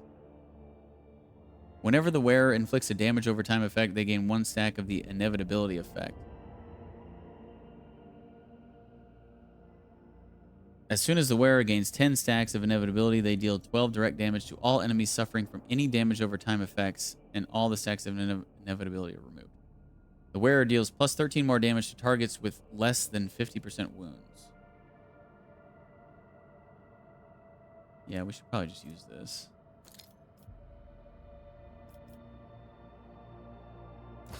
Just save all this stuff.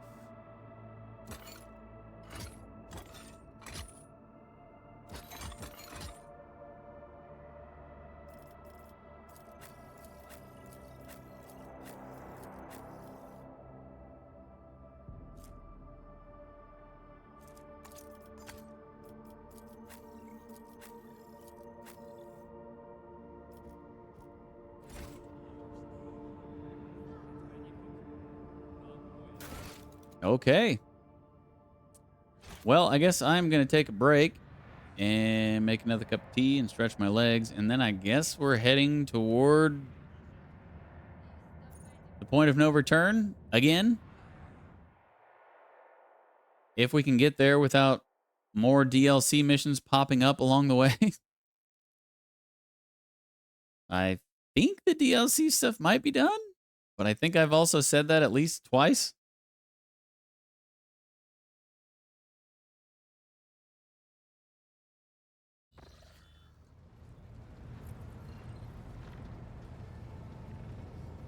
Wait, actually, let me go talk to Cabela. Maybe she has some, now that we've finished her,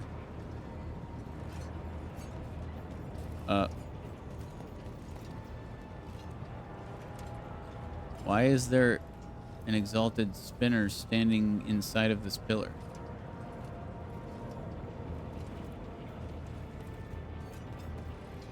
Domin, sacred overlord of the Ark. Nothing new to talk about? And friend. All right. May the Go to my chambers and dump off her stuff inside the vault.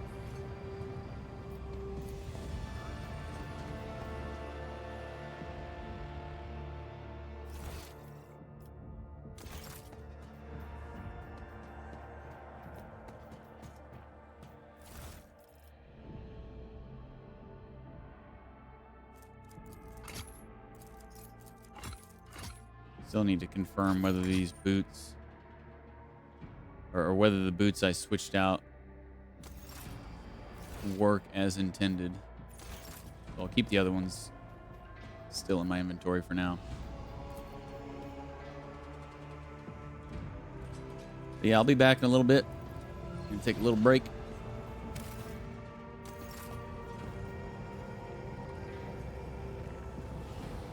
So stand by and I shall return.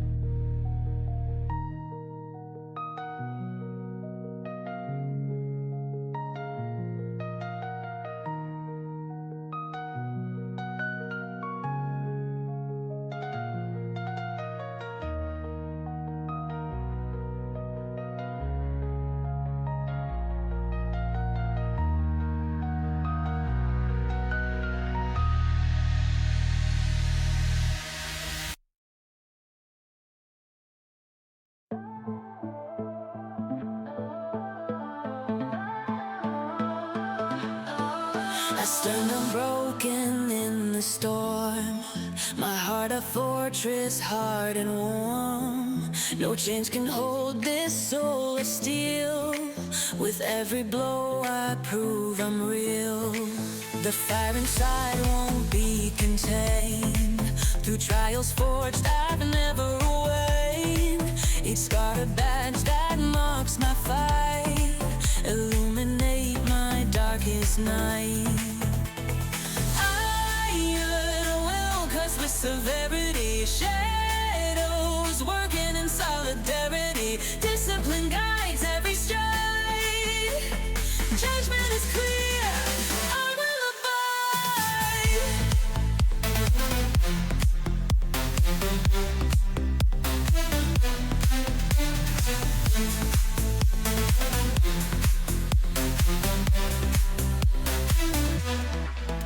Mountains move beneath my gaze, determined past my feet amaze. Resilient veins fuel every beat. In the battle I find my seat. Tempest winds may howl and rage, but I stand tall on life's stage. Unyielding in the face of fear. Victory's call I hold dear. Iron will cuts with severity. Shadows working in solidarity. Discipline guides every stride. Judgment is clear, I will abide.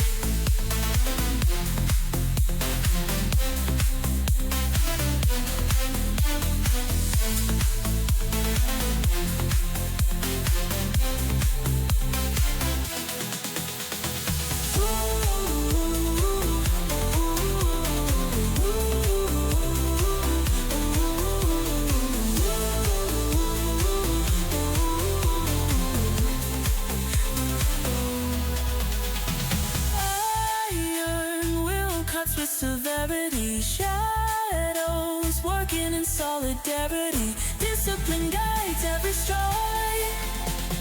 Judgment is clear, I will abide.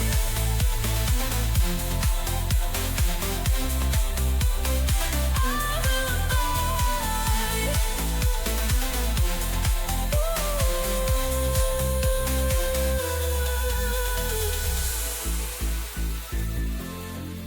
Ooh.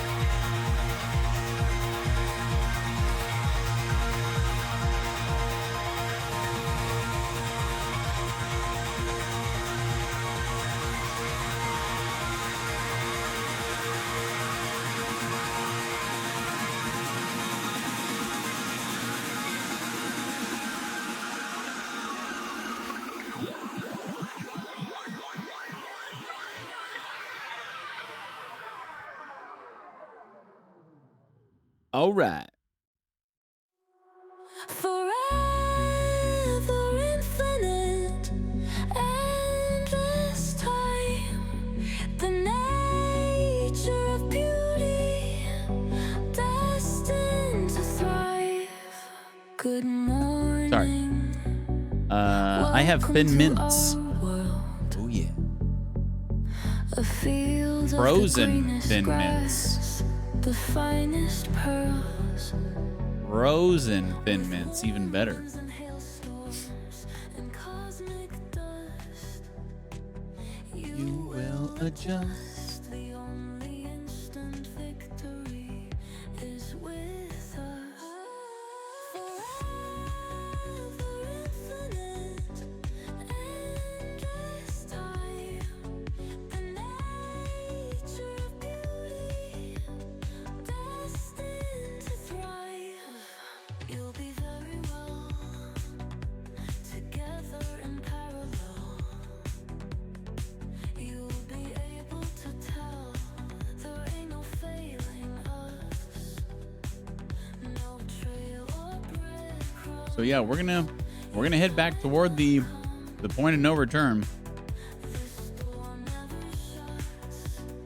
I guess if we pick up new DLC quests along the way, we'll do those. But if not, we're crossing that line. I am gonna do one save. I'm gonna make a new save and call it like point of no return or something. That way, when the other DLCs come out, which I plan on playing, we can just load them from that save, because I am not doing another fresh playthrough for each DLC that comes out.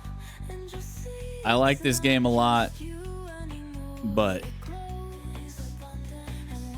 no, I'm not doing that. The game is just too long for that.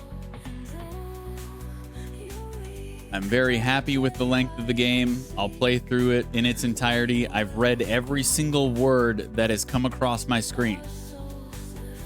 But am I going to do it all over again? Hell no. There's way too many games out there to play. Why would I spend another 200 hours doing this another 2 times when I could spend that 400 hours playing games I've never played before, you know? There's way too many games out there that I want to play that ain't no way I'm doing another full playthrough of this game. So I'll just get the DLC and I'll load it from the point of no return, and we'll just breeze through it to get the story, and because it'll most likely be like this, you know, dealing, you know, meant to be played in chapters 1 and 2 kind of thing, like this one was. Or maybe it'll be meant to be played later. I don't know. Either way, I'm going to load my point of no return save file and play it from there. So, here we go. We're going to make our way there. I'm not going to use my points and just jump straight there, just in case, you know, I want to do a little travel time to see if anything else in the DLC is going to pop up.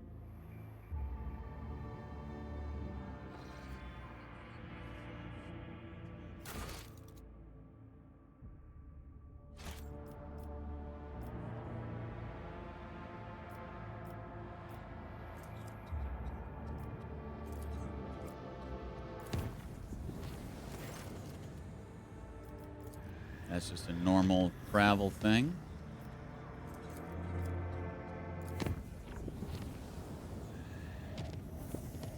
I think we might be free of DLC stuff, guys.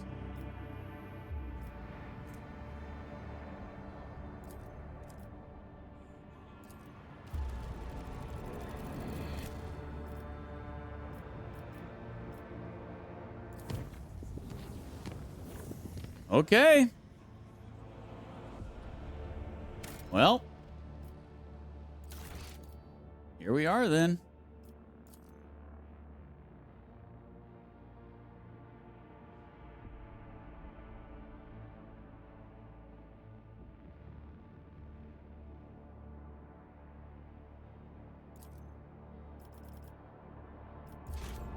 There we go. Save file has been made.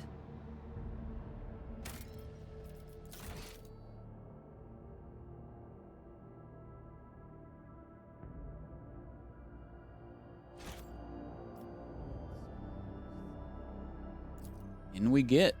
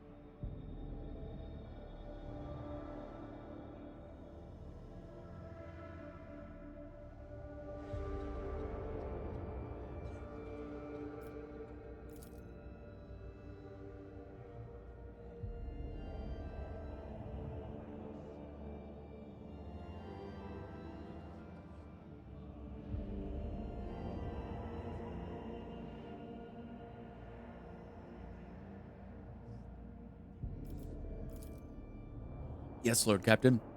Whatever is waiting out there, beware. Valon Valancius is coming.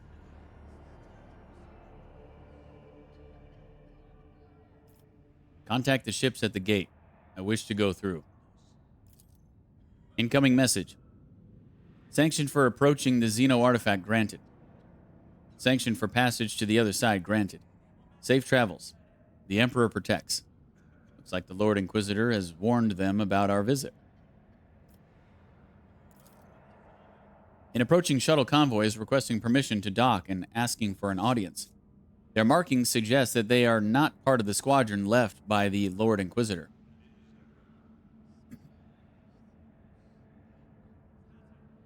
Welcome our visitors and usher them to the bridge. What is this?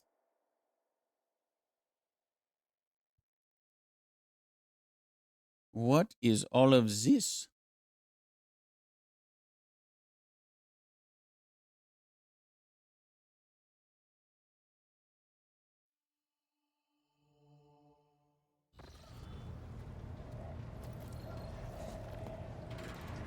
Is that Chorda?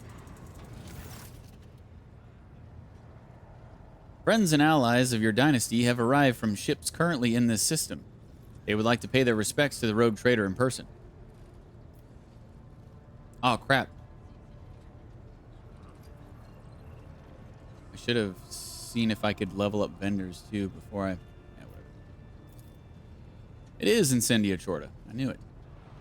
Incendia Chorda folds her arms on her chest, making the sign of the Aquila. Her eyes are aflame with fanatical conviction. DeejTheSqueejerton von Valancius, I bear good tidings. The Emperor looks favorably on your campaign. Head into the darkness and be undaunted. The Emperor protects Incendia. Verily, the righteous shall inherit his realm. The rogue trader readily finishes the line from the litany as though waiting for it.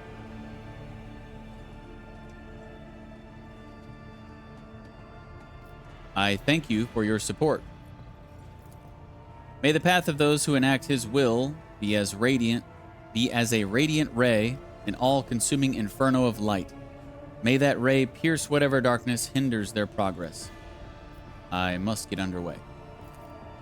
Incendia Chorda calls for attention with an imperious gesture. DeejTheSqueejerton von Valancius, when the hour is dark, only a coward and a heretic will not dare to look death in the face. I would like to join your crusade beyond the boundaries of the known universe. Will you allow me to do battle under your banner?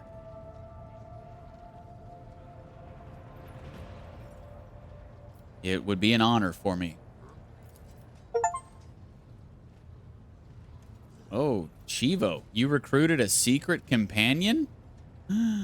What? She's an actual... 6% of players have this achievement. What? I wonder who the other secret companions were. I guess Winterscale? If she's one, then Winterscale has to be one. So be it. I lend you my blade and my pistol as loyal companions on this quest. What? Wasting no time on meaningless good luck wishes, your distinguished guests leave the bridge in solemn and respectful silence.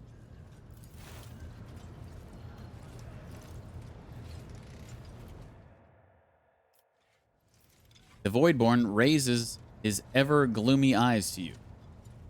The enemy is defeated, Lord Captain. We are ready to begin the spatial translation. Survey the bridge. Dozens of pairs of eyes hang on your every gesture, your every sigh. Every crew member waits with bated breath, lest they miss your decisive words. Start the translation procedure. The ancient gate, long impenetrable for the rogue trader, was at last ready to reveal its secrets. Maybe there is going to be an entire chapter now. After gathering allies and preparing to venture into the unknown, the Lord Captain plunged headlong into the darkness that held ancient nightmares. And the answers to all his questions.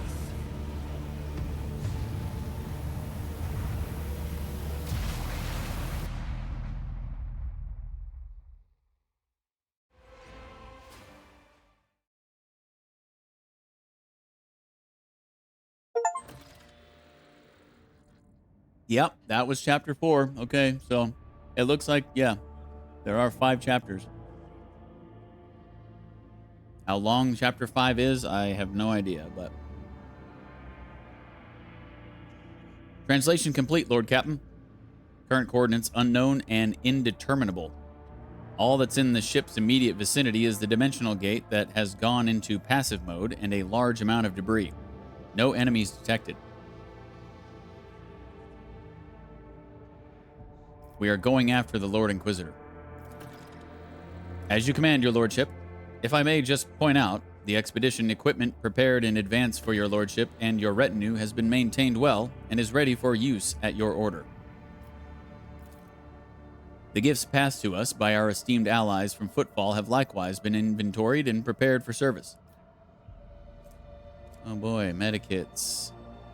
Grenades, hooray. Excellent. I am delighted to be of use to your lordship. Beyond the dimensional gate. Oh boy. So yeah, seems like there's going to be quite a bit to this.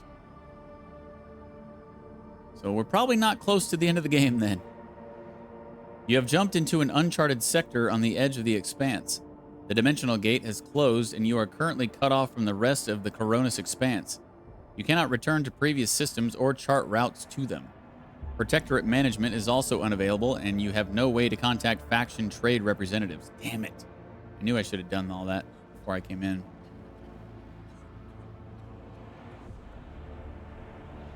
I guess I could reload if I really wanted to, but whatever. There is no way back, and it is pointless to look anywhere but ahead. Establish routes to the new systems in the uncharted sector on the map and go forth to meet the inevitable. Okay.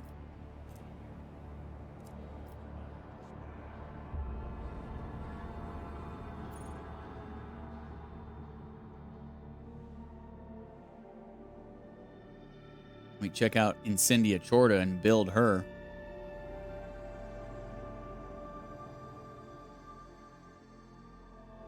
I wonder what class she is.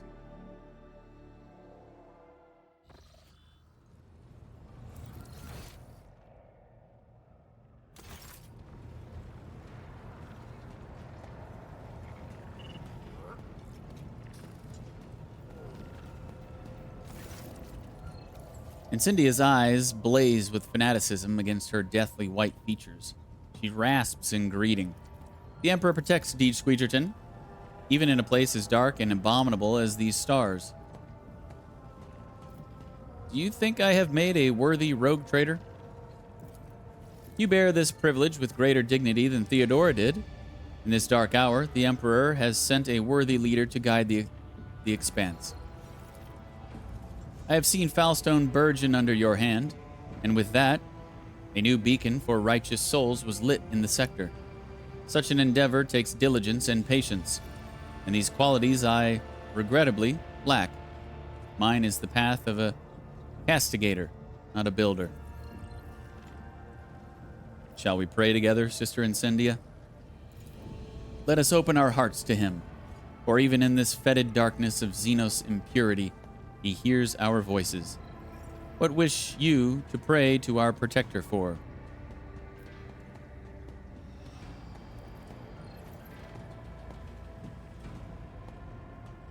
For fortitude, so that my soul may resist the temptations that beset it. You can sense flaws within you and admit to them freely, and that is good. Indeed, doubts and temptations are the most terrible of our foes, for they are the bane that turns a righteous warrior into a heretic. What do you make of the systems we have found ourselves in? A hotbed of Xenos filth. Her pale lips twist. These dark reaches are meant to test us, our faith, and our resolve. From the moment we have arrived, I have been tempering my spirit through ascesis and self-denial. I would counsel that you do the same. Incendia's appearance really does look even less healthy than usual. There are deep shadows under her sunken eyes, as if she has not eaten for a number of days. What do you suppose was Calcazar's purpose for coming to these accursed systems? To serve the Emperor, I would hope. I detect the scent of a crime in the making, and pray that the Lord Inquisitor came here to punish and prevent blasphemy against him. Yeah, I really don't see how Calcazar, like, how we're not going to end up battling and killing Calcazar in the end of all this. But she is a soldier master tactician. Well,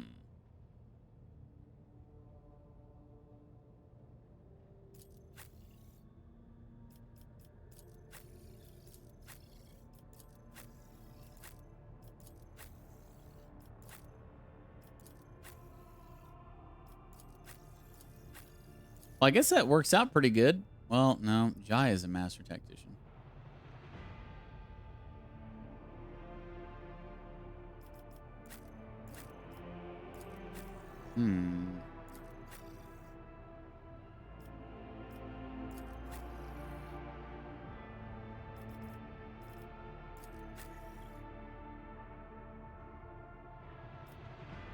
Could swap her out for Jai.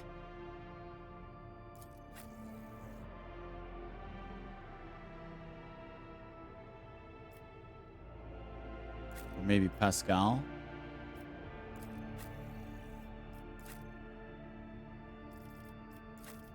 Okay, let's just build her and see what happens here. She's already built. Oh, crap. Wrong button. Oh, she's already level 35. Oh, dang. Okay. So I only have to build her in her exemplar? She's all already built. Okay. Okay. Well, then let me see what she actually has. High ballistic skill, high willpower.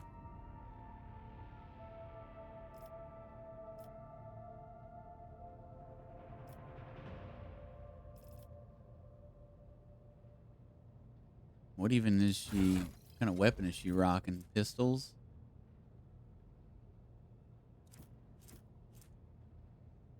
Inferno pistol? Plasma pistol? Those are pretty good, too.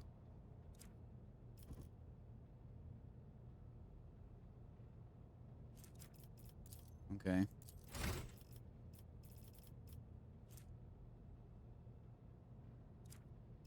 So she's a dual wielder.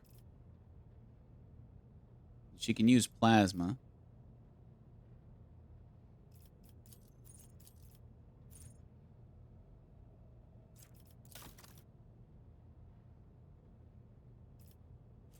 She's got Inspire, but she doesn't have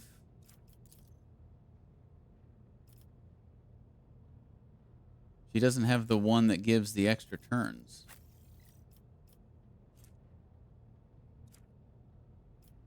Bring it down? Yeah.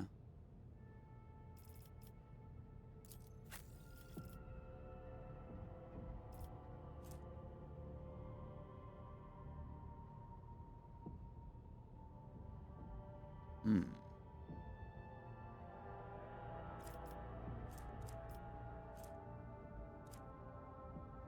She's got run and gun, concentrated fire.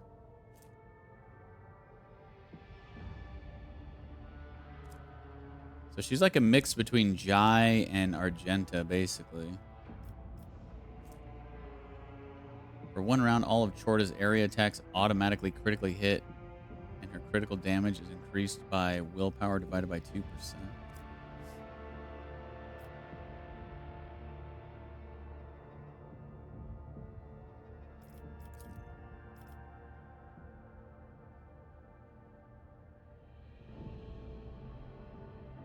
Okay, well, let's see what we can do here.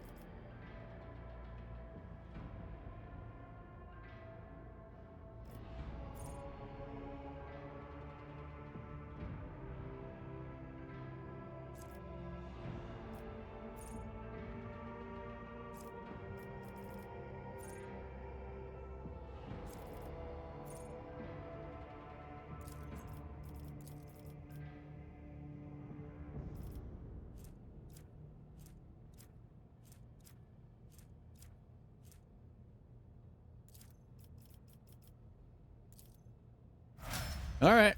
We'll see how that goes. I cannot believe Cabela's HP, man. 221 HP. Deej is the tank, and he has 138. Abelard has 150. He's kind of like a tank. Very powerful tank, but... All right. We built her. I'll give her a try. We definitely don't have her geared. But, we could give her a try. Let's load her up with some grenades.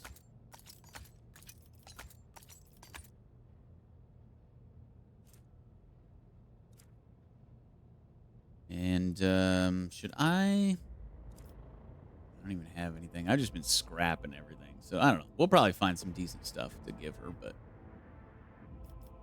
we don't really have anything to load her up with right now.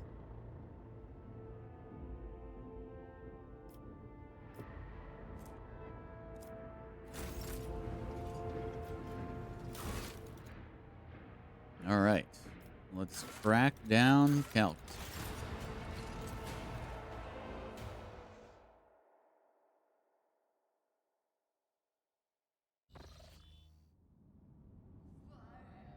Set up this destroyed ship first.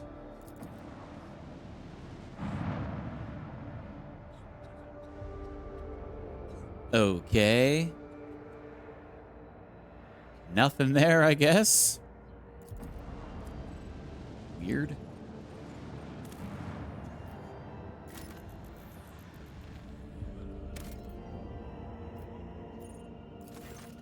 Having scanned the surface, officers report the remains of an exploration camp to which a team of scouts is immediately sent. The scouting party is confused. All the equipment bears the von Valancius coat of arms, but there is no trace of anyone other than the rogue trader's servants. Find out what happened. The scouts find traces of gunfire on the field equipment. A single unharmed data crypt is found in one of the cogitators. A group of tech priests successfully decrypt part of the data, including an order to eliminate the exploration team, signed by Theodora von Valancius. Not far from the camp is a pit full of charred bones and fragments of armor bearing the rogue trader's coat of arms.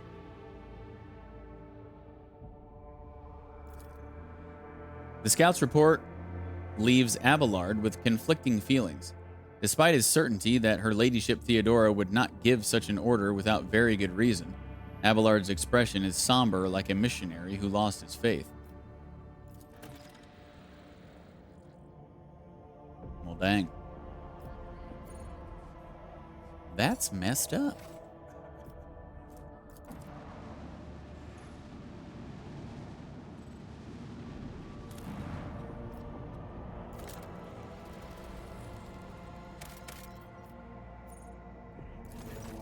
The rocky world is bound in ice and shrouded in a thick fog of dark clouds.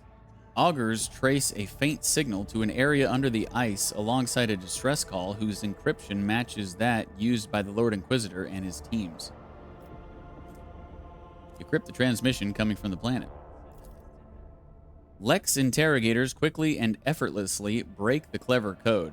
The transmission goes as follows. Acolyte 17-1, Lord Inquisitor. The event, horrific vision, occurred. Goodbye. The Emperor protects. Descend to the planet's surface and find the signal source. Going in.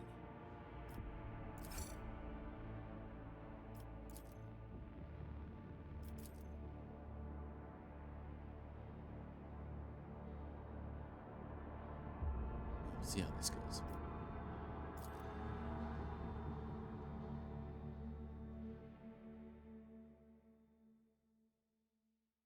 Give old Incendia Chorda a try.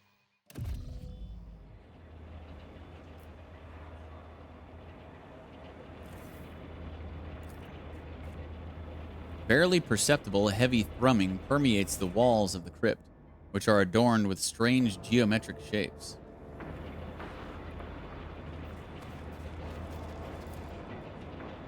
The walls appear as if they were cast from a single piece of metal and seem impressively durable. It is impossible to gauge how many centuries have passed since they were built.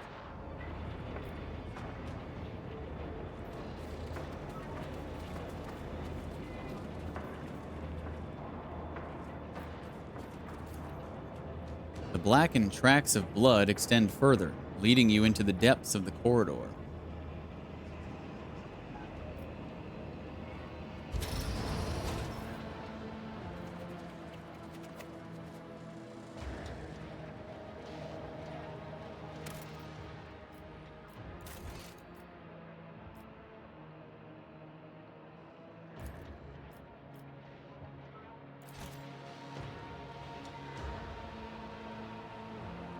None shall stand in my way. A rotten metallic scent wafts from the pool of dried blood. An uneven ripple runs across the stella's surface. Steel's surface? The symbols covering it tremble and blend into each other. None stay in your memory for longer than a second.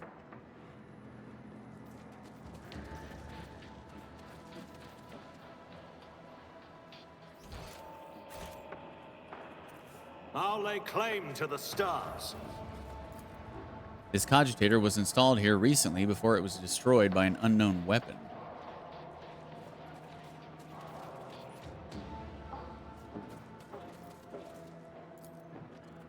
And done. The column emits a low roar, but you are able to withstand it. The vid screen awakens at your touch. Status: beginning data transmission to the sacred calculator. Missing data. And have become immortal. We have become missing data. Turns to darkness. It shall be conquered, and it shall tremble in fear. Missing data.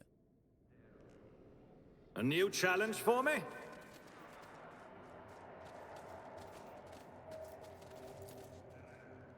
Tall pillars stretch upward from the abyss of pale mist, seemingly rising from the void itself.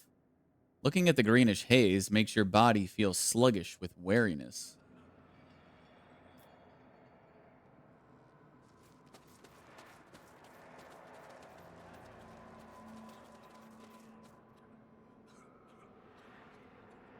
I guess like all the coughing and the people talking in the background that I've been hearing for a while now, I guess that's just a bug. But it's pretty annoying. And I guess we're just going to have that from now on. The monstrous structure looms majestically over you. The energy spilt into the air obstructs your mind. For a moment, it seems that not only are you studying the obelisk, but it is also studying you. It's about time.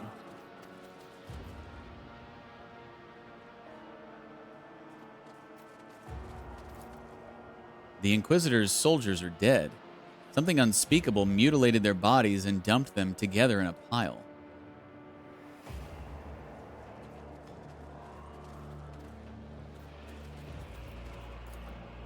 Military equipment and mechanisms for sacred machines. Everything is untouched.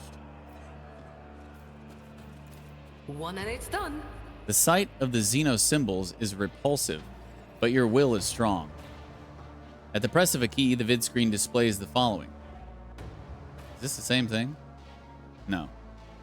Status: beginning data transmission to the sacred calculator. Missing data. Shunning the imperfections of the flesh, its transience, and its finiteness. Missing data. The new: preserving a bond with the old through rhythm. Images. Missing data. Follow my lead! A rotting corpse is slumped over the cogitator. What force could have thrown it?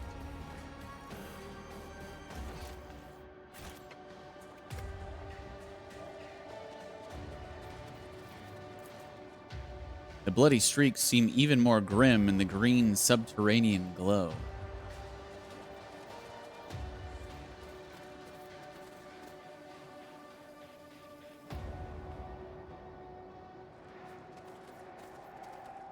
I won't tolerate weakness.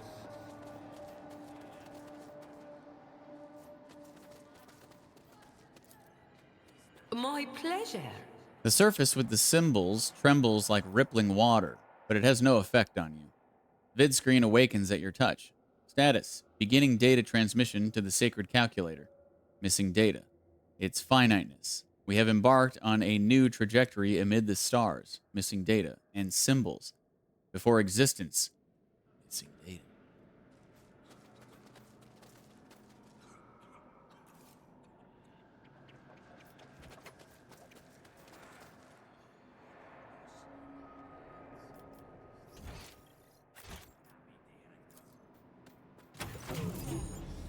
Several disfigured corpses in the uniforms of Inquisition soldiers have been tossed in a grotesque pile between the cogitator and the large obelisk-like statue.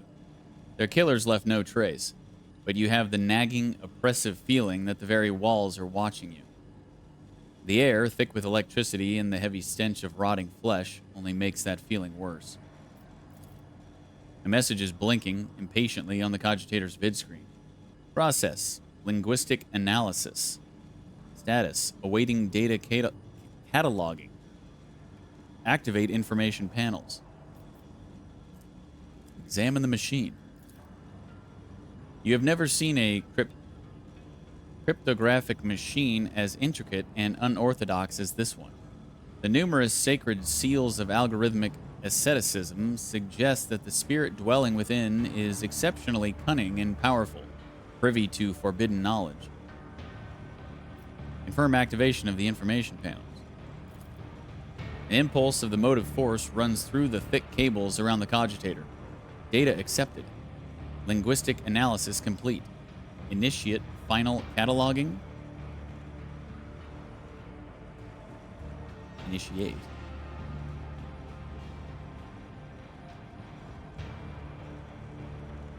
Yeah. Initiate final catalog. The vid screen fills with the same symbols you saw on the surrounding buildings. You feel an inexplicable rush of disgust at the sight of them in place of familiar words and numbers. Almost identical geometric shapes combine into long chains and flash by too fast for you to take them in. A text in low Gothic appears under the glyphs, shunning the imperfections of the flesh, its transience, and its finiteness. We have embarked on a new trajectory amid the stars, and have become immortal. We have become the new, preserving a bond with the old through rhythm, images, and symbols. Before existence turns to darkness, it shall be conquered, and it shall tremble in fear. Report. Cataloging completed successfully. Active vocabulary of the Xenos race compiled. Attention. Data transfer to the translation device is required to save the catalog. Declining will result in catalog deletion. Continue.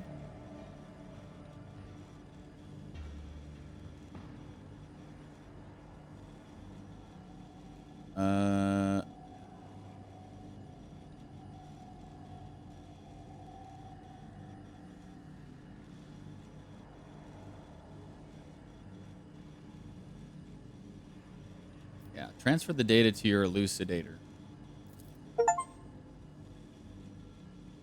Rare Chivo. You learned the Necron language.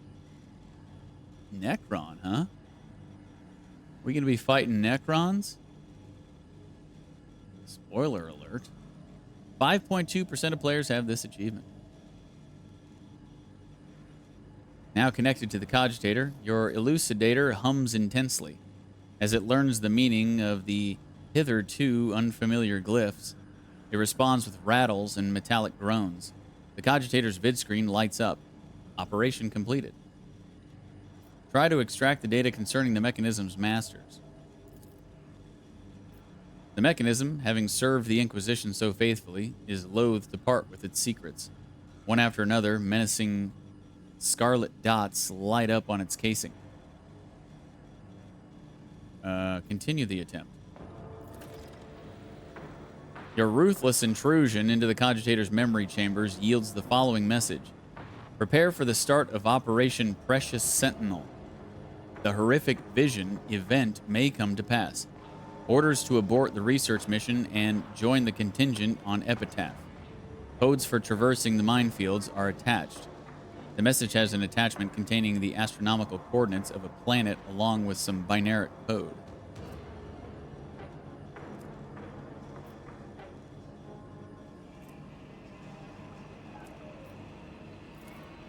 Priority 0. Contact with Barrier Squadron lost during Dimensional Gate recharging. No confirmation received of gate being sealed. Stay on high alert. The cogitator shrieks indignantly, lighting up with blinding red indicators and letting out a high-frequency howl. A word appears across the entire width of the vid screen. Intrusion. When the ringing in your ears subsides, you realize you hear something else. Someone's heavy footsteps. The vindictive machine spirit triumphantly displays a blinking prophetic message.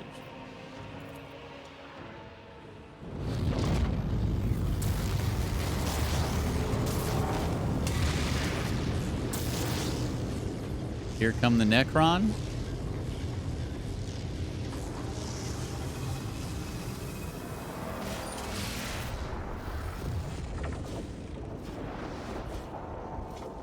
Yep. Sick.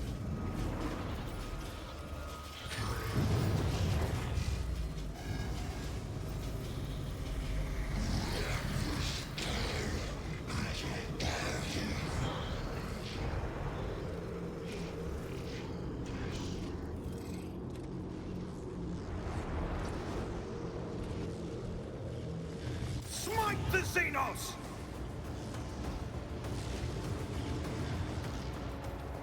Okay. Got 14 dudes.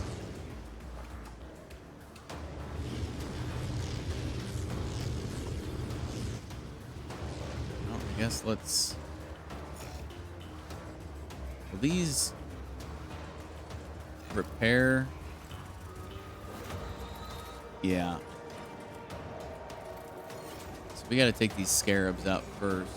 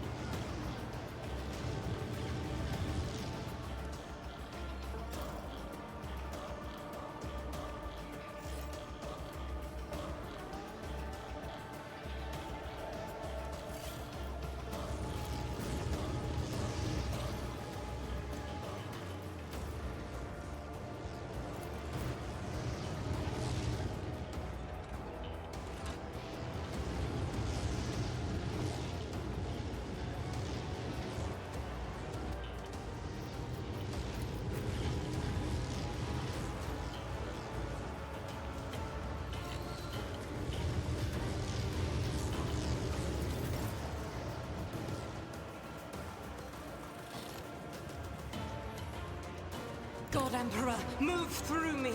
Be the fire in my heart.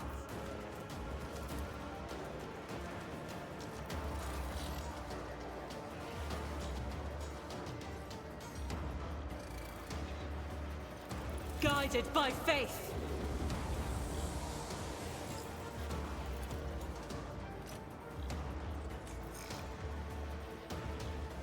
Okay, Godifo, thanks for the update, bud. Appreciate you. Doubt is for the weak.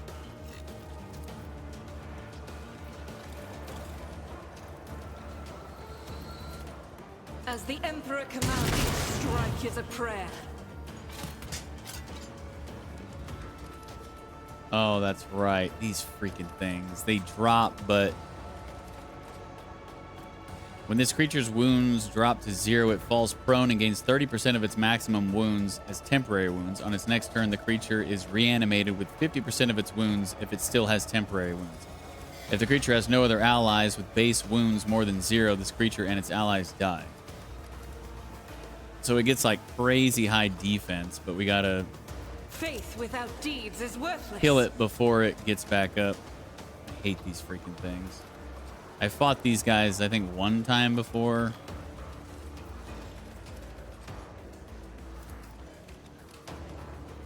I'll do it. Eradicate it. Maybe they don't have the crazy high defense that they had before. She just waxed that dude. Doubt is for the weak.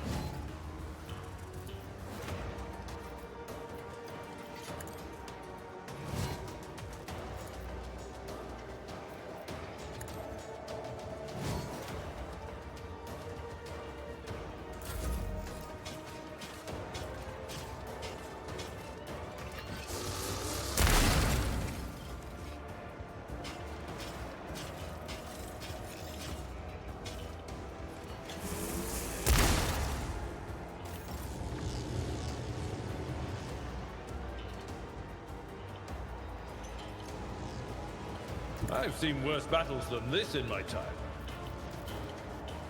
I will do my duty.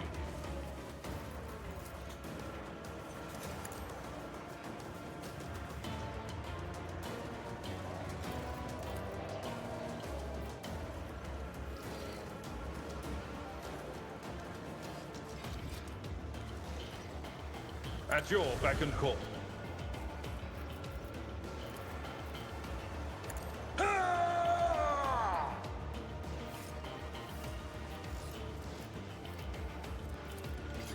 It will be done.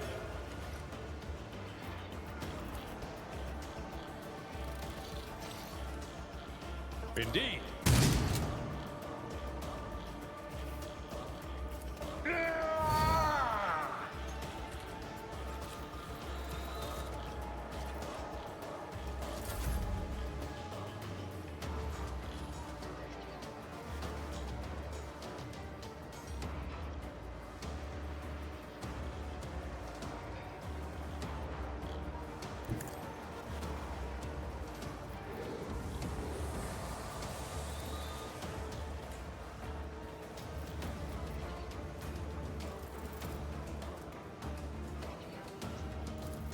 The shadows will see it done. Trust me. Aim for the heart next time.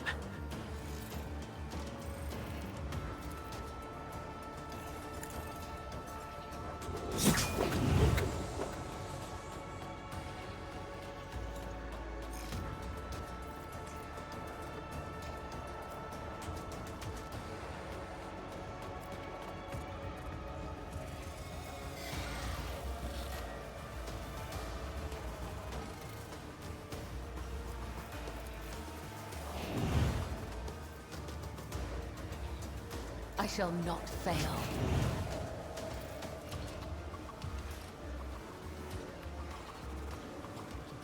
One HP short, really?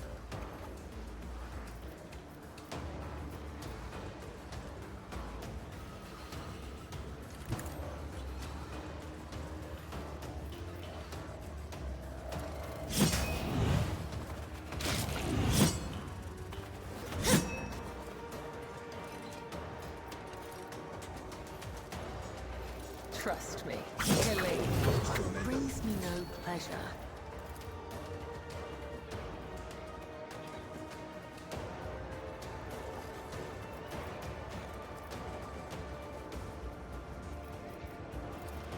As honor ordained.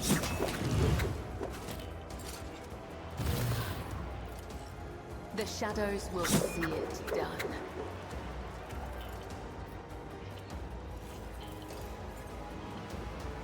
Trust me.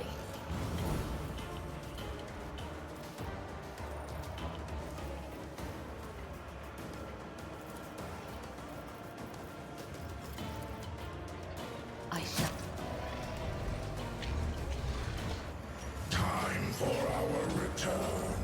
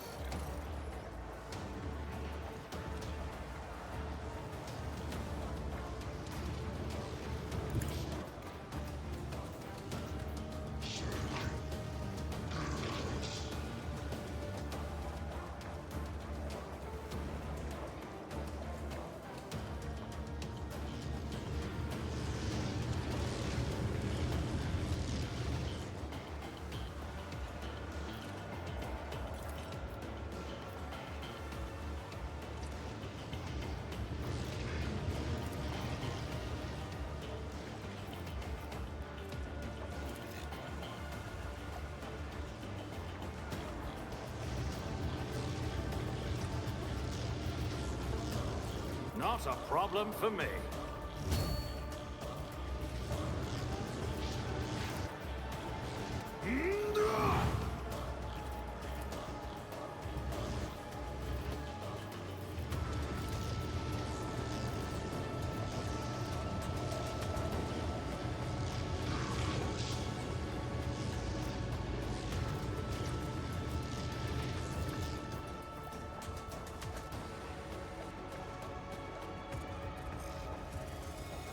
I am fear incarnate.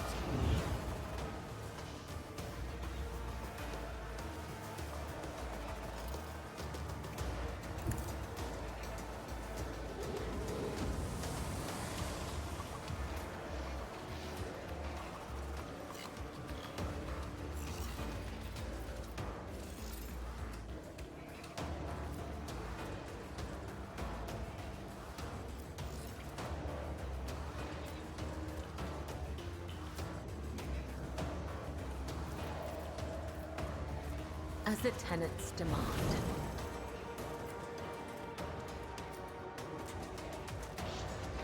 The shadows will see it done.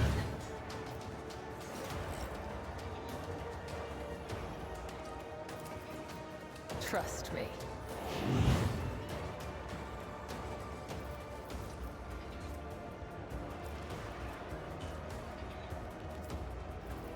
I shall not fail. This was... When did she get these swords?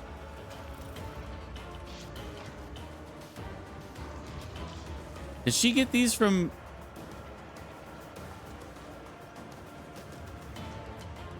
Okay. I'll have to look at those. The game just straight up equipped 2 swords in her second slots. I've never seen the game do that before, I don't think.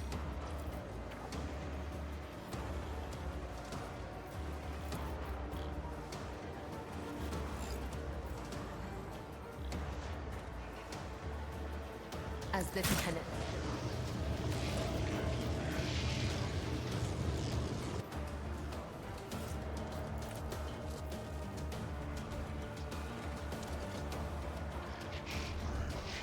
What's up with this bubble around him? Plates of necrodermis reduce the damage against this creature by 95% from every side except the back. Ah, okay. You gotta hit these dudes from behind. Here you go. Take this. Suits my purposes. Not like he's gonna land that shot anyway.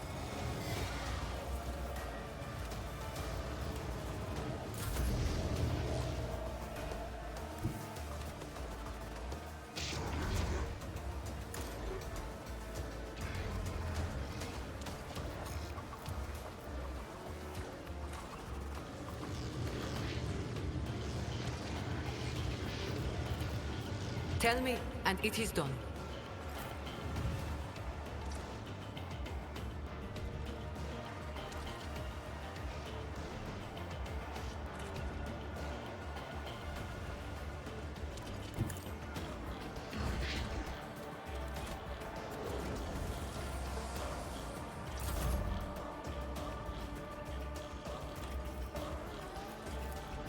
Am I getting paid for this?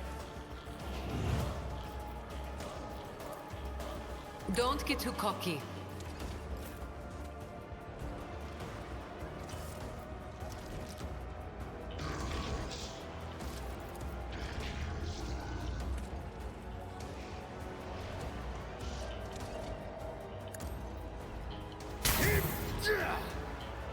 Take that.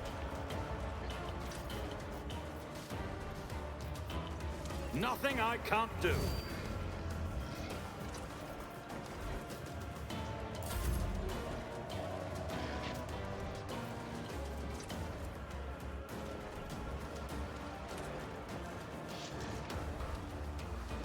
Watch my back.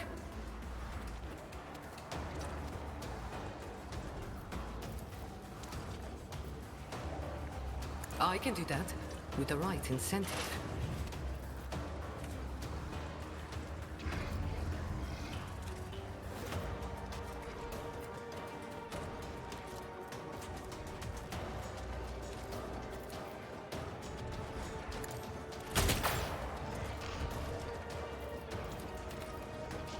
Tell me, and it is done.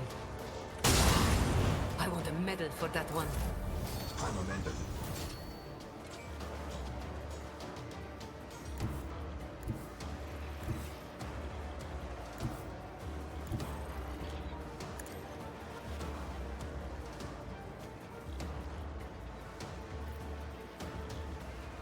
I will not be deterred.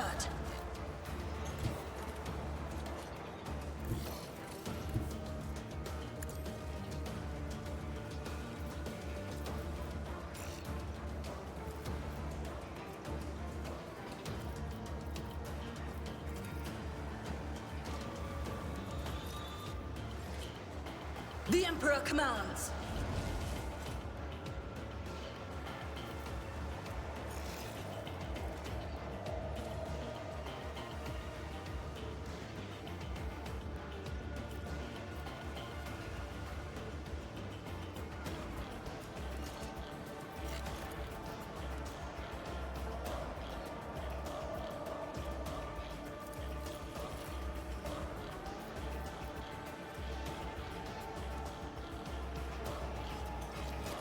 And so shall it be done.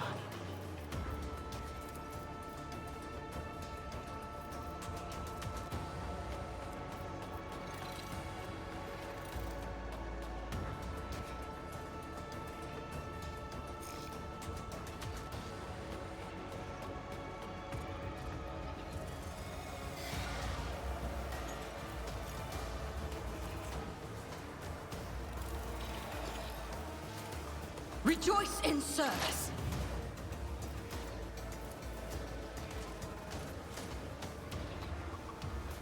Actions your corrupt way have failed you.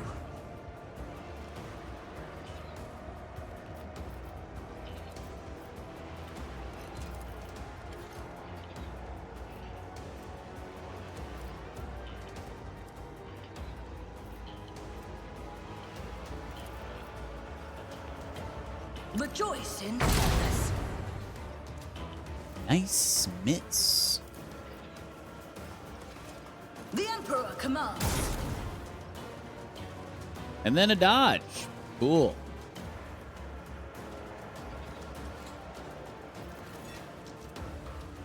You're not impressing me, Incendia.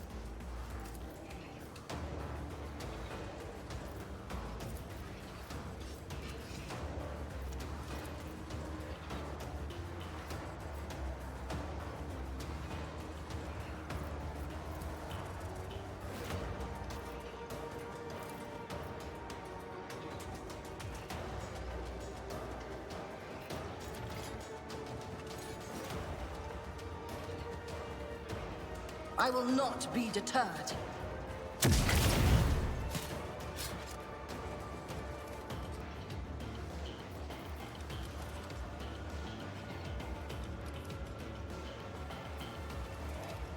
Power resides in the will of the righteous!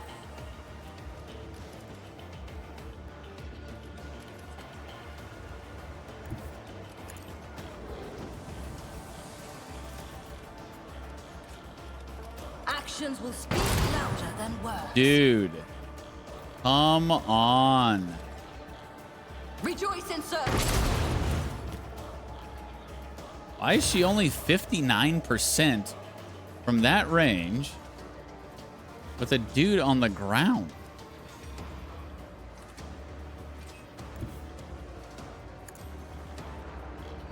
Are you for real?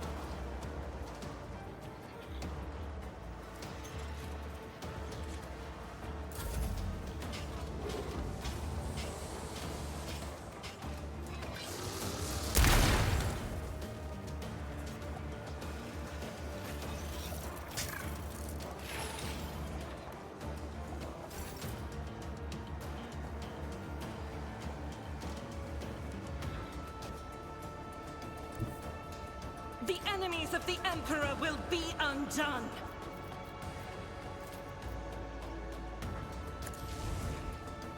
I'll do it.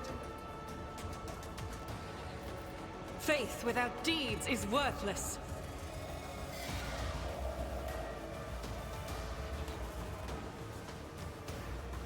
I'll do it. you, my Emperor!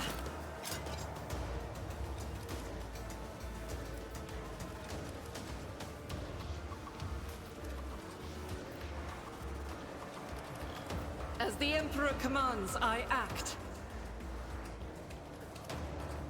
Rejoice in battle!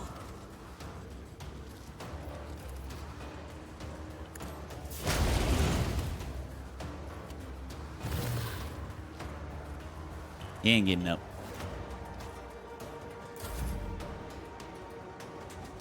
A tactically sound approach.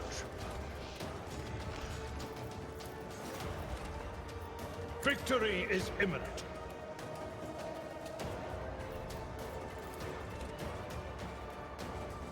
At your beck and call.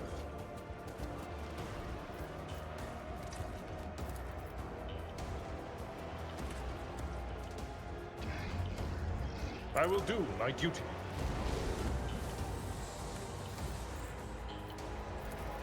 At your beck and call.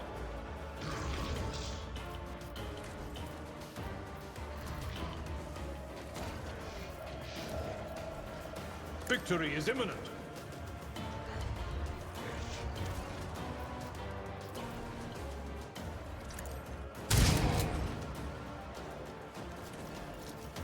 At your beck and call. Target well struck.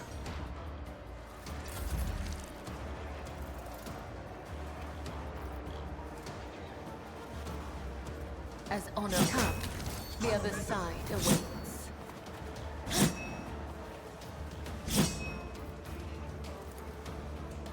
Trust me. Reassemblement commencing.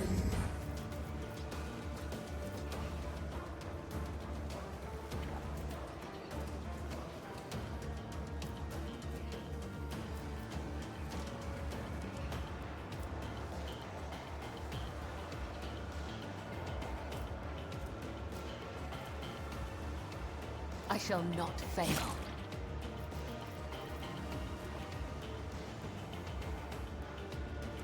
The shadows will see it done.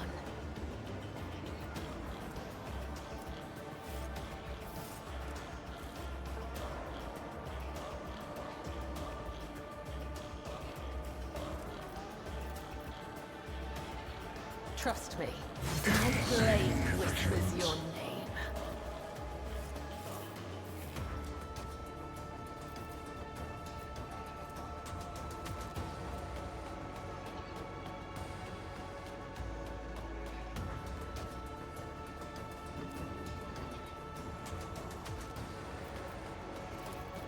Let not the righteous fear, may their blades be sharp.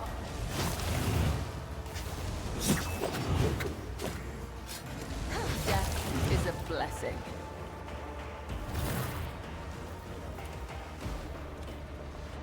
As honor ordains. Trust me.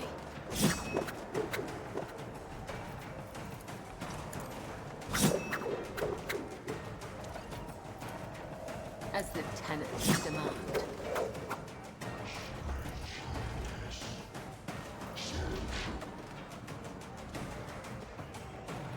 I shall not fail.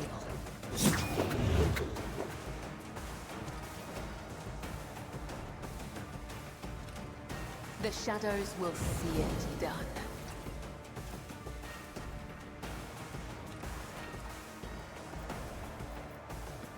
As honor ordains.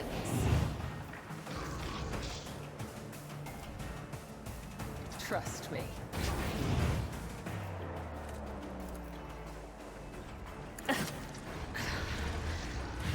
There is only death.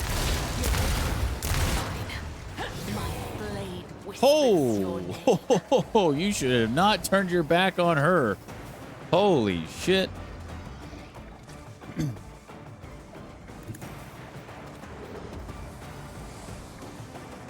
You just got a massive attack of opportunity against him. Suits my purposes.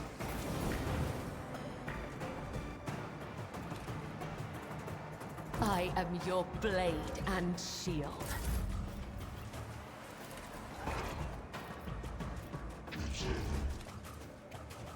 Not a problem for me. Already done.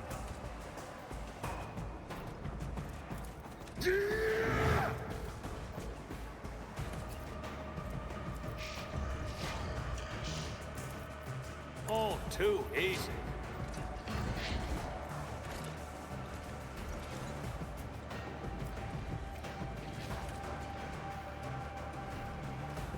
Nothing I can't do.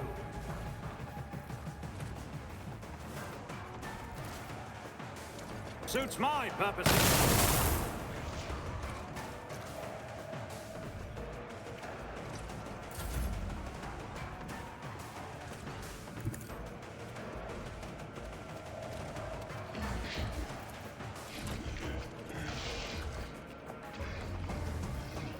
Am I getting paid for this?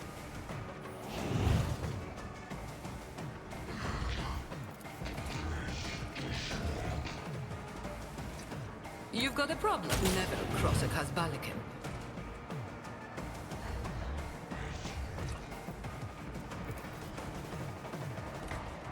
Don't get too cocky.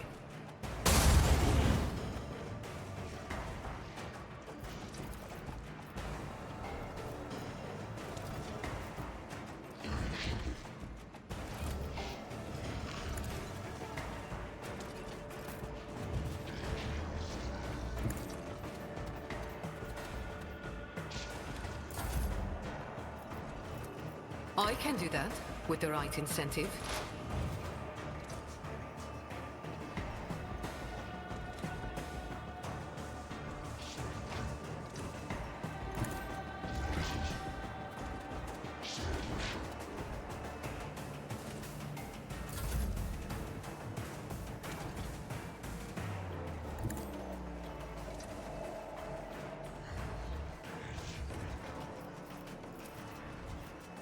And so shall it be done.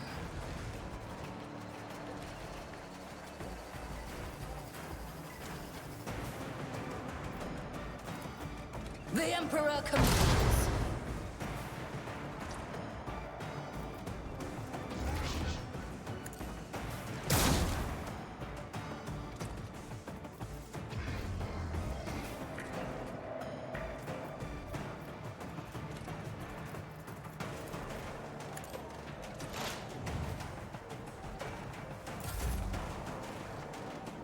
God, Emperor, move through me. Be the fire in my heart.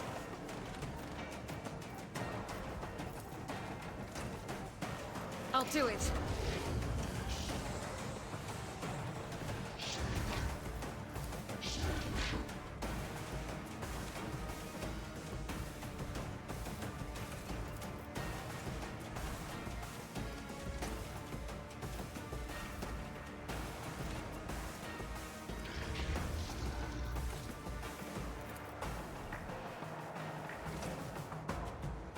As the Emperor...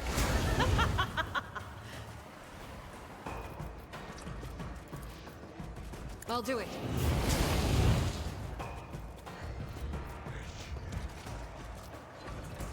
Doubt is for the weak. As the Emperor commands, I act.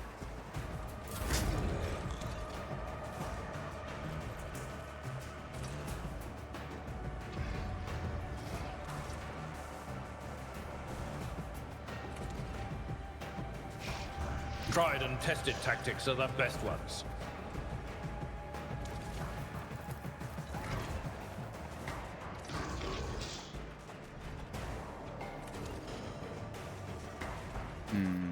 Damn it. I will do my duty.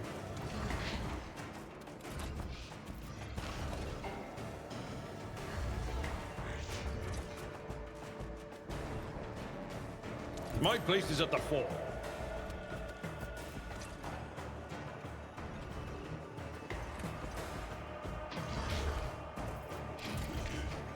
At your beck and call.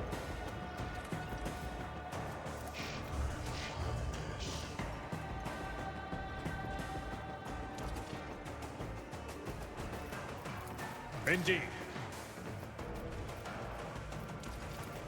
At your beck and call. Victory is imminent.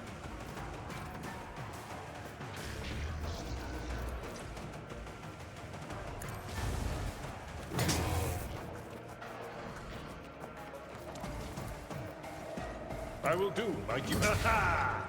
An exemplary strike. Indeed.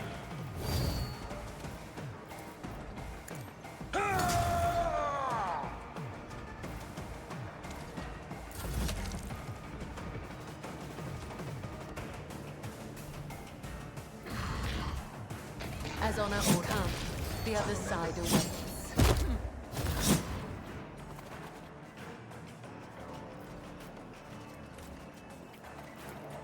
The shadows will see it done. Oh, that does. Those boots that she's wearing do count. I will leave Confirmed. footprints of Okay. Scarlet.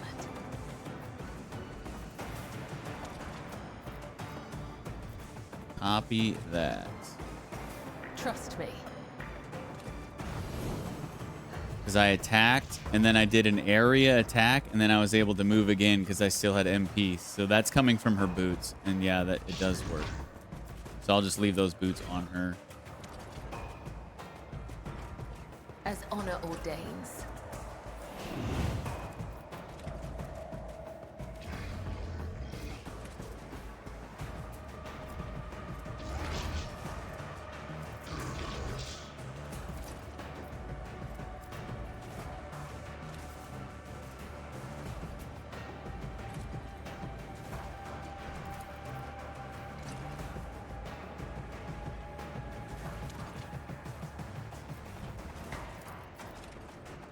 As the tenants demand.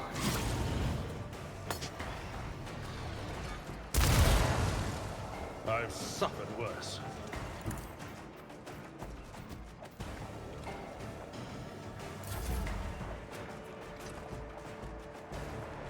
I know what I'm doing, usually.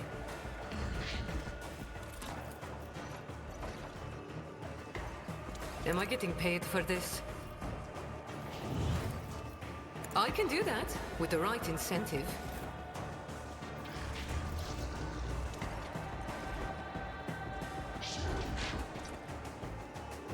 I'll do it. Faith without deed. Got him. All right, that wasn't too bad. Not too bad at all.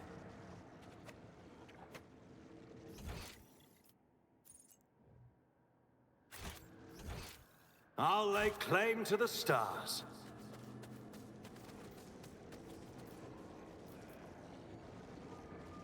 There is loot beyond this wall.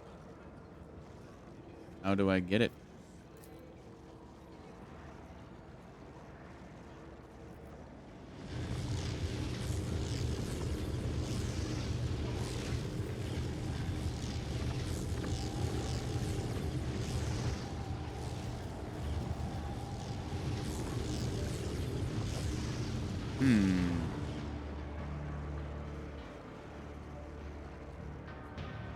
Oh, we go through here? Oh. Oh.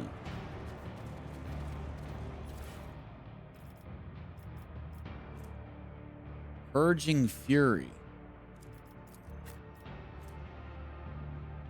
Yo. Yo. Holy crap. That's a good flamer.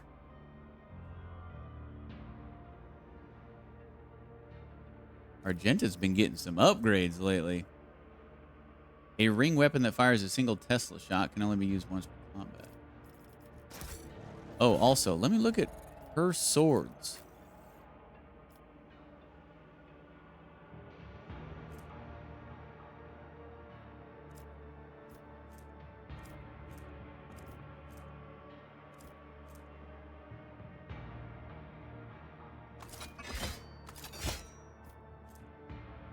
I guess she got these from killing the Vizier.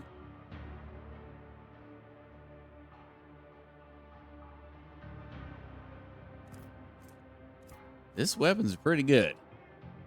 30 to 50 damage, 10 armor pen, and deals additional 26% damage to enemies with less than half health. That's pretty good.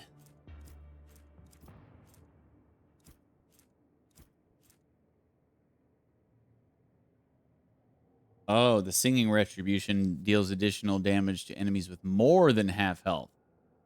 So they kind of offset one another. Interesting. I think I'm just going to scrap it, though. Scrap both of these. Unless Abelard can use them?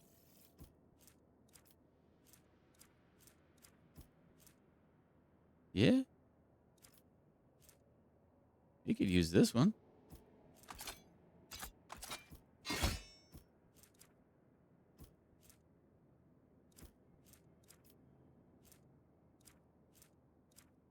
Yeah, that'll work.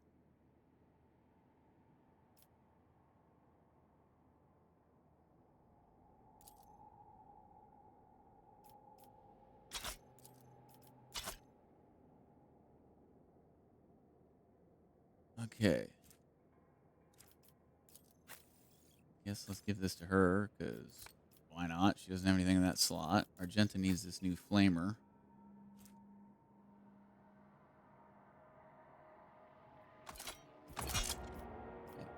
Pretty good.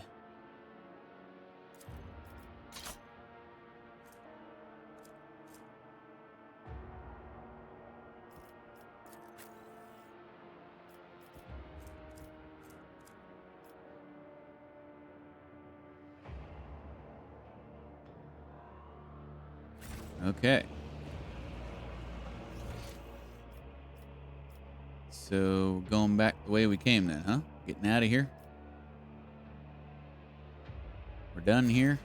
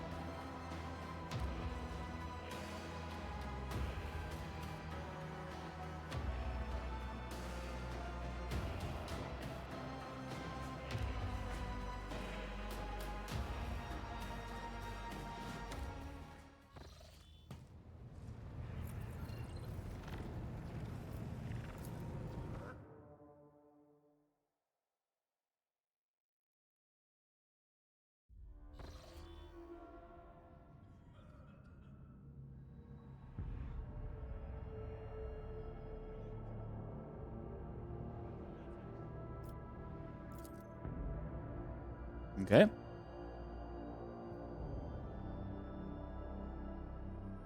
And straight into a ship battle, huh? The litany of ordnance rings out across our decks. Whoa.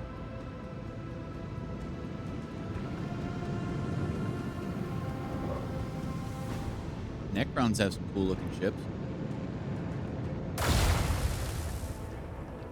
Wow, I can't believe he actually survived that. I thought he'd just get one shot right there.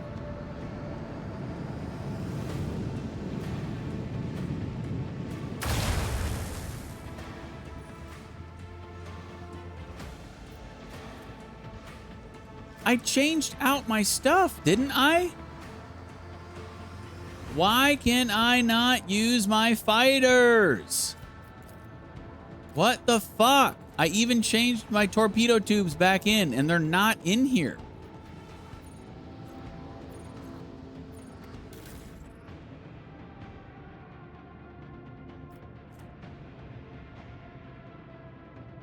They're right here.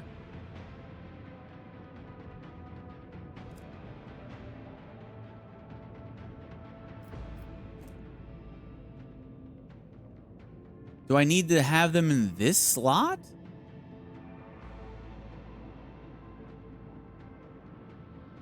Because they were in this slot before. But I didn't think it mattered. I didn't think... I thought prow is prow. Whatever.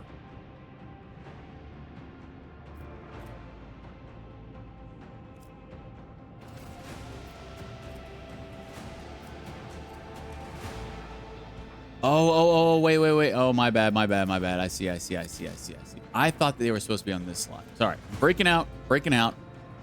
It's all good. We got him. Ladies and gentlemen, we got him.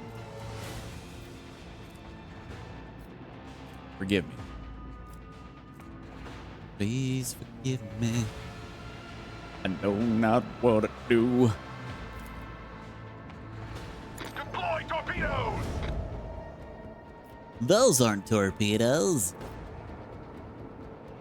Fire the lance batteries!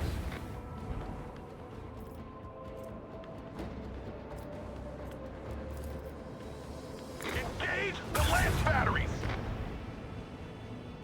What the?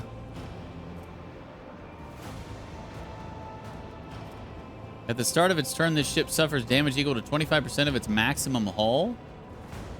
How did it just gain all of its freaking health back? Once per combat, when the ship is about to be destroyed, it is instead reanimated with full hull. Okay. So it only happens once. However, this reanimation is not permanent, and the ship continues to disintegrate, suffering damage equal to 25% of its maximum hull at the start of its turn.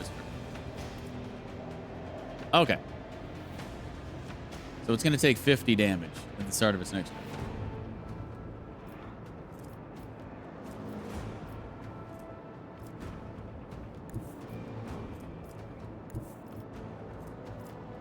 Or we could just help it. Fire right now! Not quite to 50.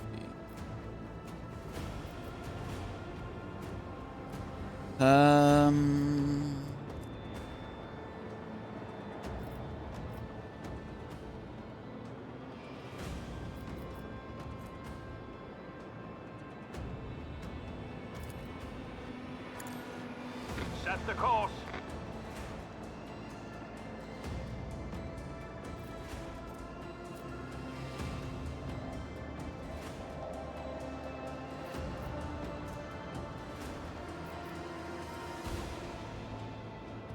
Oh, we're one spot short. Bruh.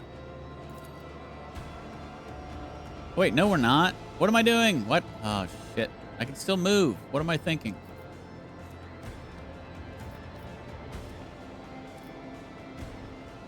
Jeez, you big goof. Now you put your shields on your front. You're not going to want them on your front.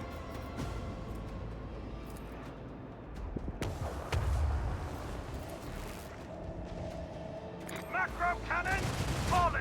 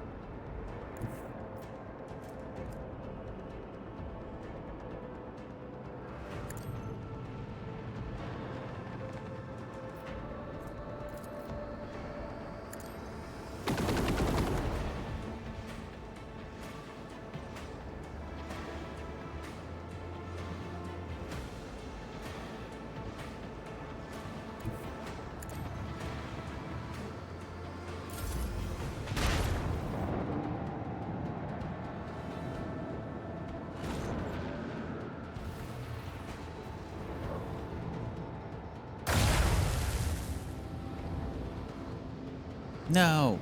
Get away from them. What are you doing? Running?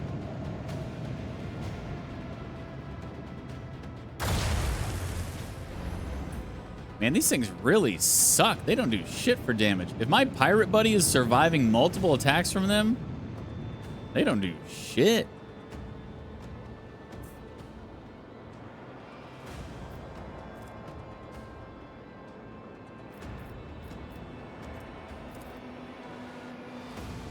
Annihilate them!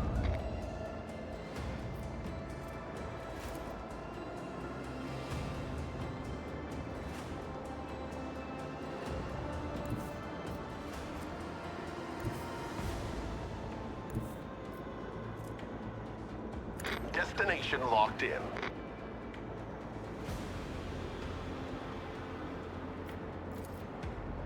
Bleed them!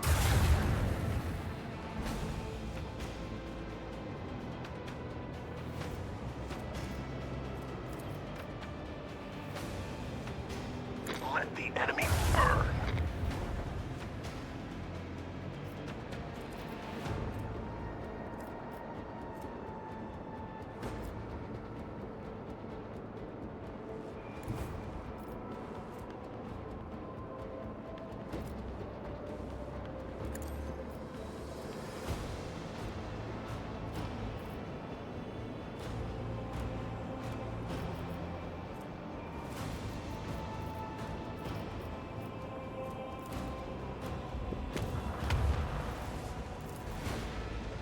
Another salvo!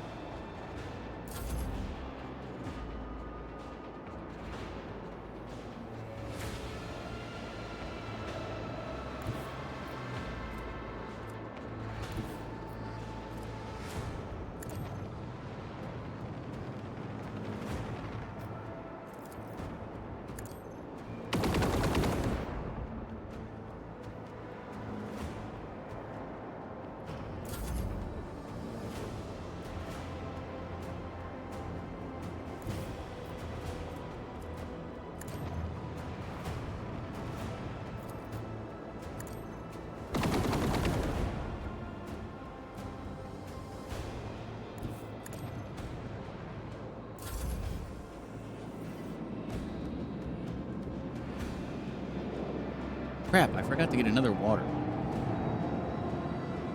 when I took my break.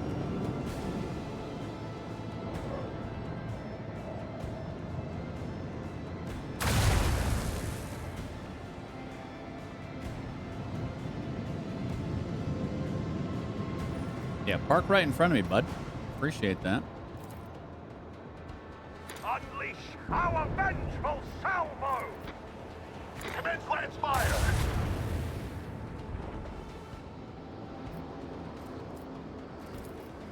This one's going down.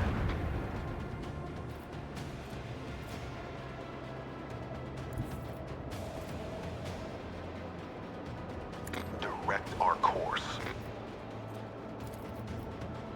Macro cannon, volley! He did.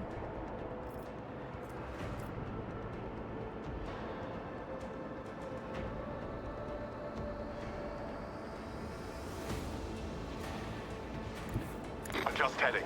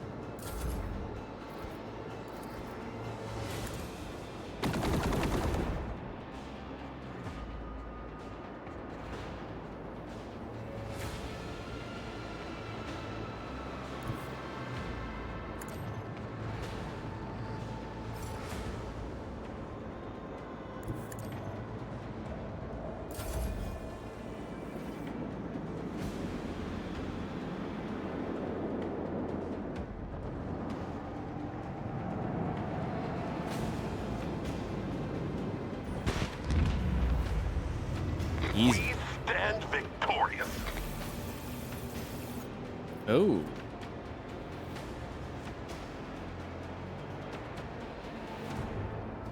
Oh. I like it.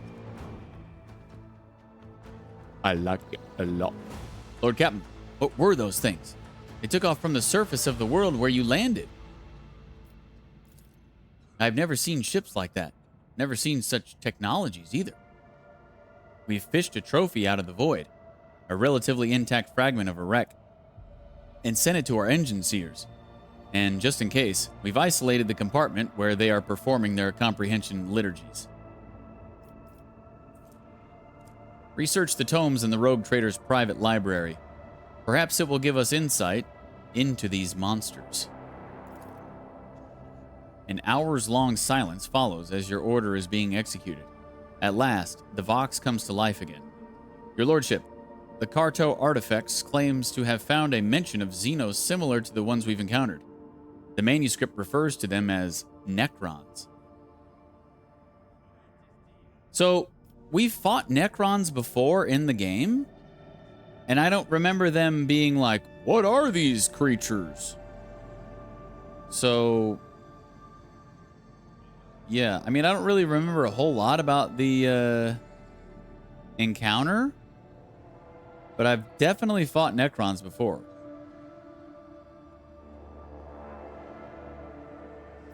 Maybe just once or twice?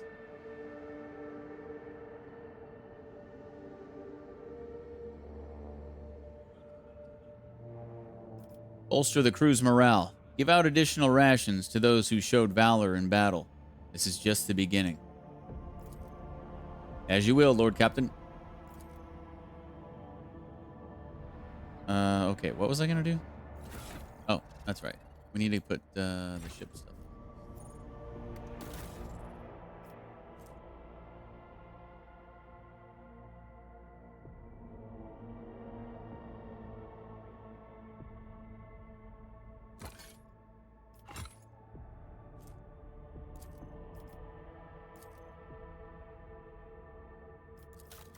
And upgrade.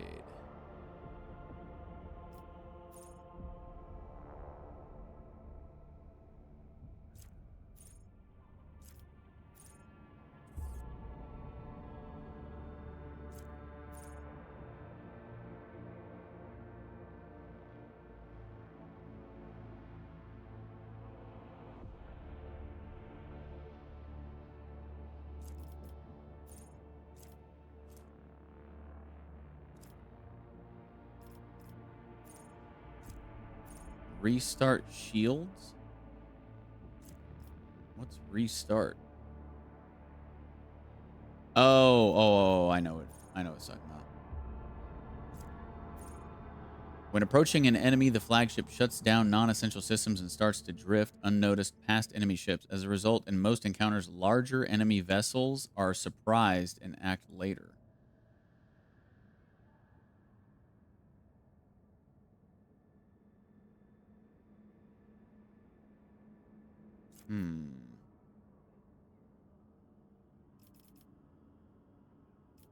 Okay. And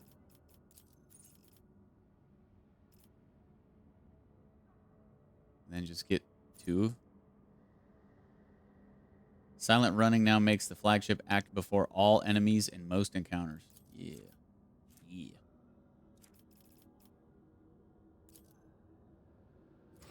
Okay. I'm going to be right back. I'm going to go get a water. Real quick.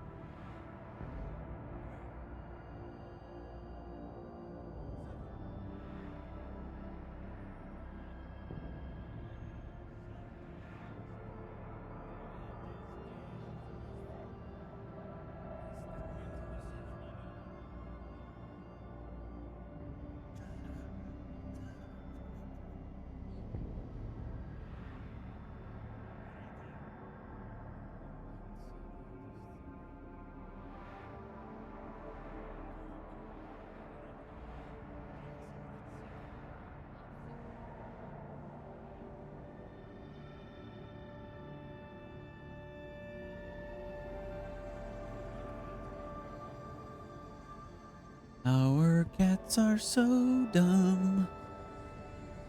Dumbest cats in the whole wide world.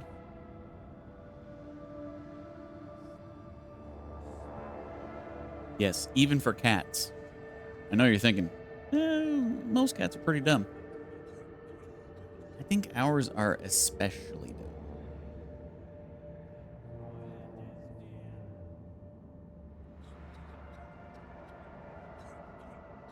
Especially dumb. All right. Let's get out of this system, I guess. And we got a brand new map, or should have a brand new map here.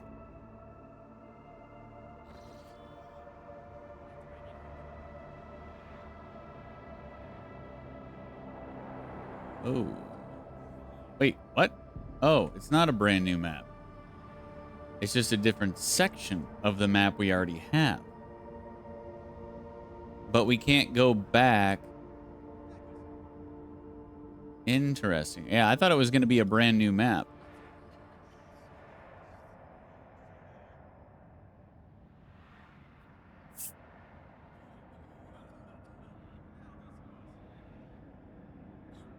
So it's not a new map. It's just in a different part of the map. Okay. Chart new routes. Do we get to keep all of our points that we had from before? I think we did.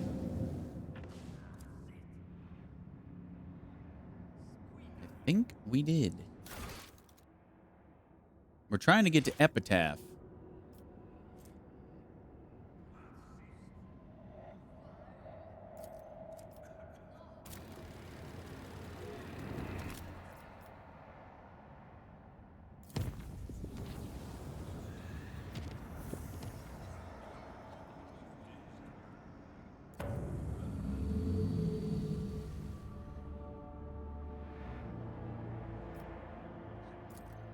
Trying to get to Epitaph, wherever that is.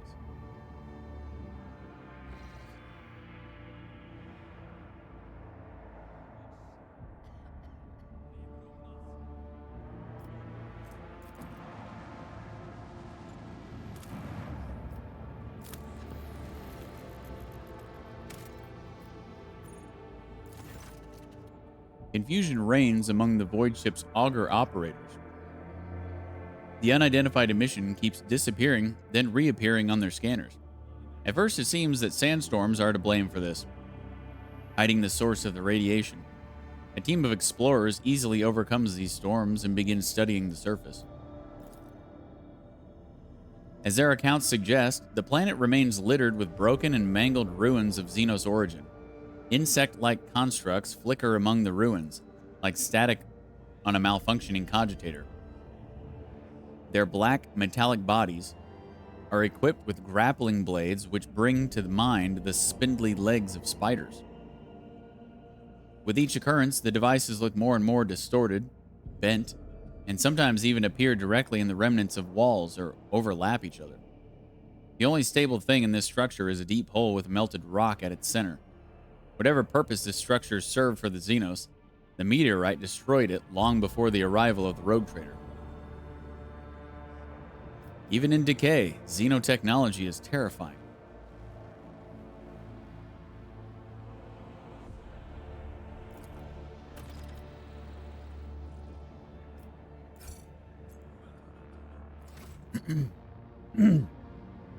Best to just get out of there.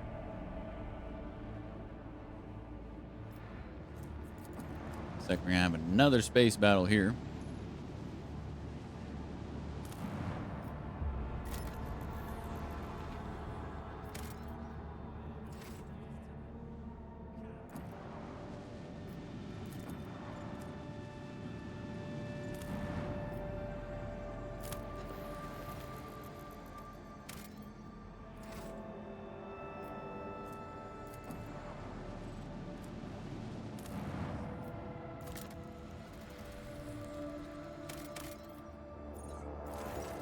Most of the surface is covered in icy dunes with greenish highlights. At first, officers aboard the vessel decide that the unusual color of the ice is due to a quick quirk of the atmosphere. Later, it becomes evident that the source of the highlights is a group of monstrous pyramidal structures wreathed in an emerald fire. Examining them in detail with magnoculars, it can be seen that one of the monoliths is damaged. A device on its wall emits an energy beam at a similar pyramid not far from itself. Examine the structures. The Von Valancius scouts approached the monoliths with as much care as possible, fearing the appearance of an enemy. A small servitor sent to gather data about the energy beam clearly demonstrated the destructive power of this xenotechnology. After carelessly making contact with the beam, it instantaneously broke apart into minuscule pieces. It is curious that the second pyramid is still intact, and that only matter at the source of the beam is being destroyed.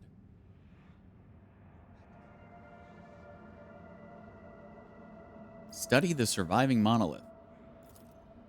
The energy beam barely reflects off of the dark metal of the pyramid. Occasionally, a scarcely visible wave runs across the surface of the monolith's walls, after which the material appears to become even smoother. It's as if one monolith is feeding the other, not destroying it. A few scouts decide to come closer in order to better examine the phenomenon. The soldiers of Von Valancius notice a fragment of a metallic ribcage melted right into the material of one of the walls, like a bizarre bas-relief. Between the rows of ribs, a talisman of black stone shimmers with colored light after each wave of energy. The figure to which the talisman belongs shows no signs of life. After a quick debate, the officers decide to take the artifact on board. Withering Shard. The wearer's strength, toughness, and agility are decreased by 15. The wearer can use heroic acts at 125 momentum instead of 175. The wearer is considered as having heretical adherent if they do not have it. They do not yet have it. F that. It is rare to find such an ominous phenomenon in lifeless ice. Yeah, it is rare. And we're going to destroy that.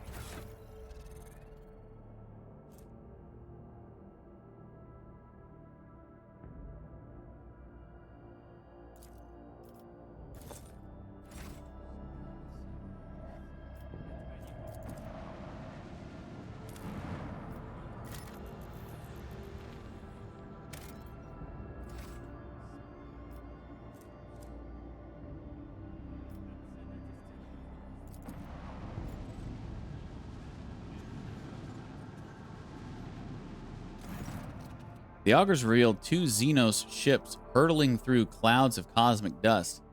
A message is coming from one of the alien vessels on an encrypted Vox frequency used by the Von Valancius dynasty. According to the transmission, Lady Theodora's people are aboard the Xeno ship. Eh? Establish Vox contact. The same request for help keeps coming back. We are alive. We are fighting. We need support. Request a report on the enemy. The augurs are spotting more and more Xenos vessels, but most of them are in a strange state of dormancy.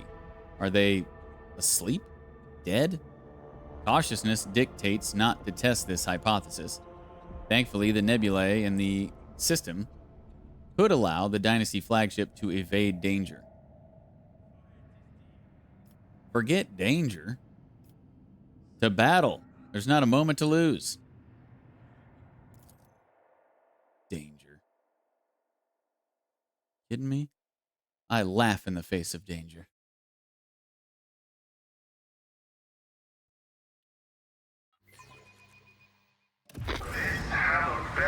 It's just these guys again. These ships are weak sauce.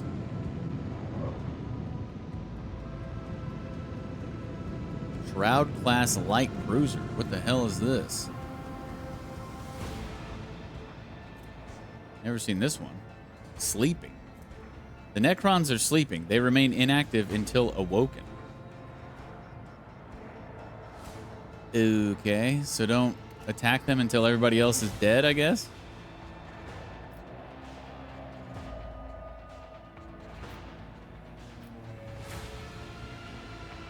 Don't fly into their space or you'll probably wake them up. Jeez, there's a lot of them. Holy crap.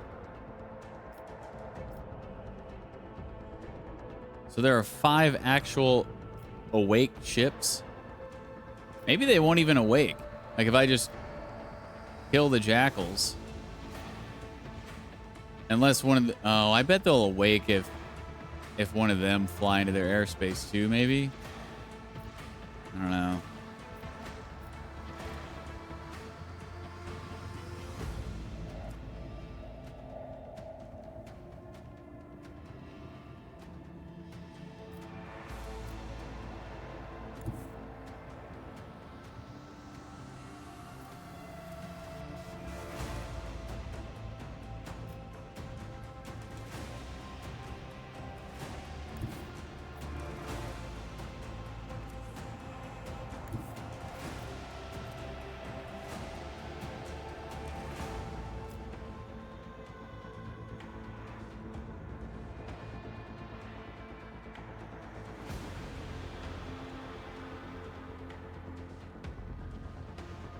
Onward!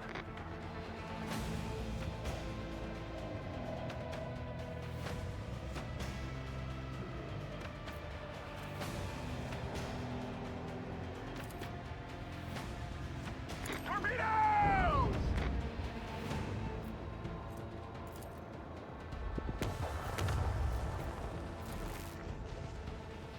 Fire the launch battery!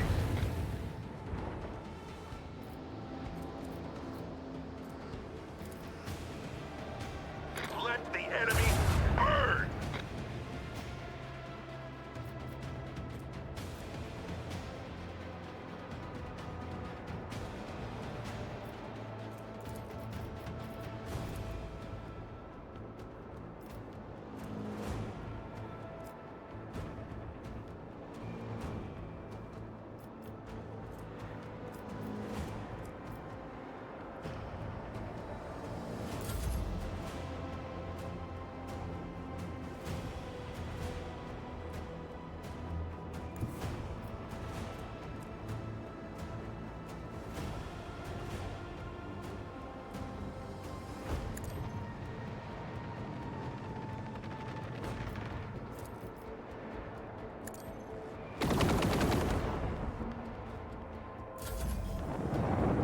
Oh my god. No, no. Do not fly in. Oh my god, I totally forgot about our pirate buddy. Is he actually gonna F us in this fight? Oh my god. Please do not fly into their space. No, these guys are. I don't know if that awoke him. I don't think it did. Maybe they have to be shot or something, or entered. Maybe an enemy has to enter their space.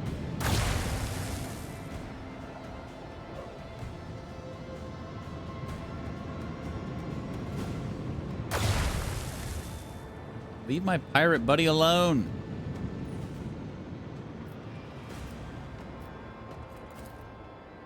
Deploy torpedoes!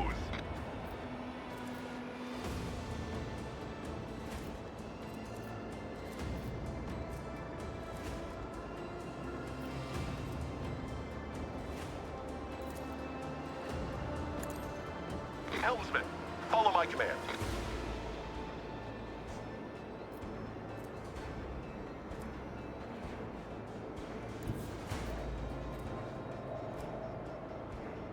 Lay in the course.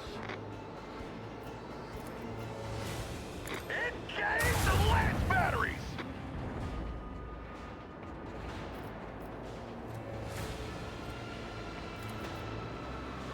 Commence lance fire!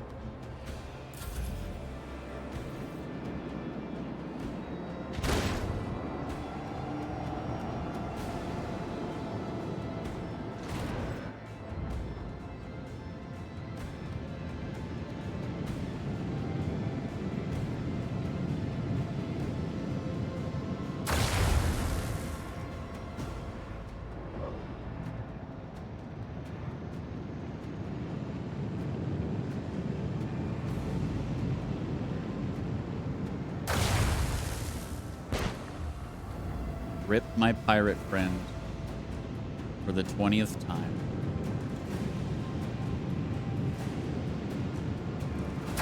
Never forget him. Until the next fight where he dies.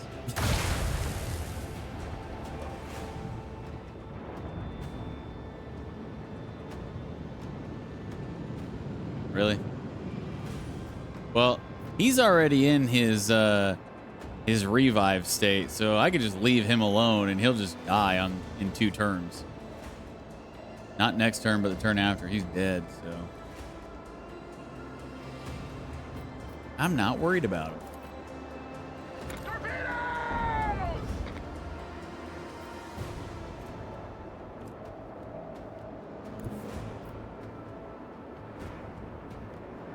The time has come.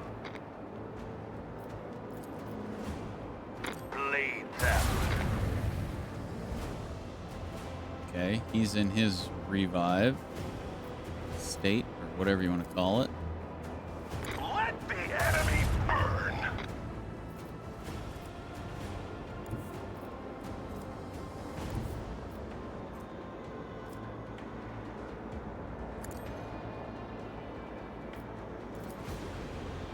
Another salvo. And he did. Start of his next turn. All right.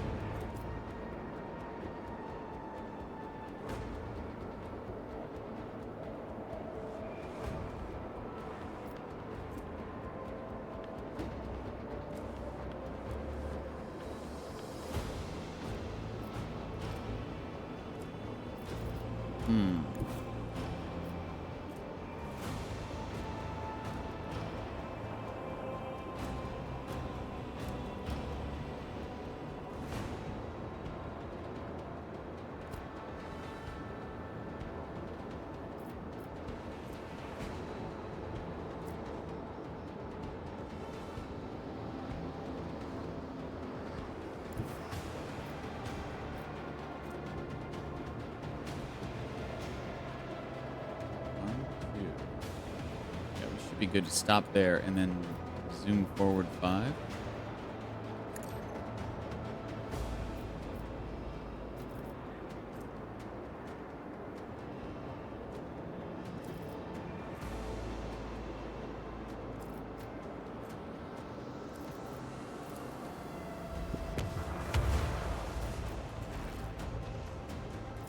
And that is how it's done.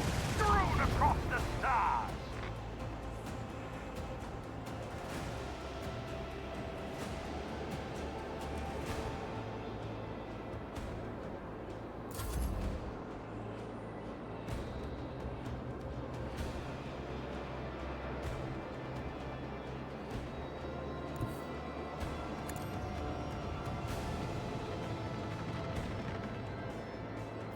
I guess I'll attack this.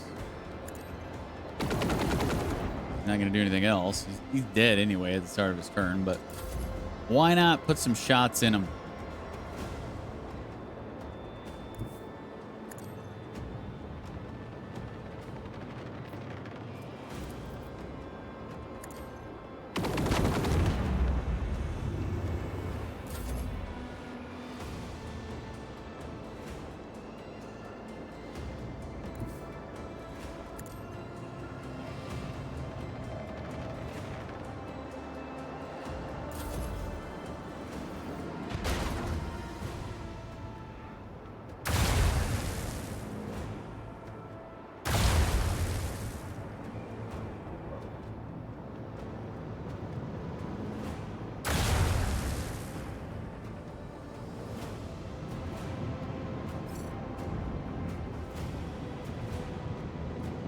You wake him up.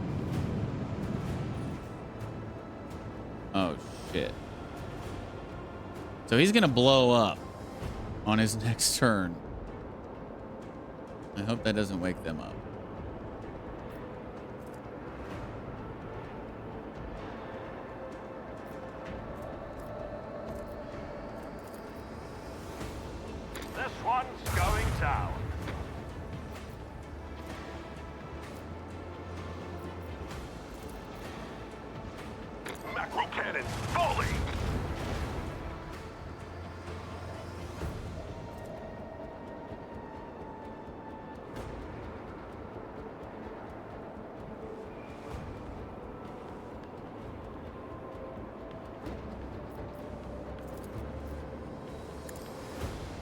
just heading.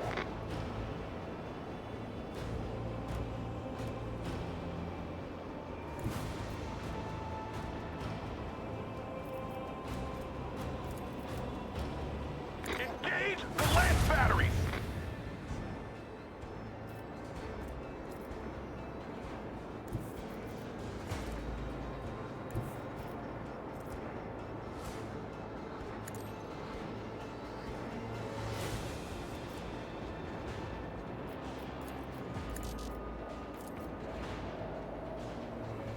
Purify the battlefield!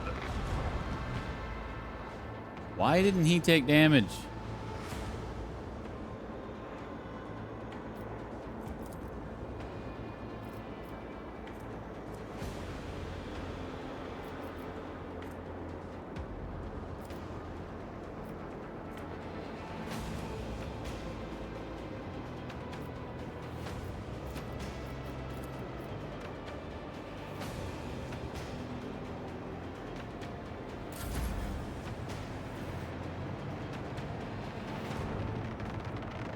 What the hell?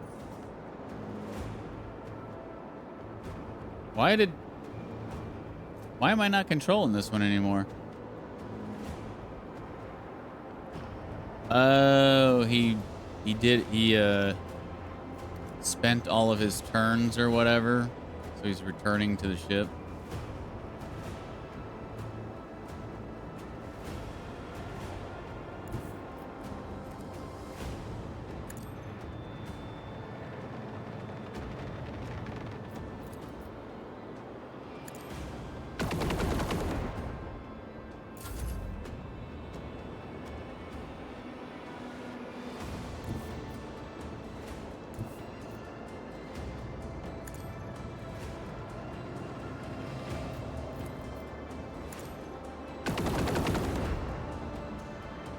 Oh, perfect.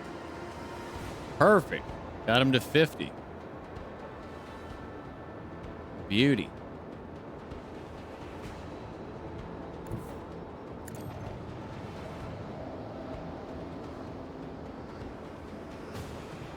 What the hell? What's that symbol mean? Is he gonna die? Because I stopped him in there?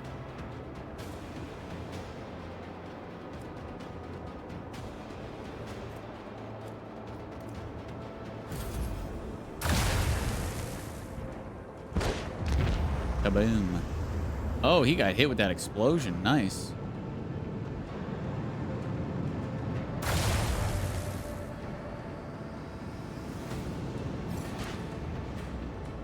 This one blew up here. Okay. Still looks like he's sleeping. Okay. Phew.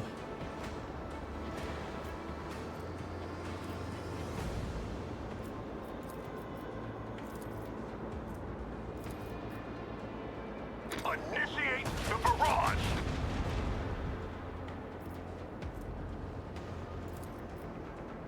Bleed them!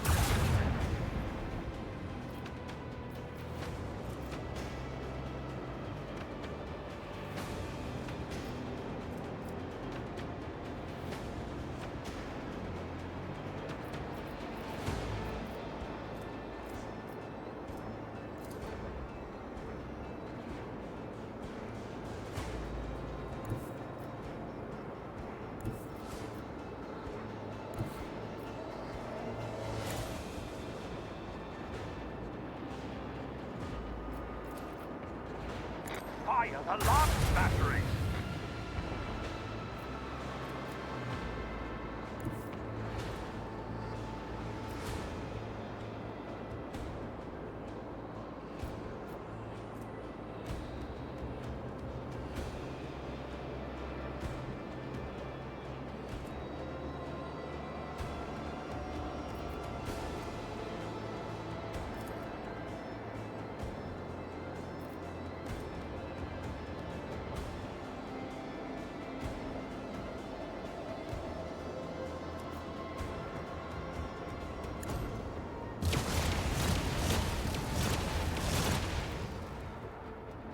Oh. Close. So close. I think we'll be able to get enough on the fighters. So they just blow up.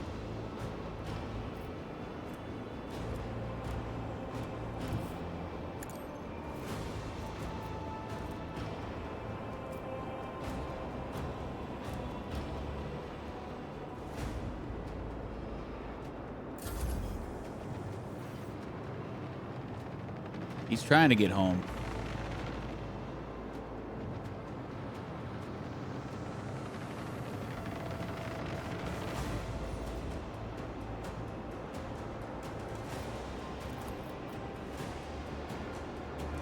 Uh-oh. I'm gonna take damage from this thing blowing up, aren't I? Yeah, whatever. It won't kill me.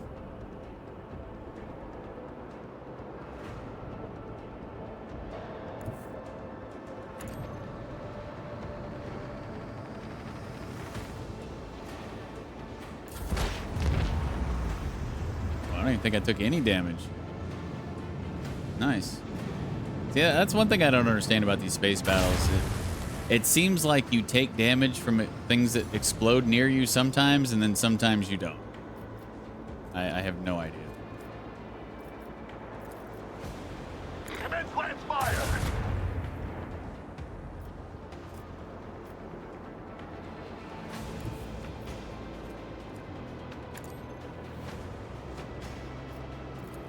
I really wish he would stop flying in this friggin' gas and dust cloud.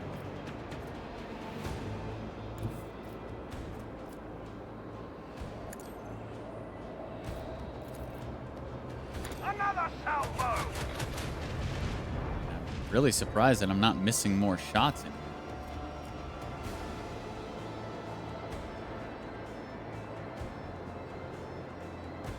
Did I just ram him?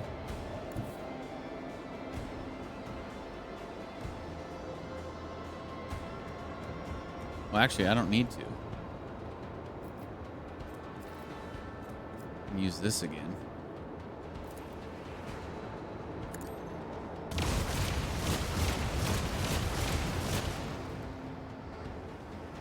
Now I could.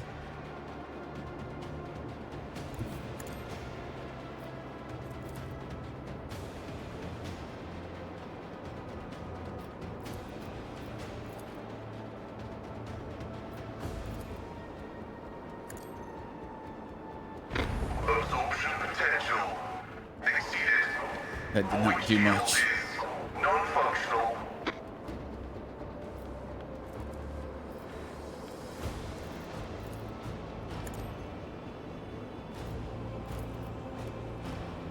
Fire right now! Almost.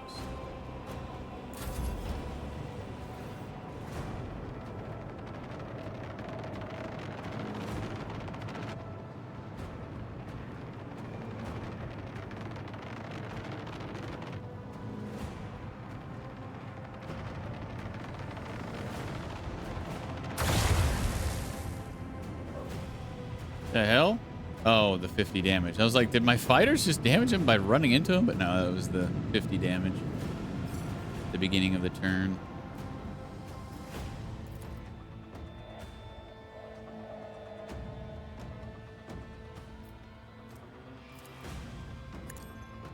Onward!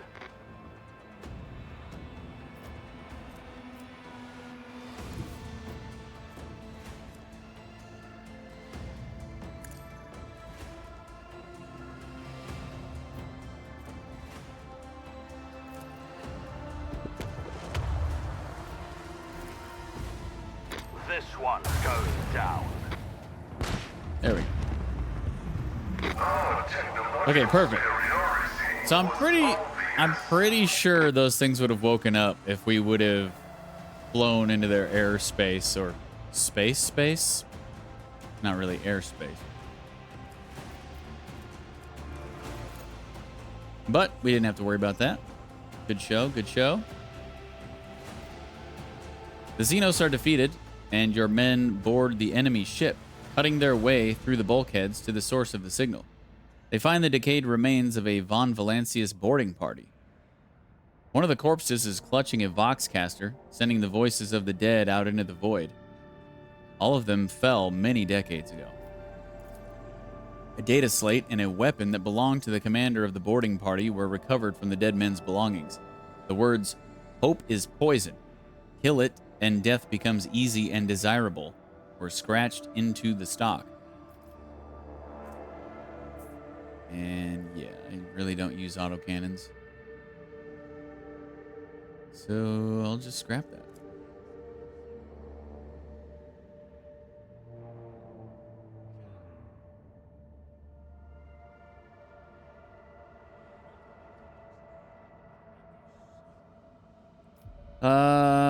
Bomb the Necron ship along with the corpses. The bridge is filled with somber jubilation. The sight of the huge flaming tomb becomes the final chord of vengeance against the enemies of humanity. May they rip in peace.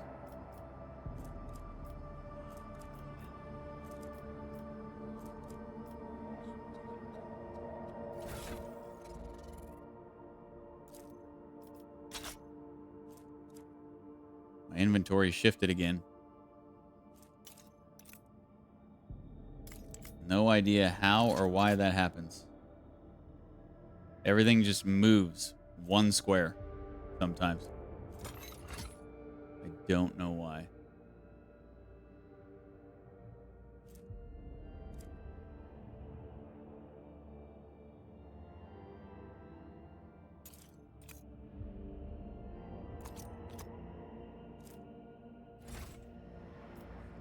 All right, let's check out what this Necron ring is. The greenish glow of the gigantic ring, made from unknown materials, flows through the windows of the captain's bridge. The void ship's instruments measure a whole spectrum of various emissions.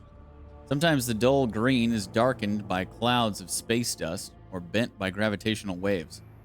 The object most closely resembles a portal, albeit what's passing through it cannot be clearly defined.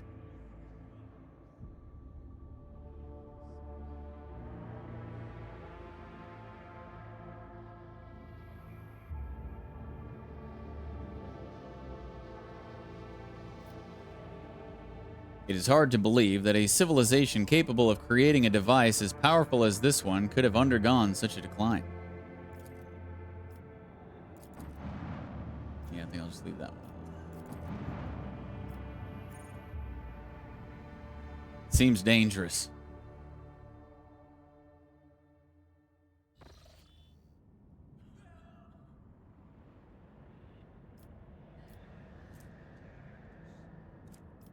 Wait, what? Why does this say Uncharted?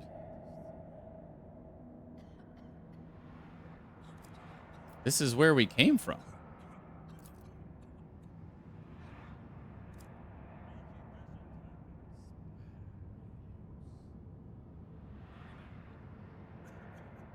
What?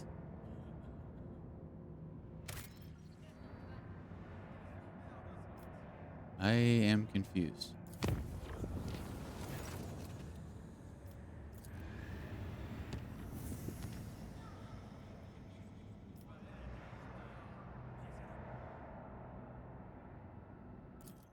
This is the system we were in before the one that we were just in.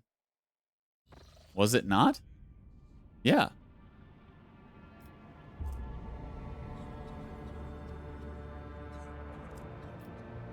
Why is it saying Uncharted? Is it because I didn't try to go here?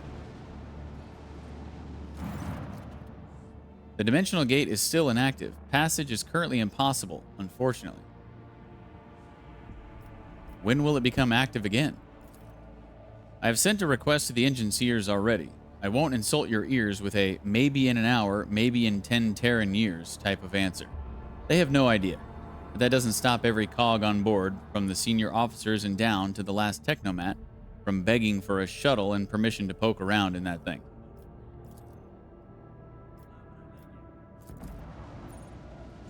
And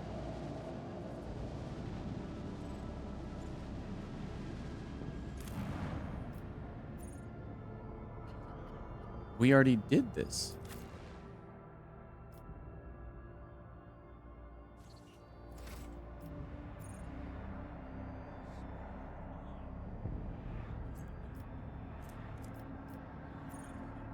Weird. I don't know why it's saying uncharted. Yet another bug to add to the list, I guess.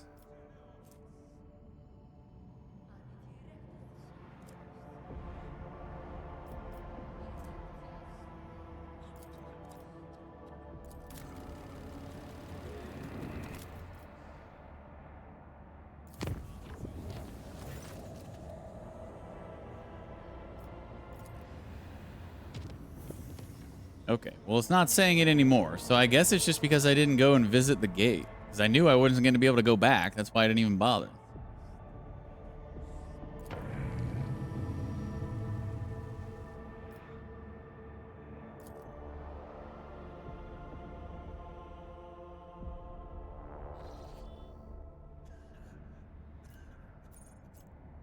Man, there's a lot of ship battles here, huh? Sheesh.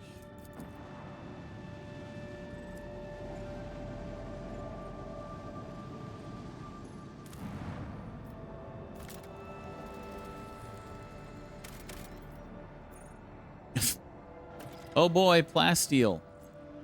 Even in this area of space, there's just tons of plasteel. Sure, I'll use my one extractium. Go right ahead. Kind of surprised that there is even these things where we can use extractium, because we can't do any of like the outpost stuff or any of the trading stuff. Seems kind of silly that that's a thing. You'd think that it would be just, you know, like that one, just give us XP or have some sort of little side story tidbit.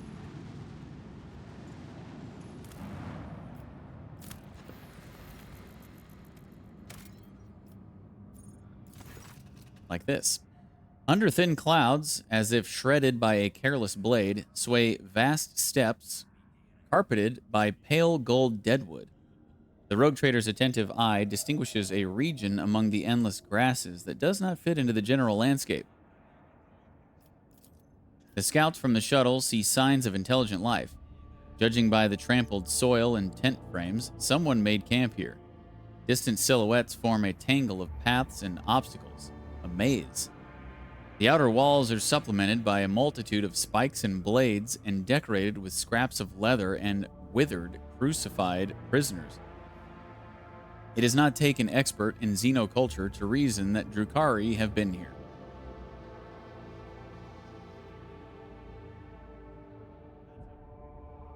Have been here, so they're not here currently?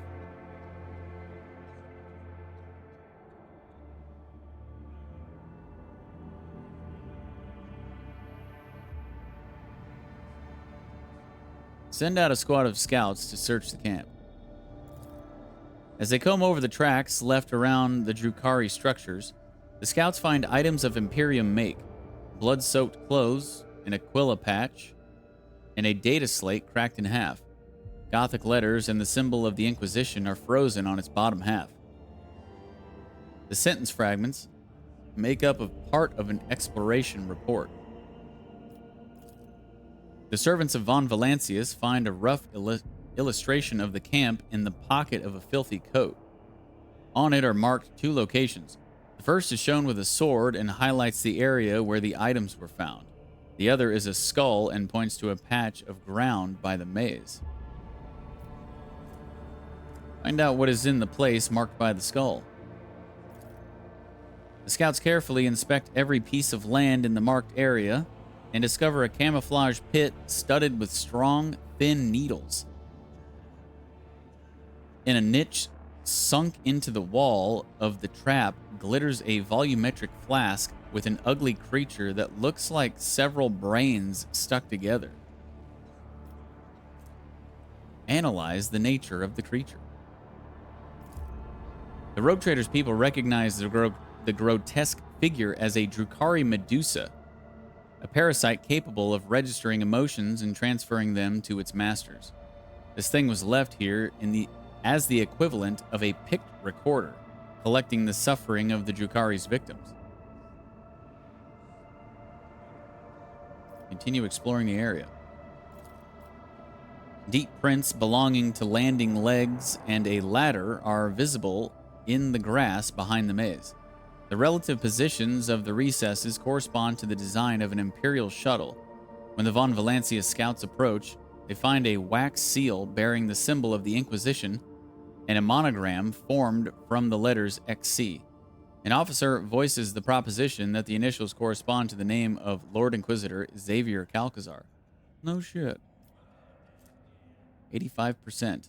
Search for other objects in the grass. Succeed. A segment of the dry grass a few meters in front of the prints from the ladder has been cut as if scythed. Among the chopped stems lies a piece of Drukhari trophy, a flap of dark skin stretched out by thin chains. Most of it is covered by a tattoo. The silhouette of a storm or tornado and a black symbol composed of curved lines and sharp shapes.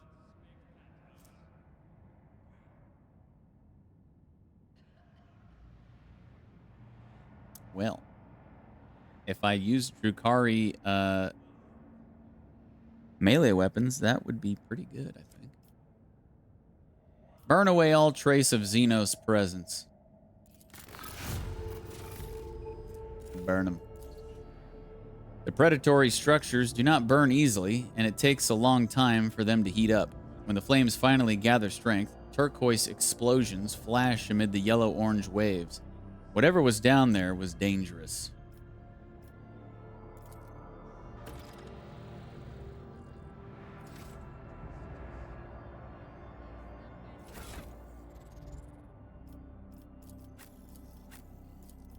Only one who can use Drukhari is Jai, but we don't use melee for her, so scrap. And okay. More space battles.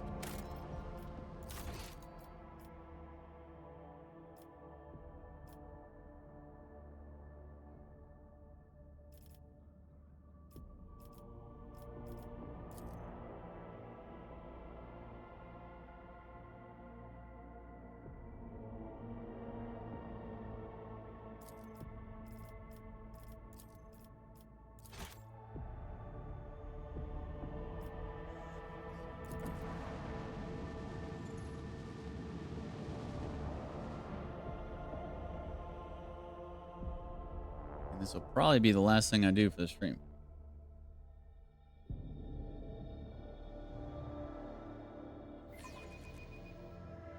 All stations, report when manned and ready. A lot of space battles in this area. Uh-oh. Well, we found one that isn't asleep.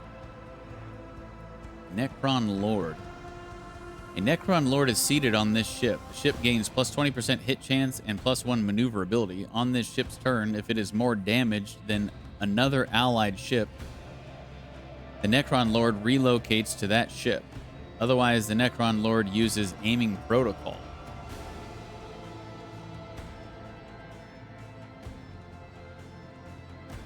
Eh? What's aiming protocol?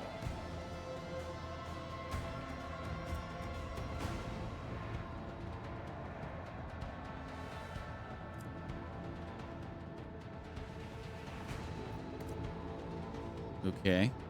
I guess I'll just take out the smaller ones first.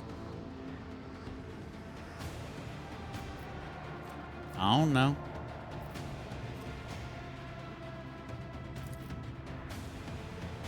Launch course.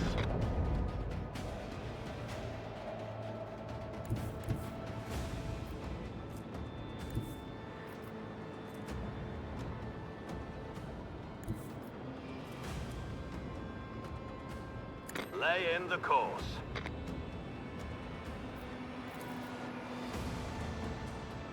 Let the enemy burn.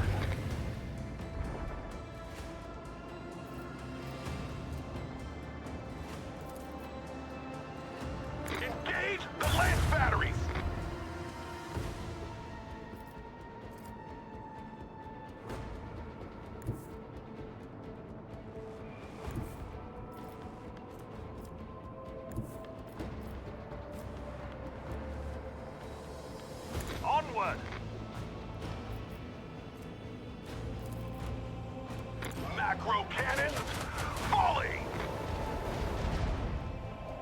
Oh. So close to getting the reset.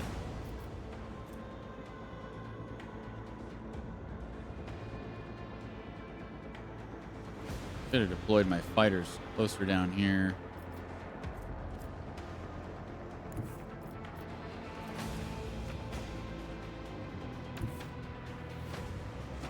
Destination locked in.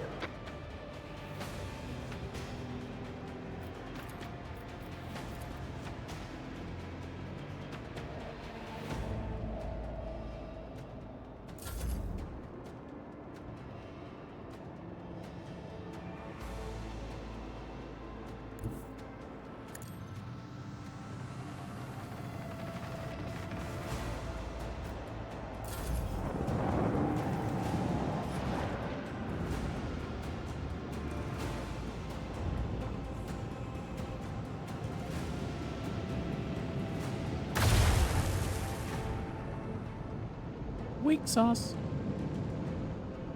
Shit's weak.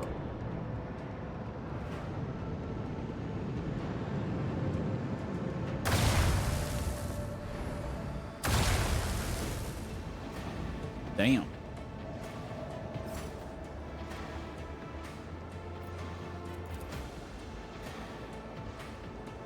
Bleed them!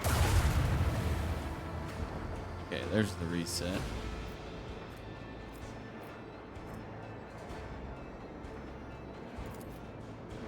Annihilate them!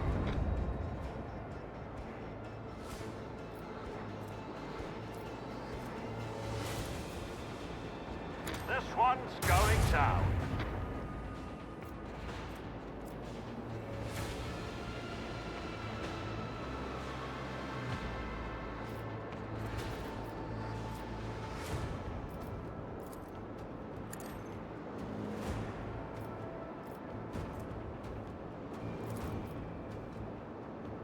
Fire at will!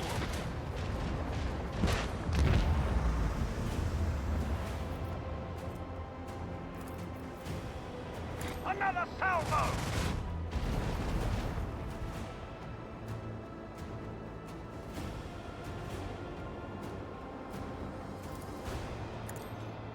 Helmsman, follow my command.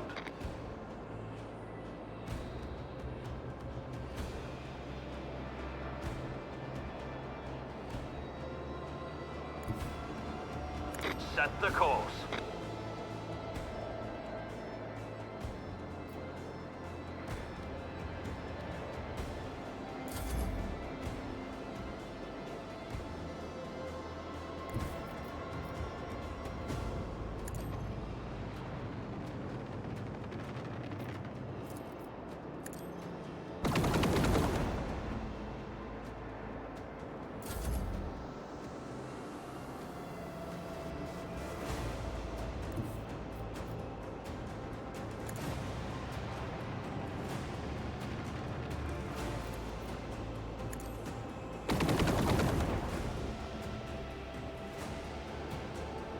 Almost. Is this? He hasn't got his reset yet, has he? I don't think so. So he's gonna heal a little bit. Pirate dude, you better just get out of there. What are you doing? You're gonna die. Again. I wonder how many, ever since I got this dude, I wonder how many battles he's actually survived. It's gotta be less than 5. It's probably less than 3, to be honest.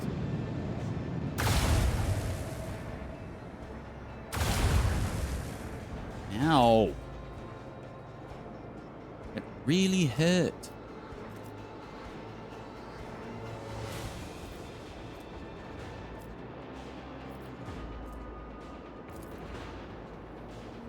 Torpedoes, locked!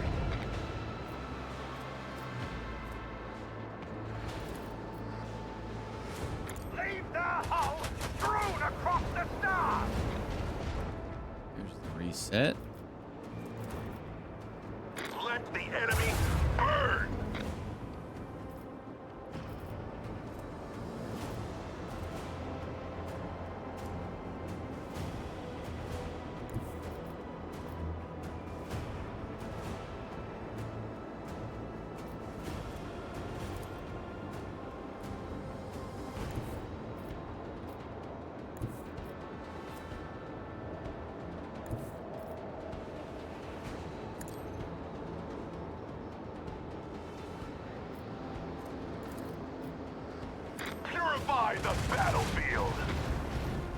All right, he's dead.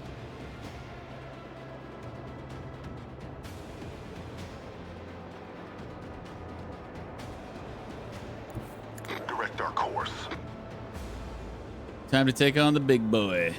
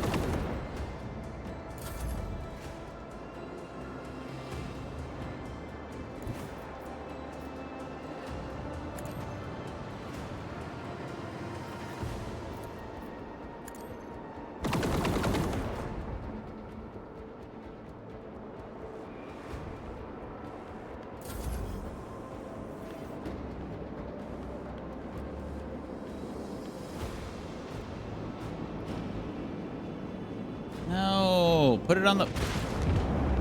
You idiot.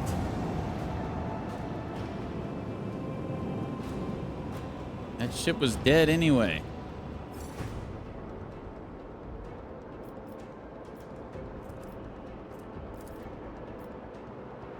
Bleed them.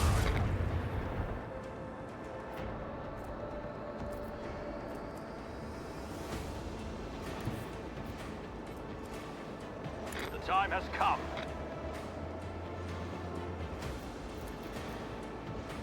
Commence blast fire! That was a big chunk.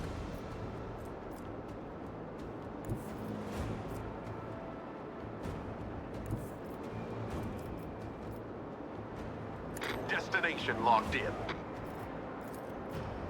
Another salvo! Oh, 5 HP. Are you kidding?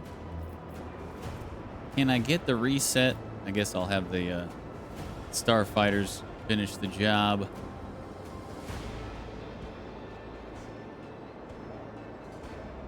I think I'm just gonna stay here.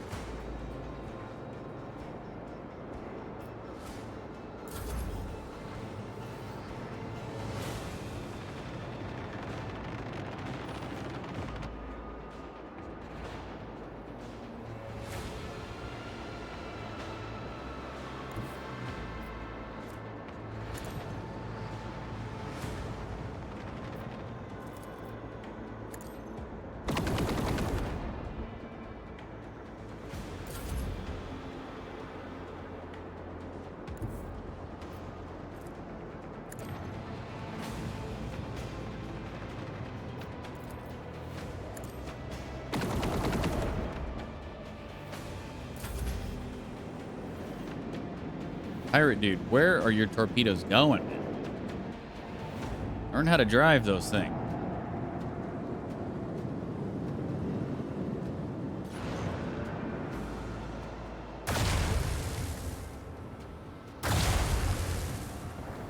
Ow. Stop it. Where you going, buddy? You running? You getting scared?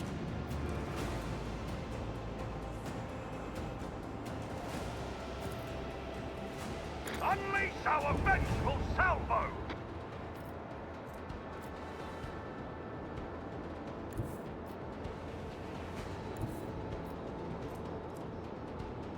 Onward!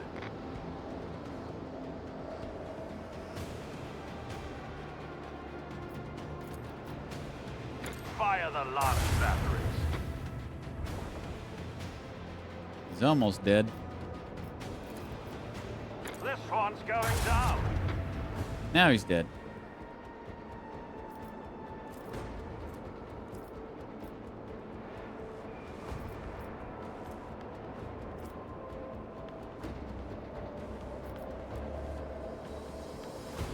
Oh, wait. Oh, I could just do a boarding party on him? Nah, I don't want to waste that. I'll just let him die to his... to either his automatic damage he's going to take, or... I don't know if any of my starfighters can make it to him, but...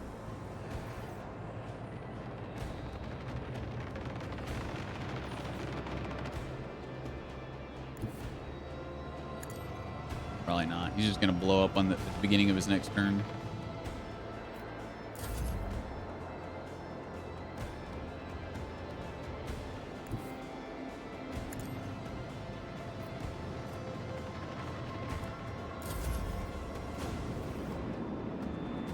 God forbid the pirate's torpedoes land a shot. He survived, though. He actually survived the fight. I can't believe it. We did it! Oh, hello. Long-range broadside plasma macro cannons which fire 3 shots, dealing 39 damage per shot. Well.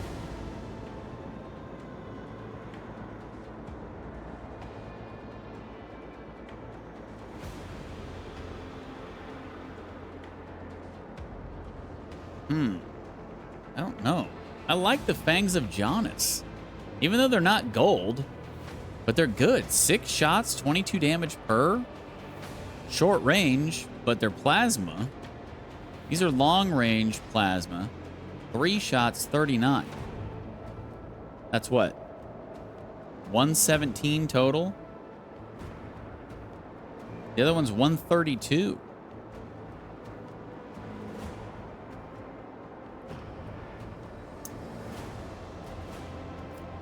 Yeah, I think I'm just going to scrap these.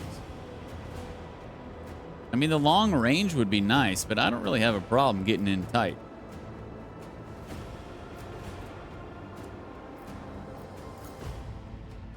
And I think that'll do it for today.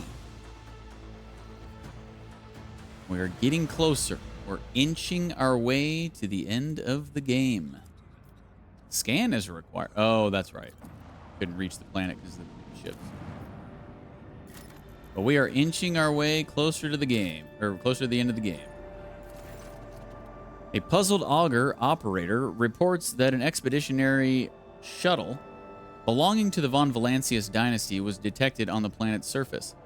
Furthermore, according to its markings, it is assigned to your vessel. The operator also states that the entrance to a system of tunnels was spotted next to the shuttle. Explore the tunnels. After disembarking, you notice that the shuttle is buried halfway in sand, and the von Valancius coat of arms is practically erased from its side. This shuttle has clearly been here for a very long time. Next to the shuttle, you find crates of archaeological equipment, on which one can just barely make out the emblem of the explorators. Most of these crates are lying next to massive black doors of Xenos origin, the entrance to the tunnels. The descent into the depths takes several hours. You make your way through cramped corridors, giving way to huge black halls where a dim emerald glow from no discernible source brings forth the silhouettes of equipment abandoned by the tech priests. The suffocating, oppressive silence that accompanies you during the descent is broken only by the echo of your footsteps, deafening and yet so insignificant against the background of the Cyclopean arches. Oh, we're going in, huh?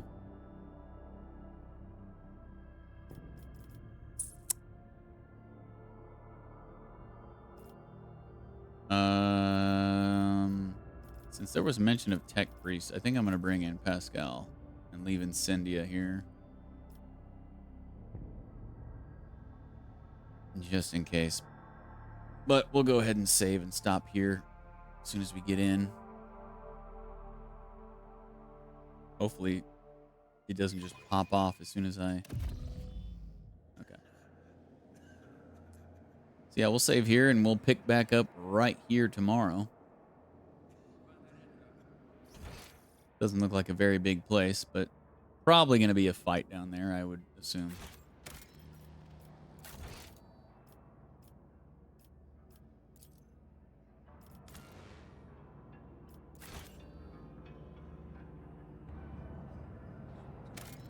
So,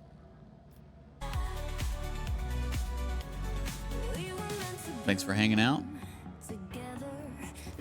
We will be back tomorrow, just like always, every day, 8 p.m. CET.